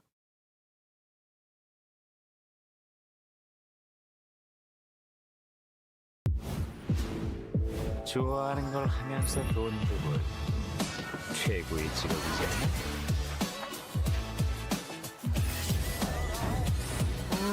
비즈니스를 감정적으로 하지 맙시다 우리. 풀스윙으로 깨부숴주지. 나랑 일해볼 생각 없어? 꼬리. 나중에 뛰어갈래? 지금 걸어가니?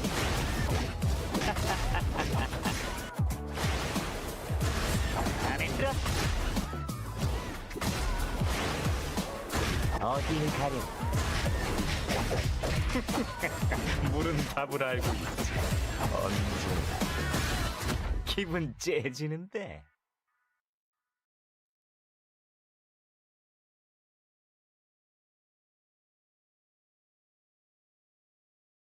시간을 되돌리고 싶다고 생각해 본 적 있나? 시간은 화살처럼 빠르다고 하지. 공감하지 못하겠다만 지금의 나를 네가 본다면 과연 뭐라고 할까? 멈춰있던 시간을 움직일 때다. 너희가 날 이용하는 게 아니다. 내가 너희를 이용할 것이다.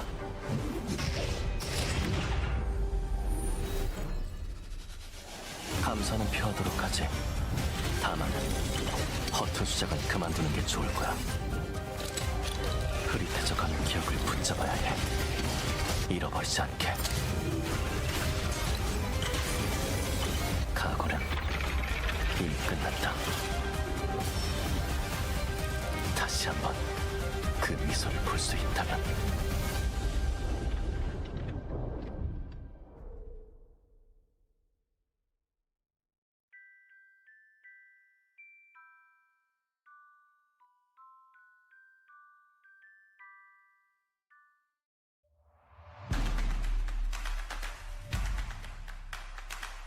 자, 럼프레벨도 추가적인 킬을 가져갔습니다. 균열 안쪽에서는 락스가 지금 균열에서 싸우고 있고요. 상대는 밀키웨이입니다. 이게 그리고 그렇습니다. 밀키웨이 조합이 한 번 이렇게 딱 들어가서 연계됐을 때 니아까지 콤보가 딱 들어가면서 진짜 한 방에 터트리는 그런 조합이었는데, 방금도 사실 원딜 거의 락스의 2명을 그 콤보로 먼저 메이킹을 시작했음에도 불구하고 대응을 굉장히 잘한 락스가 이제 이겨낼 수 있을 것 같은데요. 주요 스킬들이 많이 빠져있는 밀키웨이입니다. 그렇습니다. 커리 선수 뒤쪽에 와이어 박아주면서 앞쪽으로 이제 포커싱 들어가는 플레이도 굉장히 좋았고, 자 그러면은 밀키웨이 입장에선 이거 한 번에 들어가서 누군가를 잡아야 되는데 그러기가 쉽지 않거든요. 심지어 니아 궁극기가 없다 보니까. Welcome back from the break, everybody. Hope you guys had a good one, because that was the last break you get for the rest of today when it comes to Eternal Return Masters. Guys, we are down to our final 2 games of the day. That means after this, 4 teams are gone, 4 teams are in. It is going to be a rough ride ahead for a couple of these teams, but I know they have it in them. We're just going to dive straight into the character select. And while this is going, just a really quick update for you guys, because now that we're in Knockout Stage 6, we really have to start looking at the season finals. I just got word, there was a ping sent out from the Tejan Auto Arms Discord server that regardless of the result on tomorrow's games for the finals, they are guaranteed for day number 2, so I want to extend an early congratulations to the members of Team Tejan Auto Arms. I'm gonna be so excited to watch this, not new version, but the reinvigorated version of Team Daejeon Auto Arms in the season finals. I know I'm excited. I hope all of you guys are as well. Well, what we should be excited for is these last 2 games. Indeed. They're gonna be quite spicy. Everybody's sticking to what they were playing before. Heart will be rebanned for the last game, so that does mean we'll see the return of the beautiful Yeomon 11, most likely. Are we gonna have another 100% win rate on Youngman? Dude, at this rate, I just wanted to not play 11 so he maintains that stat. Yeah, just like pick up a new tank. The unblemished. It's like what I did actually when Hisui first came out. I won my first game in Norms with Hisui. I just stopped playing her altogether. I would always refer to people whenever they're like, "Oh, you know how to play Hisui?" I'm like, "Yeah, I got 100% win rate on Hisui in Norms, man." Just one game, 100% win rate. Yeah, that's what happened. For Daejeon Auto Arms, they ended up getting, if I remember correctly, it was first place, I believe, during phase number 1. They're also in finals for phase number 2. So that means regardless of what ends up happening, so even if they go fast 8th tomorrow, right, in the overall results, they're still guaranteed for season finals day 2. They're guaranteed to be one of the top 4 teams at the end of it for the season's circuit point overall total. So they're already guaranteed for day number 2. Tomorrow can just be a day where they just relax. But I don't think that's going to happen because Daejeon Auto Arms, they love playing the game as seriously as they can. Here we go though, folks. We still have 2 more games left for knockout stage number 6. After this, we can really start thinking about the finals. Other than that, let's see which teams are able to take the win. No substitutions when it comes to the players though, so everything is pretty much the same as it was during games 1 and 2. Yeah, it is going to be a pretty exciting last 2 games. We're probably going to see these lower, maybe, I don't know. I think because there's such a small point margin between 2nd and even 8th, maybe we do just see the classic ERM just Fiesta day 1, day 2. I think so like for the same thing as well. Yeah, there's way too many DPS damage dealers that are in this game right now, so things like this are going to happen quite often. Trio also in a little bit of trouble, will end up getting taken down. Overlord is another team that had a very, very good game number 1 but struggled a bit in game 2. I have to make things up, at least in this game. Peacemaker actually being invested from Mike to get out of this. Quite surprising about that one. Will, at least for now, keep their lives alive. I don't know how much longer that's going to last though. Pawn is going to land, still the health bar is there. Speed Gate available too. Ike is out. Yeah, well played. Good timings, and we are going to see Team Overlord getting into their early game Fiesta shenanigans yet again. Look at that power, that stellar charge. Elena actually was able to get a pretty quick combo out twice in a row. Good stuff for Team Overlord. That's what I wanted to see, right? 2 kills going in their favor, 1 point overall. Everybody else slowly making their way up themselves. 1 point for Team Shadow Golden Light, 1 point for FN Sejong, half a point for Youngju Whales, DS Guardians, and Step Back. Although that's going to change in just a moment if the lockdown onto Chica ends up happening slow with the 4 stack is enough to knock down Chica for Ninja Nardara and G. NCMB getting taken down somewhere. Same thing for the Heart on Team Ninja. There's another one falling down. Overlord just ransacking this lobby, sitting tied with Youngju Whales for 3 kills in day number 1.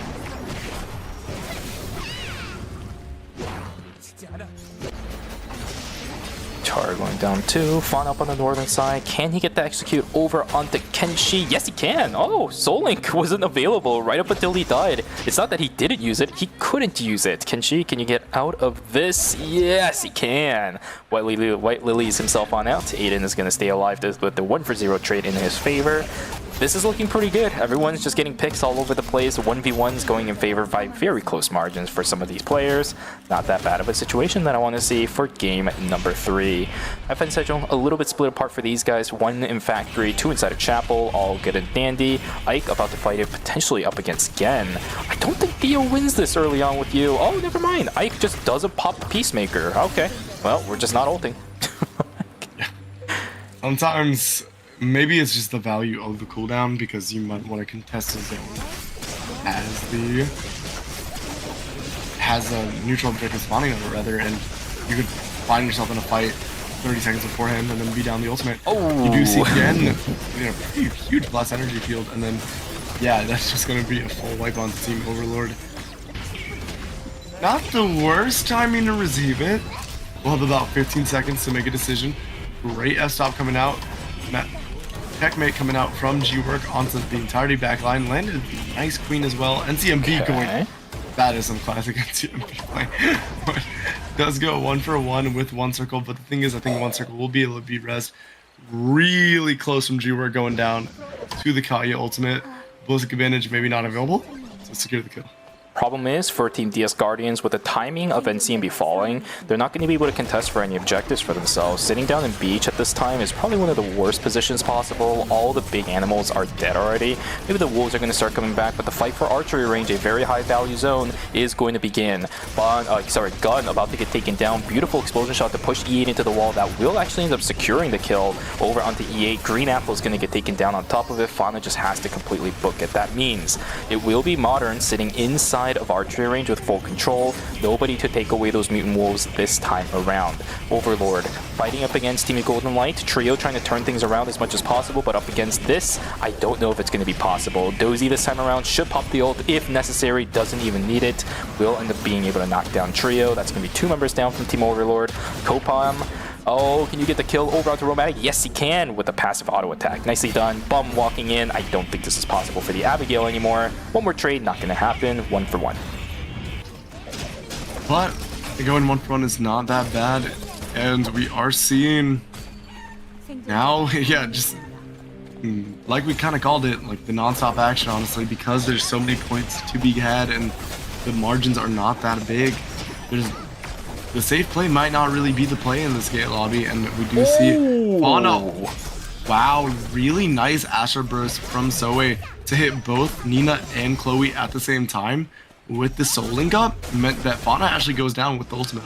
Yep. Even faster damage too, right? Because damage is shared when the Soul Link is up between the two, so if you're tagging both at the same time, the amount of damage that Chloe and Nina takes is absolutely insane. Trio looking for the initiation. Extra, it's going to be, Rumex jumping in, but the AoE is just way too much. Down goes the Elena from the get-go. Trio trying to do what he can to salvage the fight, but it is an immediate out. Problem is, Wolf Assault is activated. That means Priya is going to have to sacrifice her life for it. Down she goes. Nice attempt from Kroof to at least trade out NCMB, but it doesn't work out in their favor. Good call from Team Overlord, though, to immediately get out of the fight. And we are just seeing a little more posturing. 1 circle looking for that F-stop. Not going to land it onto Yeoman. Fancy, rather. Was able to dash. We are going to see a pretty long, I have to say, neutral game between these two teams. They're just going to be prodding a lot. They have both decent, triple range versus triple range. And now you're seeing the call-ins for the drones. That's just how important it is for this fight. And we do see on the top side, LB step back getting a kill on Team Overlord. But look at this. FN Sejong slowly corralling Team Shadow Golden Light into First DF stop. Awkward choke.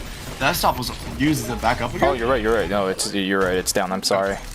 No worries. Let's see. But I mean, they don't even need to look at that. They can complete control of Uptown just by abusing the range of Katya and Mathapon against that composition. Unfortunately, Yeoman. Yeah. Go ahead. Oh, Fancy has to do a lot of the heavy lifting in neutral, right? Because Yeoman and Dozy on the heart and tier respectively aren't the longest range character. They're fine G-Work though. If they can at least kill this, something might have been salvaged. These rocket launchers are just barely creating enough space that Youngman might be able to find something. The yellow is there. Red is also going to follow through. CMB just sitting inside of a bush. Doesn't want to step out at all. Shimsei going to get taken down. It's a 1 for 1 so far between these two teams. Chica trying his best to run away. Never mind. And CMB does end up getting found out. Problem is, the other part of his team is also there. Down he goes. 2 members falling down at the same time. Fancy traded out. 1 for 2 in the end on the south side of the map. Nikki in Hotel will be completely isolated. Just going to be the racing boots built up for that Nadine when she comes back alive. Now, I'm really interested to see, because at this point, eating an 8th is really bad. So, I'm going to see how many teams are going to keep sticking to this aggression they had with day 1 and 2, or are they going to switch into a much more slow, controlled game? because you don't want to be the team to get third partied and lose your tournament from it. If anything, I'm really glad that no teams have gotten fully eliminated yet, but that you cannot do. Golden Light, squishy character up against that classic Nikki Adela combination, easiest kill in the world. Early blink for Fancy as well to try to get himself on out of there. Is this Nikki going to continue to chase? Yes, they are. Got time. No, he doesn't. Fancy's going to get taken down too. Minus 200. Fancy might have ran a little bit too far. If you're going to die, you got to just die fast before day 3 starts. Yeah, and if there's enough time, sometimes the teammate or the enemy team will not even let you die fast, right? They'll delay the death timer. But you should never be the one delaying your own death timer in those scenarios. If you're gonna die and you know for sure, I think if more than anything, NCMB coming around from the side is what sealed the deal. Good call from team, DS Guardians to let that happen. The team just flanking from the right side instead of everyone following through from the same direction. Good stuff from them. Golden Light still recovered, minus 200, but that is all they're going to have to eat as the heart fell down pretty early on. Not that bad of a hand that's been dealt to them. Everyone else, 24 players alive as we go into day number 3, middle of day number 3. I apologize. Nobody dead just yet, which is a good sign. Yeah, both the games before this, we saw a wipe in night 2, so definitely going to be very hectic once we get into these. Ooh, great engage coming out from Kobam onto the backline. Look at what he's doing to get, or what they're doing to Gen rather. They're absolutely running them down. But the sustain to the Theodore is insane. So well played by Gen. Unfortunately, that was at the expense of getting zoned off and not providing utility to the rest of their team. So no heals coming out for the Alex or the Aiden rather. Are you gonna try to Gen's so screwed. Gen is. Oh, you might have cast a curse in them into dying. Yeah, he's just stuck in the corner. Really unfortunate for Team Step Back, but Youngju Wales, keeping on the lookout, is able to execute that team. That means with that, a team is going to fall down in day number 3. It's our first place team. That means the score sheet will start getting closer to the top team. It opens up opportunities for everybody else in the game. Game 4 will be a butt clencher in terms of points. As we see it, we're going to see Team Modern get into a scuffle with Shadow Golden Light. Again, we're seeing the value of these triple range comps against the double backline plus tank compositions, because in the straight poke where you're up one character, and if Sardabi isn't able to find an engagement, in the neutral game you're always going to win out. You're just up one extra character in terms of like the ability to poke and do damage. E8 finding themselves a free rift, it looks like. The other rift wasn't even taken for anybody. Way too many contests. We saw it inside of Forest. Nobody there to reciprocate anything else. So just one single rift being taken advantage of during night number 3, going in favor of Youngju Wales. We saw the Emma grabbing that one. So let's see what they're going to build out of it. Oh, there we go. It was just, I think, Nightmare Nails that was built. Good stuff for Team Youngju Wales. They're going to be pretty happy with where they are. Absolutely. I think at this point, if you can get the main thing about triple range is getting that item economy acceleration rather, so that you can do the things that you want to do with the composition, which usually just chunk out, repeat, but you need to have damage to do that.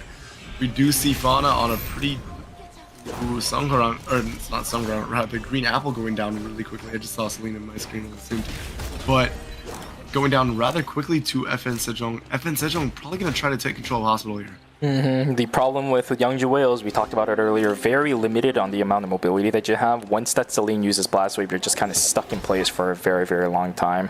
Everybody on Youngju Wales, very split apart. That minus 200 is just pretty much going to be alternative substituted out with the item Emma was able to get. They're net neutralized at this point. Not that bad of a situation again to be in. Doesn't obviously want to take that minus 200, but when you're put in a situation like that, minus 200 being the only thing you're going to be down, I'll take that actually. That was a sandwich that could have been that disastrous really for Youngju Wales. Yeah, you sometimes gotta take the lesser of two evils, right? You either wipe or you take some credits, minus credits. And in these kinds of games, you gotta take those. I mean, any game, but especially when it's so close, you can't really be taking those greedy plays. Just take the minus 200, take the minus even 400, because if you risk turning it, it goes poorly. You can easily lose your tournament life because there's not a lot of rounds to play for it anymore. Kopam sitting on a couple of core items for the Abigail, especially in this patch 8.4. We do have the Lunar Embrace as well as the Revenant, and the fight's going to begin inside a pond. Never mind, it's just over already. EA getting obliterated before he's able to react to anything. The Emma not going to have a chance to pop the totem, not going to have a chance to pop the change. There's nothing there. Another -200 going towards Team Young Whales, and with that, their wallets are broken. Needs to start getting the economy back up. Everything in their hands is what they have, but Fana gets caught out by another crowd control stack. Down goes the Chloe. No, not just yet. It's actually gonna be, unfortunately, Green Apple. Yeah, that pays the price for it. Fana also falling down. That means for Youngju Whales, I don't really know if they have the economy anymore or for the remainder of this game to even make a comeback after that. Overlord, while all that happens, Priya's gonna fall down. It's gonna be Modern picking up the kill onto that one. Try to make their way up into the top 4 as well. Good stuff from Team Modern. 8.5 points, looking very strong going into our final game so far. G-Work landing every queen off cooldown repeatedly and just setting up the team so well. We do see that that was a very free pick onto... Wait, it was Team Modern, yeah. It was coming from Team Shadow Golden Light, rather. And now we are seeing Team PS Guardians looking for this fast Wick take. Unfortunately, the Wick walked a little past the explosion drone, so a little less damage coming out. Still should have enough triangulation going on. So now we're gonna see we do have 3 teams contesting this. It looks like it's just gonna go to Team Overlord though, because while all this is happening, Ninja Naldarang is wow. Chica got absolutely obliterated. Yeah, there is no DS Guardians and Ninja Nardarang. It was just DS Guardians. That Hyejin did not live to see anything past like maybe half a second of her life. Unfortunately for Chica, that's going to be a -200 going towards Team Ninja, who does end up doing it immediately. So they're also going to be down in the dirt when it comes to credit counts. Youngju Whales, same thing for them, still down on credit counts. I think they called something inside of the Gamma. Their credit count just shows that it's going to be the case. I'm not entirely sure. Team Modern looking to fight up against Shadow Golden Light. The poke out from Zoe is just too good though. Golden Light forced to eat some red as we start going in 30 seconds remaining for night number 4. And the zones are going to start to get a little claustrophobic as teams goes in, and we do see... wow, look at that damage. Yeah, Gun just... Gun and Zoe just absolutely obliterating Golden Light and Shadow Golden Light rather, and that's not what you want to see because you're going 7 kills 7th. It's not terrible, but you really want to rack up as many points as you can. It's the only game they had left with the heart as well. Here we go, Modern trying to duke it out this time around up against Team Ninja. That's a beautiful explosion shot from Zoe to push that Hyejin out. That's going to be an execute. The Terminate coming out from Team Modern to another team. 2 teams consecutively back-to-back inside of Pond and Stream. Down goes Shadow Golden Light, down goes Ninja Nardarang MG. This is good for Team Modern. They're pretty much at this point securing their place in the top 4 if they can get anything more. 2 on the F-stop, not going to result in anything. Good result, I would have to say again, by the way, for Team Modern. They just picked up a blood sample for the William 2. That's the Chaser online. Filthy, filthy team composition right now for those players. Look at F and Sejong, by the way, if we want to talk about if you have bloods online. You have 5 across the board. What the hell? Yeah, I know, right? 2 called in as well. 2 on the weapons. I can accept all the other ones. Maybe they got the red boxes, but oh my god. Yeah, at least 1 was from a red box. I know the Blood Ripper that's on Romatic. Okay, Burgundy probably as well on Romatic at this point, unless... not Romatic, sorry. No, you know, you're correct. Yeah, okay, this is Romatic on the... Yeah, it was Romatic on the cut, yeah. I'm getting quite tired, but yeah, we are gonna see, like, Soy is just running down teams with this Justina. It's incredible. There's no response from Team Overlord either, because the moment you jump in, you're really putting yourself into the fight. But if you just keep eating damage from Soa, you have to continuously run.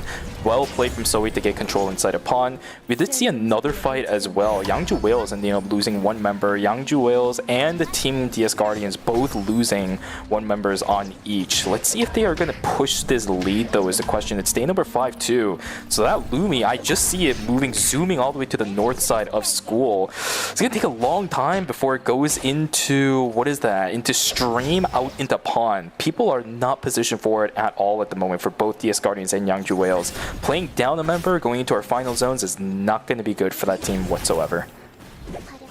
Yeah, it means that your win condition really is other teams just over-engaging, and then you're getting a third-party angle. We do see neutral restarting between FN and Central. Oh, wow. Oh, no. Very lane obliterated. Oh, yeah. no. Very ill-advised engagement from Rumex. That's... I don't know how much of that you can say is ironclad diff, but it definitely would have helped. And really unfortunate for Team Overlord. They're going to get taken down. While that was happening, DS Guardians actually ends up wiping Yangju Whales 2v2 inside of Cemetery. Good stuff for them. I don't know if DS Guardians have enough time for the Lumi to start making its way around. I see it on the pawn bridge. They're making their way up. If they have the credits for it, I think it's possible. It's starting to go up. Yeah, they have the space for it. The team that was sitting up there actually gives them the leniency to get that res and start running away. Sardabi a little bit too far pushed forward.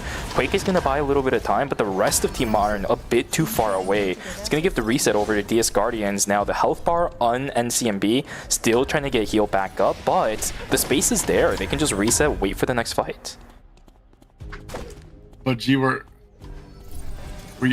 I've seen a lot of posturing from G-Work with Queens, and G-Work has been really on point landing his combos this game.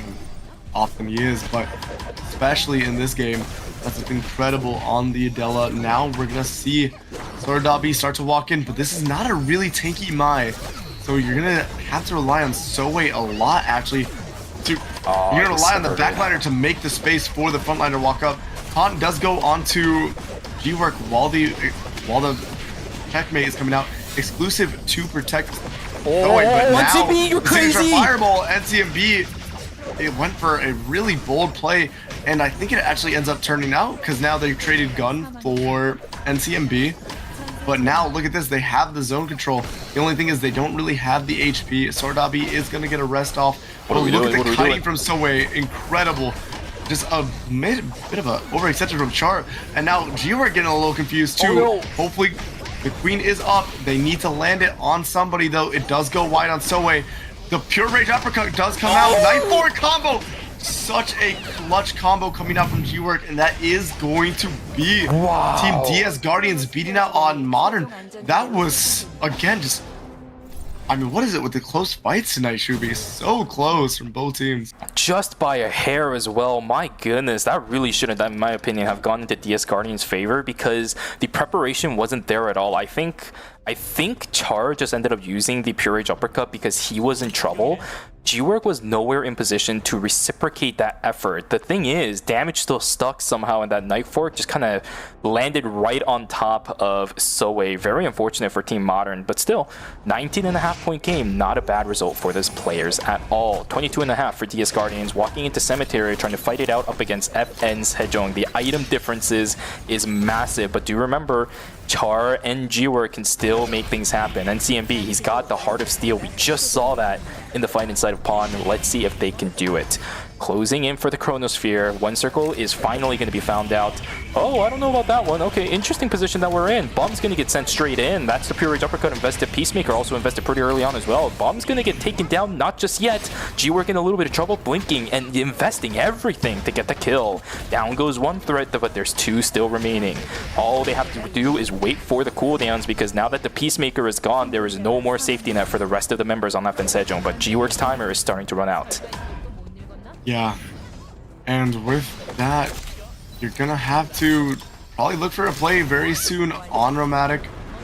You see, yep, you were trying to take Ooh, the Chronosphere is not doing Team DSG any favors though. One circle, do you have the F-stop available soon? Does not look like it, and the dive is true.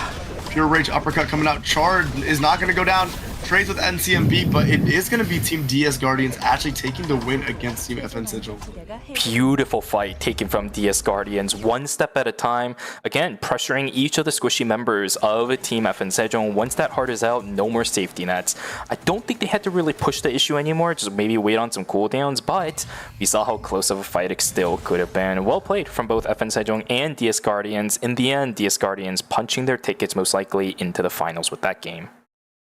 Yeah, really good effort coming out from Team DS Guardians. And yeah, I think G-Work had a really standout performance. There was a lot of Knight Forks and Queen combos that barely on the tip, and it was the difference between their team winning and losing fights. So definitely big shout out to them.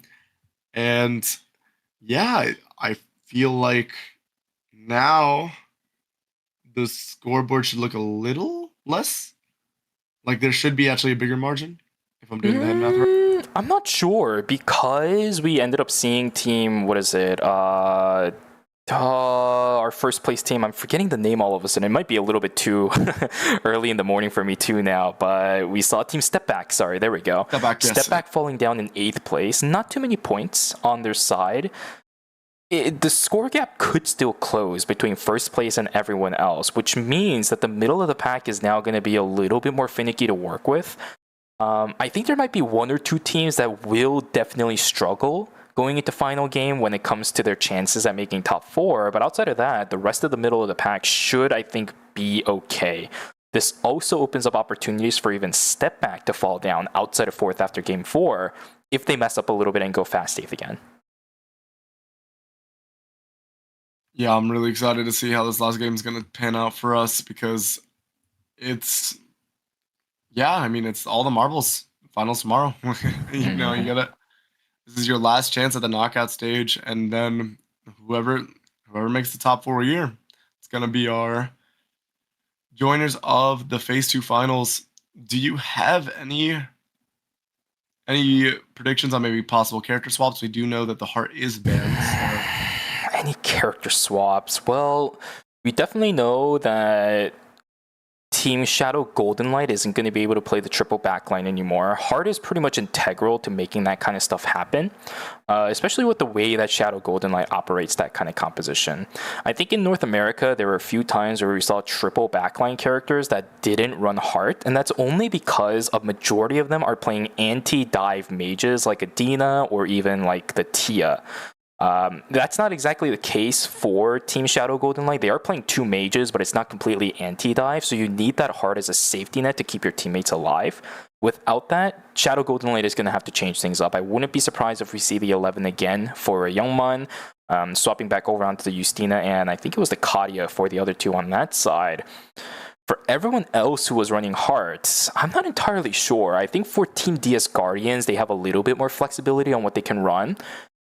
G-Work on Elena wouldn't be a too far-fetched prediction at this point, just because of how well set they are going into our final game. I do like G-Work's Elena quite a bit. It's really good. I think the only reason they played is just to practice it for finals, I assume, if that's what they want to play. I think Elena is one of the harder tanks to pilot in competitive, though, so I'd be definitely pleased to see. The difference between G-Work's Elena and everyone else's Elena, though, is that G-Work always tends to look for flank angles, and you will go for pretty much any single way to do it, whereas we see Rumex playing the Elena as a very genuine frontline tanker than anything else. So the threat onto the backline from the Elena is not as much as what you would see on G-Work. If he does end up bringing out the Elena, do expect something like that to happen, which is pretty standard when it comes to G-Work's playstyle on that character. Not too big of a difference. Here we go, though. Leaderboard for our final game going in is going to be DS Guardians in first place, as we predicted. 54.5 points for those guys. Step Back in second with 46.5, 41 for Team Modern, 38.5 for FN Sejong to round out our top 4. Starting from 5th, Shadow Golden Light, 31.5. That's going to be a rough ride still from them. A 7-point difference between our gatekeeper of FN Sejong compared to anybody else. At least 7 is what you need. Yeah, that's 7 from the get-go, and then obviously if any other points are picked up, at the minimum, Shadow GLT will have their work cut out for them if they want to make it into the top 4, Because I know FN Sejong is probably going to play some very, very disciplined Eternal Return in this game. Oh, you know, now that I think about it, I think I figured out what Team Ninja's like name is. So, okay. So they have Ninja, Nardara, MG. So I thought it was supposed to be like Nardara because that's also a technical word, and then MG separately, but I think it's Narda Ramji, which is squirrel. So is it like squirrel ninjas or something? Is that what it's supposed to be? Are we going to Shadowverse? Yeah. We got the Shinobi squirrels in there, right? Yeah. I was thinking of a different card game. Oh yeah? Which one is it? I was thinking of Yu-Gi-Oh, but no. Oh, Chica hovering the Yumin. Alright. Yumin would be an interesting addition to this lobby. A triple range. Yeah, that's a very risky play though. Yumin is pretty good at anti-dives, yes, absolutely, but the range he plays at makes it very difficult. I think this is a way better idea. Not having the heart is going to make it a little bit difficult, but we've seen Kopam just kind of do things on his own without the heart anyways. I think this is completely fine. Chica, Kopam, and Ike are the very few unique style players where even if you're running triple DPS, you don't rely on the Peacemaker to keep yourself alive, you just play well. So I think this is okay. I actually think the Peacekeeper is more so Kopam doesn't have to worry about their backline, and so I guess in that way, the Chloe fills a very similar role where you don't get killed, right? While your Abigail is diving their backline rather. Not too big of a difference for a lot of these players though. Regardless, we once again have the 11 from Youngman coming out as we predicted. Without the heart, that means for Team Step Back, no, it's not Step Back. Who's the other one running the heart? I'm forgetting. DS Guardians. Nope, it's not DS Guardians either. Who the heck was it? Shadow Golden Light. Shadow Golden Light. Was it Ninja Valderam and I believe wait. Was it FN Sejong? Oh, it was FN Sejong. It was FN Sejong. Yeah, because they were running the Heart, Nathapon, and You and I might need to go to sleep immediately after this. We are starting to lose our minds. I am losing my mind. But I am going to be on the 20. Well, I am on my 23rd hour now because I had classes today. So you didn't sleep? Oh no, bro! I thought you slept before this. Oh my goodness. No, I was doing some coursework. Oh no, you should have told me. I would have actually so here's a little bit of information while we wait for the early game to go through. So today I genuinely thought it was supposed to be Superior. He is actually available today, but I thought it was supposed to be Superior. It was actually Kaz that was scheduled to play today because I think Superior has some stuff he needs to handle today. He is available right now, but I just told him to go to sleep because Kaz was signed up for today anyways. If I knew you didn't sleep, I would have asked Superior to stay, bro.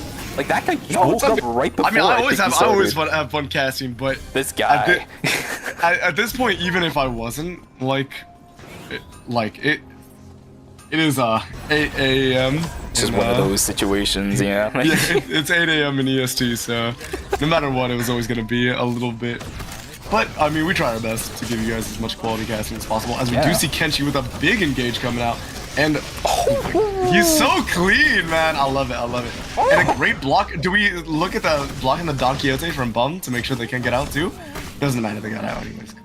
Oh man, using these step backs as a way to dodge out on pretty much every single skill in existence. Nicely played from Kenshi. Bana will also find the win on the 1v1 up on the northern side. Gun's gonna get found out and taken down as a pick for Team Overlord as they're all grouped up together.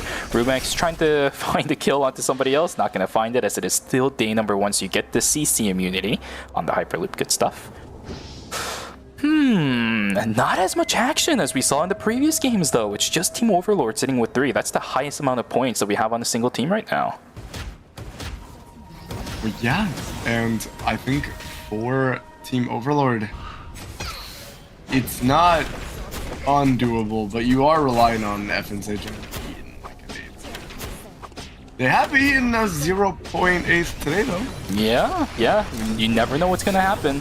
That's why this game really is going to matter. As I said, it's going to be a bit of a butt clencher. I know the score sheet is a little bit more, not closer in comparison to what we saw during Game 4 in Knockout Stage number 5. But with the results we've been seeing in Knockout Stage 6, I really can't call it at all at this point either. So yeah, CNJ Esports, sorry, not CNJ Esports, 8ㅅPhase Sejong, as well as Team Modern, both losing one member individually as, okay, that's not a -1, right? We talked about this yesterday. Oh wait, you weren't here yesterday. That's the Blast Plant death for the Mai. The kill credit still goes in favor to Team Overlord, as you can tell.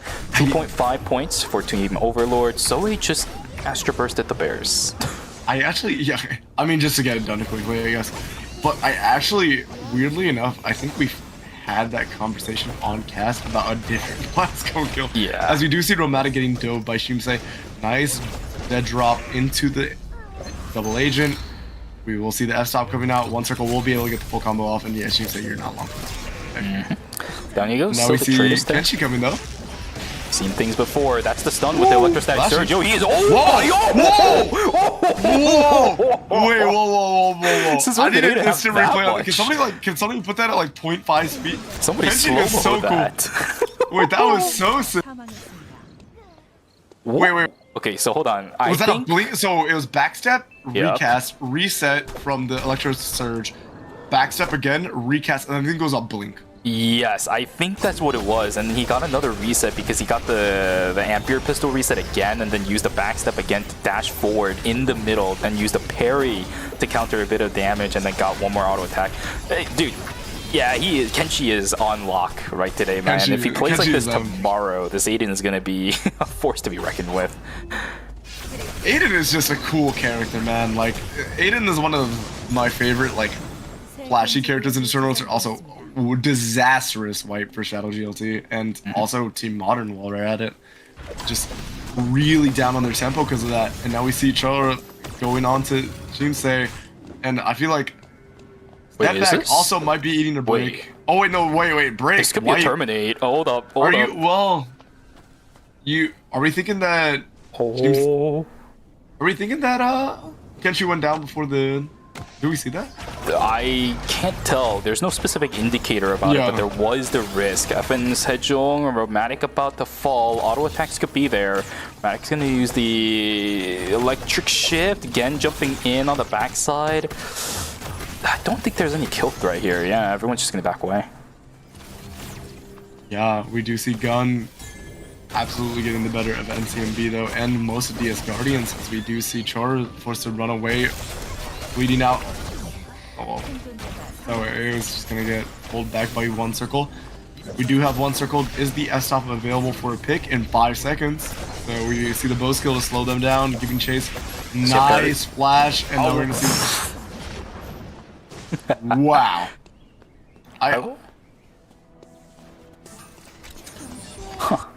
I will say, I think One Circle's been pretty good at countering the parries. He's always good at expecting that, so he's just holding out on the auto attack until the parry's over. So well played from him. Trio, gonna run down Fancy as one already taken down. 11 is gone, Youngman dead. Yeah, Golden Light, if they want to maintain 100% win rate for Youngman on the 11, they're going to have to win this one to finish out the night. They're pretty... Oh, actually not guaranteed. So if they win this game, that would be a really big one in addition to the statistics. G-Work being forced out. Checkmate going to be invested for him, but it's not going to be good enough. He's Guardian in a bit of trouble. Chara's also going to get taken down. 2-0 in favor of Team Modern. We do have Nailbiter for DS Guardians because they're not worried about their points, I think, at all. I don't think there's... You have to basically eat your 8th year, but I've seen crazier things, so I think they should just try to play a safe game and just make sure that they can make it deep enough where they're 54.5 points and then some placements will carry them through. Because you definitely don't want to wipe and then somehow get upset. In the end, for DS Guardians, this is a really good scaling composition as well. The further late you go, your damage window is just going to start skyrocketing. So, I think it's okay for them to play a bit slow. Now they're going to duke it out up against Team Ninja inside of the Dimensional Rift. A very early checkmate being forced by G-Works. That's not going to be a damage source they're going to have access to, but NCMB pumping auto attacks into Chica. The Wolf is going to be enough to knock him down, but traded in kind is going to be NCMB. Caught up by a Queen is going to be... Oh, Kopan, there's no damage to lock down anything. Oh, that's unfortunate. The Queen is there, and the Night Fork is there as well. The only problem is Char, the last one alive on their side. Ike, also the last one alive on Team Ninja. No more reses are going to go on through. That means with Ike sitting inside of the Chronosphere, I think this might be it. I don't really see a way in which Char can turn this around. Yeah, I don't think so either. And even with the ultimate from the Chloe down, like the ability to space out, and yeah, it's a Ghost Bride, Diamond Shard, Nikki. There's not a lot of damage on the board. So we will see that will be the Rift going over to Team Ninja Nadaram, which means our squirrels are flying high. Squirrels? But see, I'm pretty sure that's what it is, because that MG always threw me off. I think that's what it is. Taramji, yeah, it has to be. It has to be, especially with the fact that G is capitalized. I think that's what it is. I'm almost willing to hedge my bets on it. Like, you could fool me. Like, I'll just believe you. Like, you sound too confident for my lack of the Korean language for me to not believe you. Romantic is gliding, by the way. Can we talk about that? Oh, that kiting. Holy moly. That's the kind of kiting you might see in other video games, not for ER. My god. Oh my goodness. Oh. That was actually... We got squirrels and rats in this game, but like absolutely gliding. We got an Elena on the wrong team comp out here, dude. Wow, that was incredible. But I mean, those are like the kind of player cams that we wish we could get, where we could also just see like their inputs per second. I know. It's actually one of the things that I really wish Eternal Return could support, but because of the sheer number of players in the lobby, it's so much more difficult to do. It's like in League, how they have individual camera POVs, right? Their screen POVs and things like that. It's kind of hard to support, especially on a non-LAN tournament in ER. It'd be unfortunate to do that. Oh, Team Modern stuck in a little bit of an awkward spot. Very early usage of the what is it? The signature fireball, which is very, very good. Very good call from Team Modern to just completely skedaddle on out of here. Yeah, I think it's... I mean, you never want to use it to escape, but it is actually not a bad escape tool for the William. You get like basically 3 free dashes, make a lot of distance. And depending on how far you put it, you can also get the distance from that alone too, putting the balls far too. Yep. Or rocking the Diamond Shard pretty early. This is not really a tanky Nikki anymore unless we land a lot of good Garden reverses. G-Work getting frozen out in the fight, but look at Trio. Trio eating a lot. Harry comes out, is going to blink out all the checkmate. We actually could see a re-engage possibly. Or a third party coming in from Team Modern.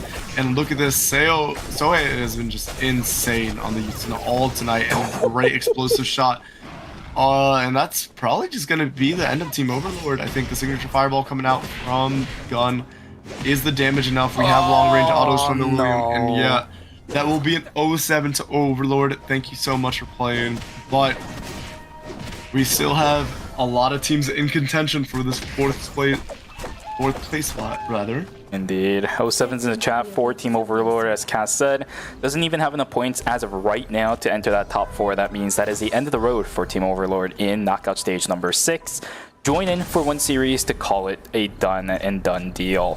Although it doesn't matter for Team Overlord, I think they still managed to secure a sufficient amount of circuit points to at least maybe contend for the LCQ finals, but this is a huge risk taken from Team Yangju Whales as well as Team Modern. Both of these two teams looking for the top 4 spots. It's not looking good. Fauna taking down below half HP very early on, but that is also the Astro Burst invested from Sohei. Big ultimate cooldowns being invested from Team Modern in exchange for a lot of damage. damage. The thing about Fauna though is that he can rest up and get that resource back. Sardabi back to half HP, explosive drones also being sent out by Yangju Whales. Needs to really win out on this. Yangju Whales are the ones in trouble here. Modern, they're okay with where they are in the score sheet. Let's see. Oh my god, those laser damages are stacking up from Soe. Lands onto 2, lands onto multiple people at the same time. Soe taken down to half HP, below half HP. Fight's gonna have to reset. Health bar is not looking good for Team Modern, but they have the timer to reciprocate. Let's see if they can win this. Yeah, I'm really liking the disciplined play from some of the teams on Rift tonight. I think they've been taking a lot more time than I have been seeing previously. Sardabi able to land a taunt onto Fauna. Fauna taking a lot of damage. Solink is popped, and now we do see E8 diving onto Bun. It's over. Or Gun rather, and Gun is returning a lot of damage. Fauna goes down, and now it's just Green Apple versus the entirety of Modern. But look at the HP bars. Heals are gonna start to go out. Soe is gonna heal up halfway there.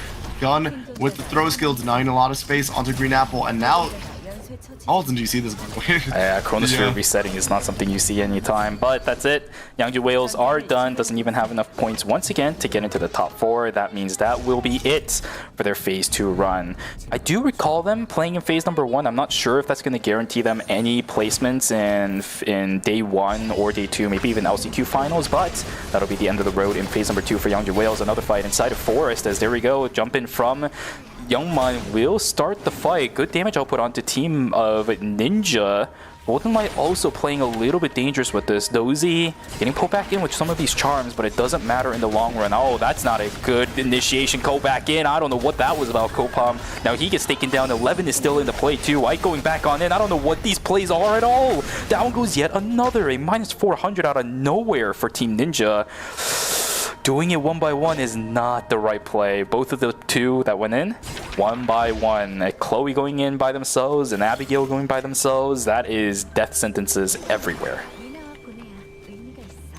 Yeah, and you really don't, I mean, again, you really don't want to be eating these because you needed a pop-off game if you're Team Ninja, and minus 400, I don't think you're going to meet that pop-off. You're going to have to get lucky with some third parties. Is Team Ninja.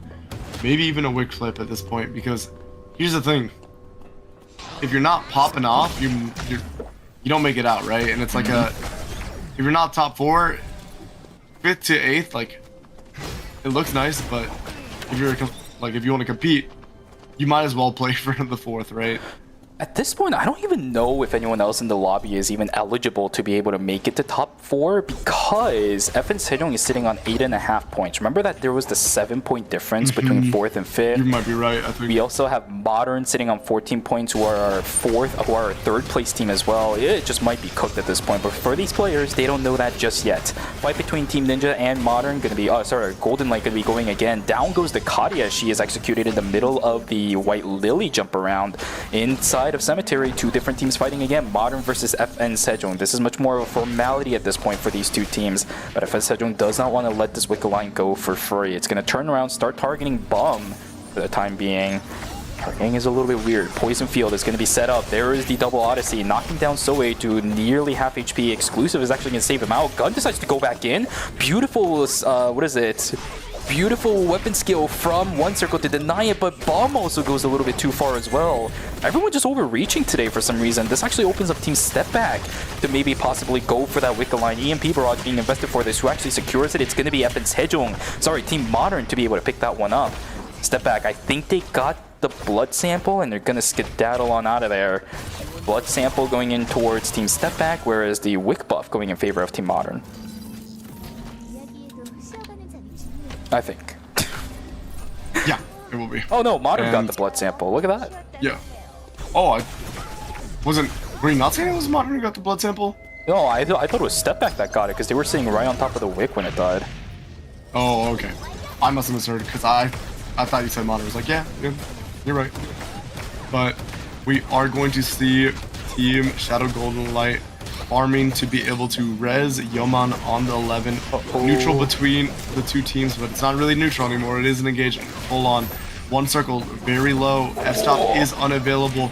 Soe, are you going to... Oh, wow. You're going for a miracle play, and the... that was a really important exclusive to pull you out. Such close margins on everything. Absolutely. very close margin. Really, really brave play though. I'm not gonna lie coming out from Soe because you're committing your best utility tool for safety to trying to just really. I don't even think would it ever kill there. I think it would if FN Sejong for both the Nathapon and the Rio they didn't have Blink because Rio was right on top of it. Sorry, not Rio Blink, but Rio Soar and Electric Shift. Both of those were available, which is why Romantic was able to get out.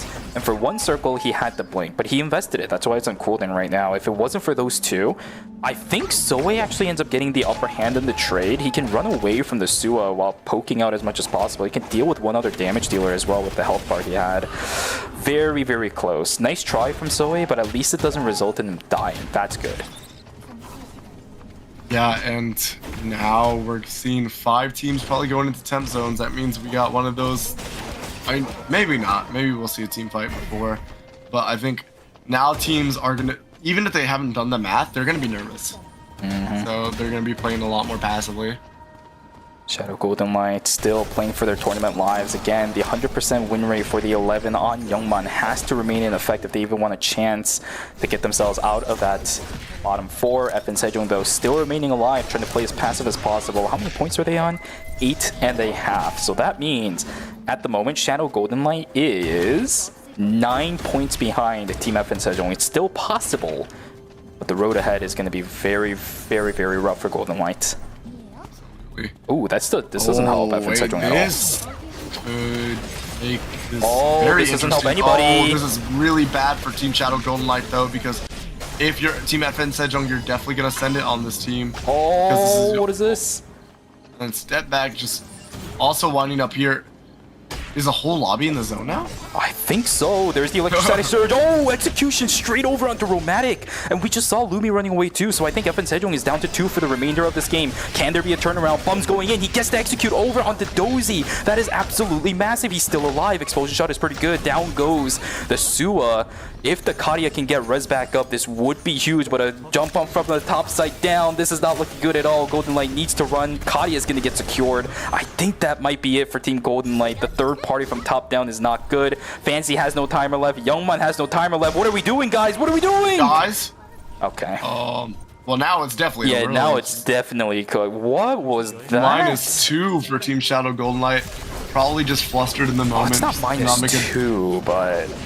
It is? No, because it would have shown up on the banner at the left. The kill credit, I think, goes in favor of Team Step Back because they pressured them in and the damage for Remnant was still there for the timer. Okay. Oh, but this is not good, though. Look at this. Step Back, jumping in with the VLS straight in onto Team Ninja, who are trying desperately, even though it might be in vain, to win out on this game. But the damage output from the Theo and the Alex is just way too big. Ike needs to run away. Is the damage there? Yes, of course it is. Team Step Back with 19 points to secure the top 2 spots in this game. We're going to go straight into the final zone, which is going to be Chapel. It's going to be between Step Back and Team Modern, 2 of our biggest teams coming up from knockout stage number 5. What a run these 2 teams are having so far in knockout stage 6. Very, very exciting to see a final zone between the 2 teams. I mean, I'm excited to see the last fight of the night be a fight with Team Step Back. And Team Modern, I feel like Soe has been performing excellently so far too tonight. Definitely some of our best performers on the night, I think, individually. Interesting that Team Modern opts to go up into Cemetery instead because our final zone is going to be inside of Chapel. Chronosphere spawning up on the northwest side of this zone too. It's actually going to set up pretty well for all the teams in relevance. I want to see something from Team Step Back. It's going to be them on the chopping block this time around too. Team Step Back has to make the play. Shimsei, I want to see this team not messing up like earlier. We saw that funny shenanigans with the White Lily. Let's not do that this time. We saw the funny shenanigans with the flank. Let's not do that this time either. Signature Fireball invested from Gun. That's a big cooldown going in favor of Team Step Back. This might be the opportunity for them to send it. The only problem is you still have the Astro Burst and the exclusive on. The dive, while it sounds great because there's no signature fireball, it's still hard to make it work because there's a lot of invulnerability available. And Gun is still mobile even without the signature fireball. Here we go. The flank is going to be cut off with the EMP barrage. Shimsei going to jump on in, but the Astro Burst, as you said, is going to be so good at keeping everybody alive. Down goes Kenshi. I think this might be it. Shimsei still trying to do his best to stay alive too. Sardabi gets pulled back with the dead drop. Can the auto attacks be there? Yes, there is. It's a 1-for-1 trade so far. Gun taken so dangerously low. Rez back over onto Kenshi. This might be it for Team Step Back. They may have gotten the revenge for the deaths earlier and beyond. Are we going to be able to see Step Back win it out in the end? Modern on the back foot. Gun, does he have the signature fireball? Yes, he does. No Astro Burst for the time being, but all the ultimates on Team Step Back are also gone. The only thing they have is number advantage. EMP Barrage down. This is going to deny Soe from running back. Signature fireball down from Gun. I like the initiative that he is taking. Dissipation is going to be dodged up, but the execution is there. Down goes the William. Soe might have run out of his tank on top of that. Energy Blast Field to secure it. That will be Step Back finishing out our evening with 25 points in first place. GG's and congratulations.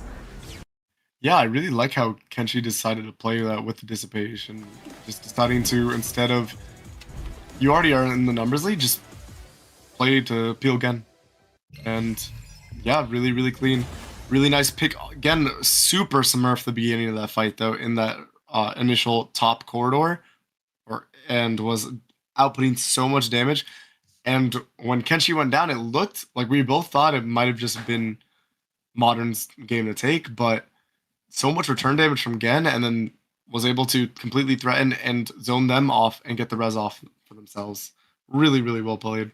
Initiative taken from that team. This time around, it actually works. I think for Team Step Back, with this, it should be a pretty well-known lesson that this team composition only works if you're playing together. I think that flank idea from Shimsei that we saw in game number 3 is a little bit of an overreach, because if you're looking for a quote-unquote flank on Alex, just put the EMP barrage in a position where they can't run anymore. I loved the EMP barrage position in that final game just now. The first one that was invested, because it blocks off the way of leaving on the north side for both Soe as well as Gun. Forces them to run to the right, but with the positioning on the William, he doesn't have that much space to work with. So that EMP barrage was more of a choke point created for Team Step Back to work with. That's what I need to see. Not a weird flank where you just run all the way around to isolate the rest of your team. Because if you do that, now you're playing with your Aiden. Now you're playing with your Theo. So much more damage potential in a situation like that. Well played. Yeah, super sick for Team Step Back to take our last game of knockout stage. Just period. Team Modern, they might have not been one of those golden run teams, the miracle run teams that we started out with, but has made their way up from knockout stage number 3 all the way up to the final. So really good run from Team Modern. Domination, by the way, yesterday as well. 6 games in a row. They almost had 7 and 8. Got a little bit unlucky here and there, but if it wasn't the case, could have been a clean sweep run from them. Today, a little bit different as the caliber of teams are definitely a lot better. But we've seen that Team Modern can still hold their ground. Tomorrow, during the finals, we'll see if they can do the same thing. Obviously the biggest test of them all, but in general, I was really impressed with their play, especially Soe. Yeah, for sure. Well, this is going to be pretty interesting on what the score sheet is going to look like. Well, we know what the results are going to be. I think the top 4 is still going to stay the same. After game number 3, the point differentials between FN Sejong compared to everybody else for the top 4 way too difficult to overcome. They also managed to secure a good amount of points. Same thing for Team Modern, which just widens the gap even further. I don't think there was even a chance the moment we started going into night number 4, maybe even number 5. And I think that's still a pretty great collection of players to come into the finals with. I think we will have a pretty spicy Phase 2 finals. Yep. Phase 2 finals is going to be fun. I have to remind myself which teams are actually going to be playing. We should see the graphic for it after the score sheet comes up, so we'll know which teams are playing tomorrow for the finals. We're going to wait until that actually shows up as well for you guys, so you know what's going on. But until then, until the score sheet comes up, I'll also have this on the screen. The drops are going to be available too. Somebody posted in the chat earlier, but you guys can have it one more time. 0830HJEVN for your common season fragment vouchers, as well as the drop token. begins. Kaz, let's take a look at what the scores are going to look like. It's going to come up on the screen right now.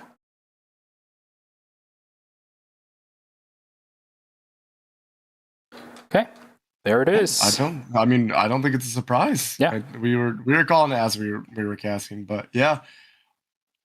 Pretty measurable even gap between FN Sejong and Shadow Golden Light. They would have had to somehow spawn in another 10 points to make the difference. So well, if they did manage to spawn in 10 from kills, Shadow Golden Light would have won the tiebreaker. This is a bit scary if you're a Team FN Sejong fan, because their entire season has been really, really shoddy. We talked about it in phase number 1. They also ended up in 6th place, right, overall. So that means their overall point total when it comes to the circuit is very shaky. Ending 4th place, yeah, there was a 10-point difference, but to end 4th place in knockout stage number 6 as Team FN Sejong, who has had such good achievements in the Eternal Return competitive scene, is also a little bit shaky. Tomorrow has to really be that concrete proof that FN Sejong still has it in Season 8. Otherwise, I'm not really keen to give them a high fighting chance during the season finals either. Yeah, for sure. Do you have a favorite coming into tomorrow? Let's see. Well, I have a graphic for the brackets as a whole. We know what the teams are going into our finals from knockout stage number 6. Once again, it was team, let's see, FN Sejong, we have Modern, DS Guardians, as well as Team Step Back. So with those 4 teams, joining them is going to be Daejeon Auto Arms, Gyeonggi Innate, Always Incheon, and Team Insider. Wow. All right, so who do I give the advantage to? I think it just has to be Daejeon Auto Arms. This team has looked incredible in Season 8. Phase 1 domination. Insane amount of plays coming out from this entire team. And from phase number 2, rolled over the entirety of group stages. They pretty much won, I think it was almost every single game save for 1 or 2, whereas Insider also won every single one of their group stage games. Tomorrow is going to be a set of games and a half. If you guys do not want to miss it, because it's going to be good, show up here at 4 a.m. Eastern Time. It's going to be a good series. But what about you, Kaz? Looking at the teams that are playing tomorrow, what's your prediction? I really liked what I was seeing from Team Insider, and I always like watching Always Incheon. And then I think for all our Western fans, I feel like everybody's an Auto Arms fan every time I see Twitch chat. Like, it feels like Auto Arms is the fan favorite for the Western side at least, so those will probably be my 3 to keep an eye on. Mm-hmm. Rightfully so. All of the teams that we always tend to look at rightfully deserve the attention they get. Even Gyeonggi Innate as well is another team that has always shown us very, very good performances. Look a little bit shaky every now and then, but outside of that, they look stable. That's the thing I love about Gyeonggi Innate. When they're doing good, they're super, super stable. No real mistakes coming through, no real macro mistakes, no real micro mistakes either. They just play their own game, and everything just tends to work out.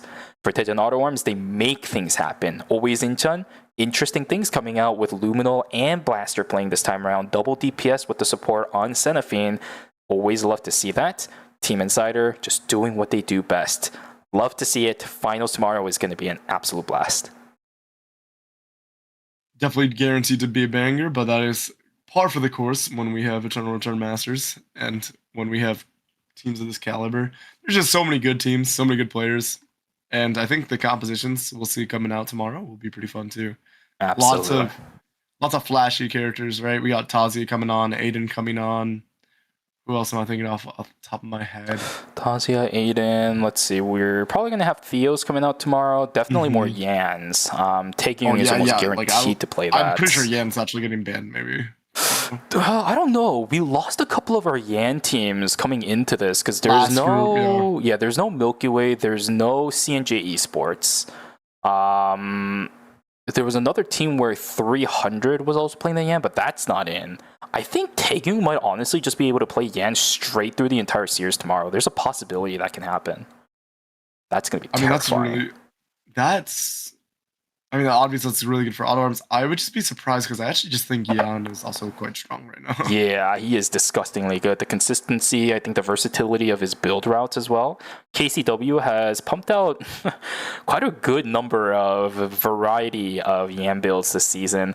All of them have kind of exploited that blaze up effect on now that it stacks on your E empowered auto. That allows the blaze up to be stacked very, very quickly as long as you're weaving in auto attacks and things like that.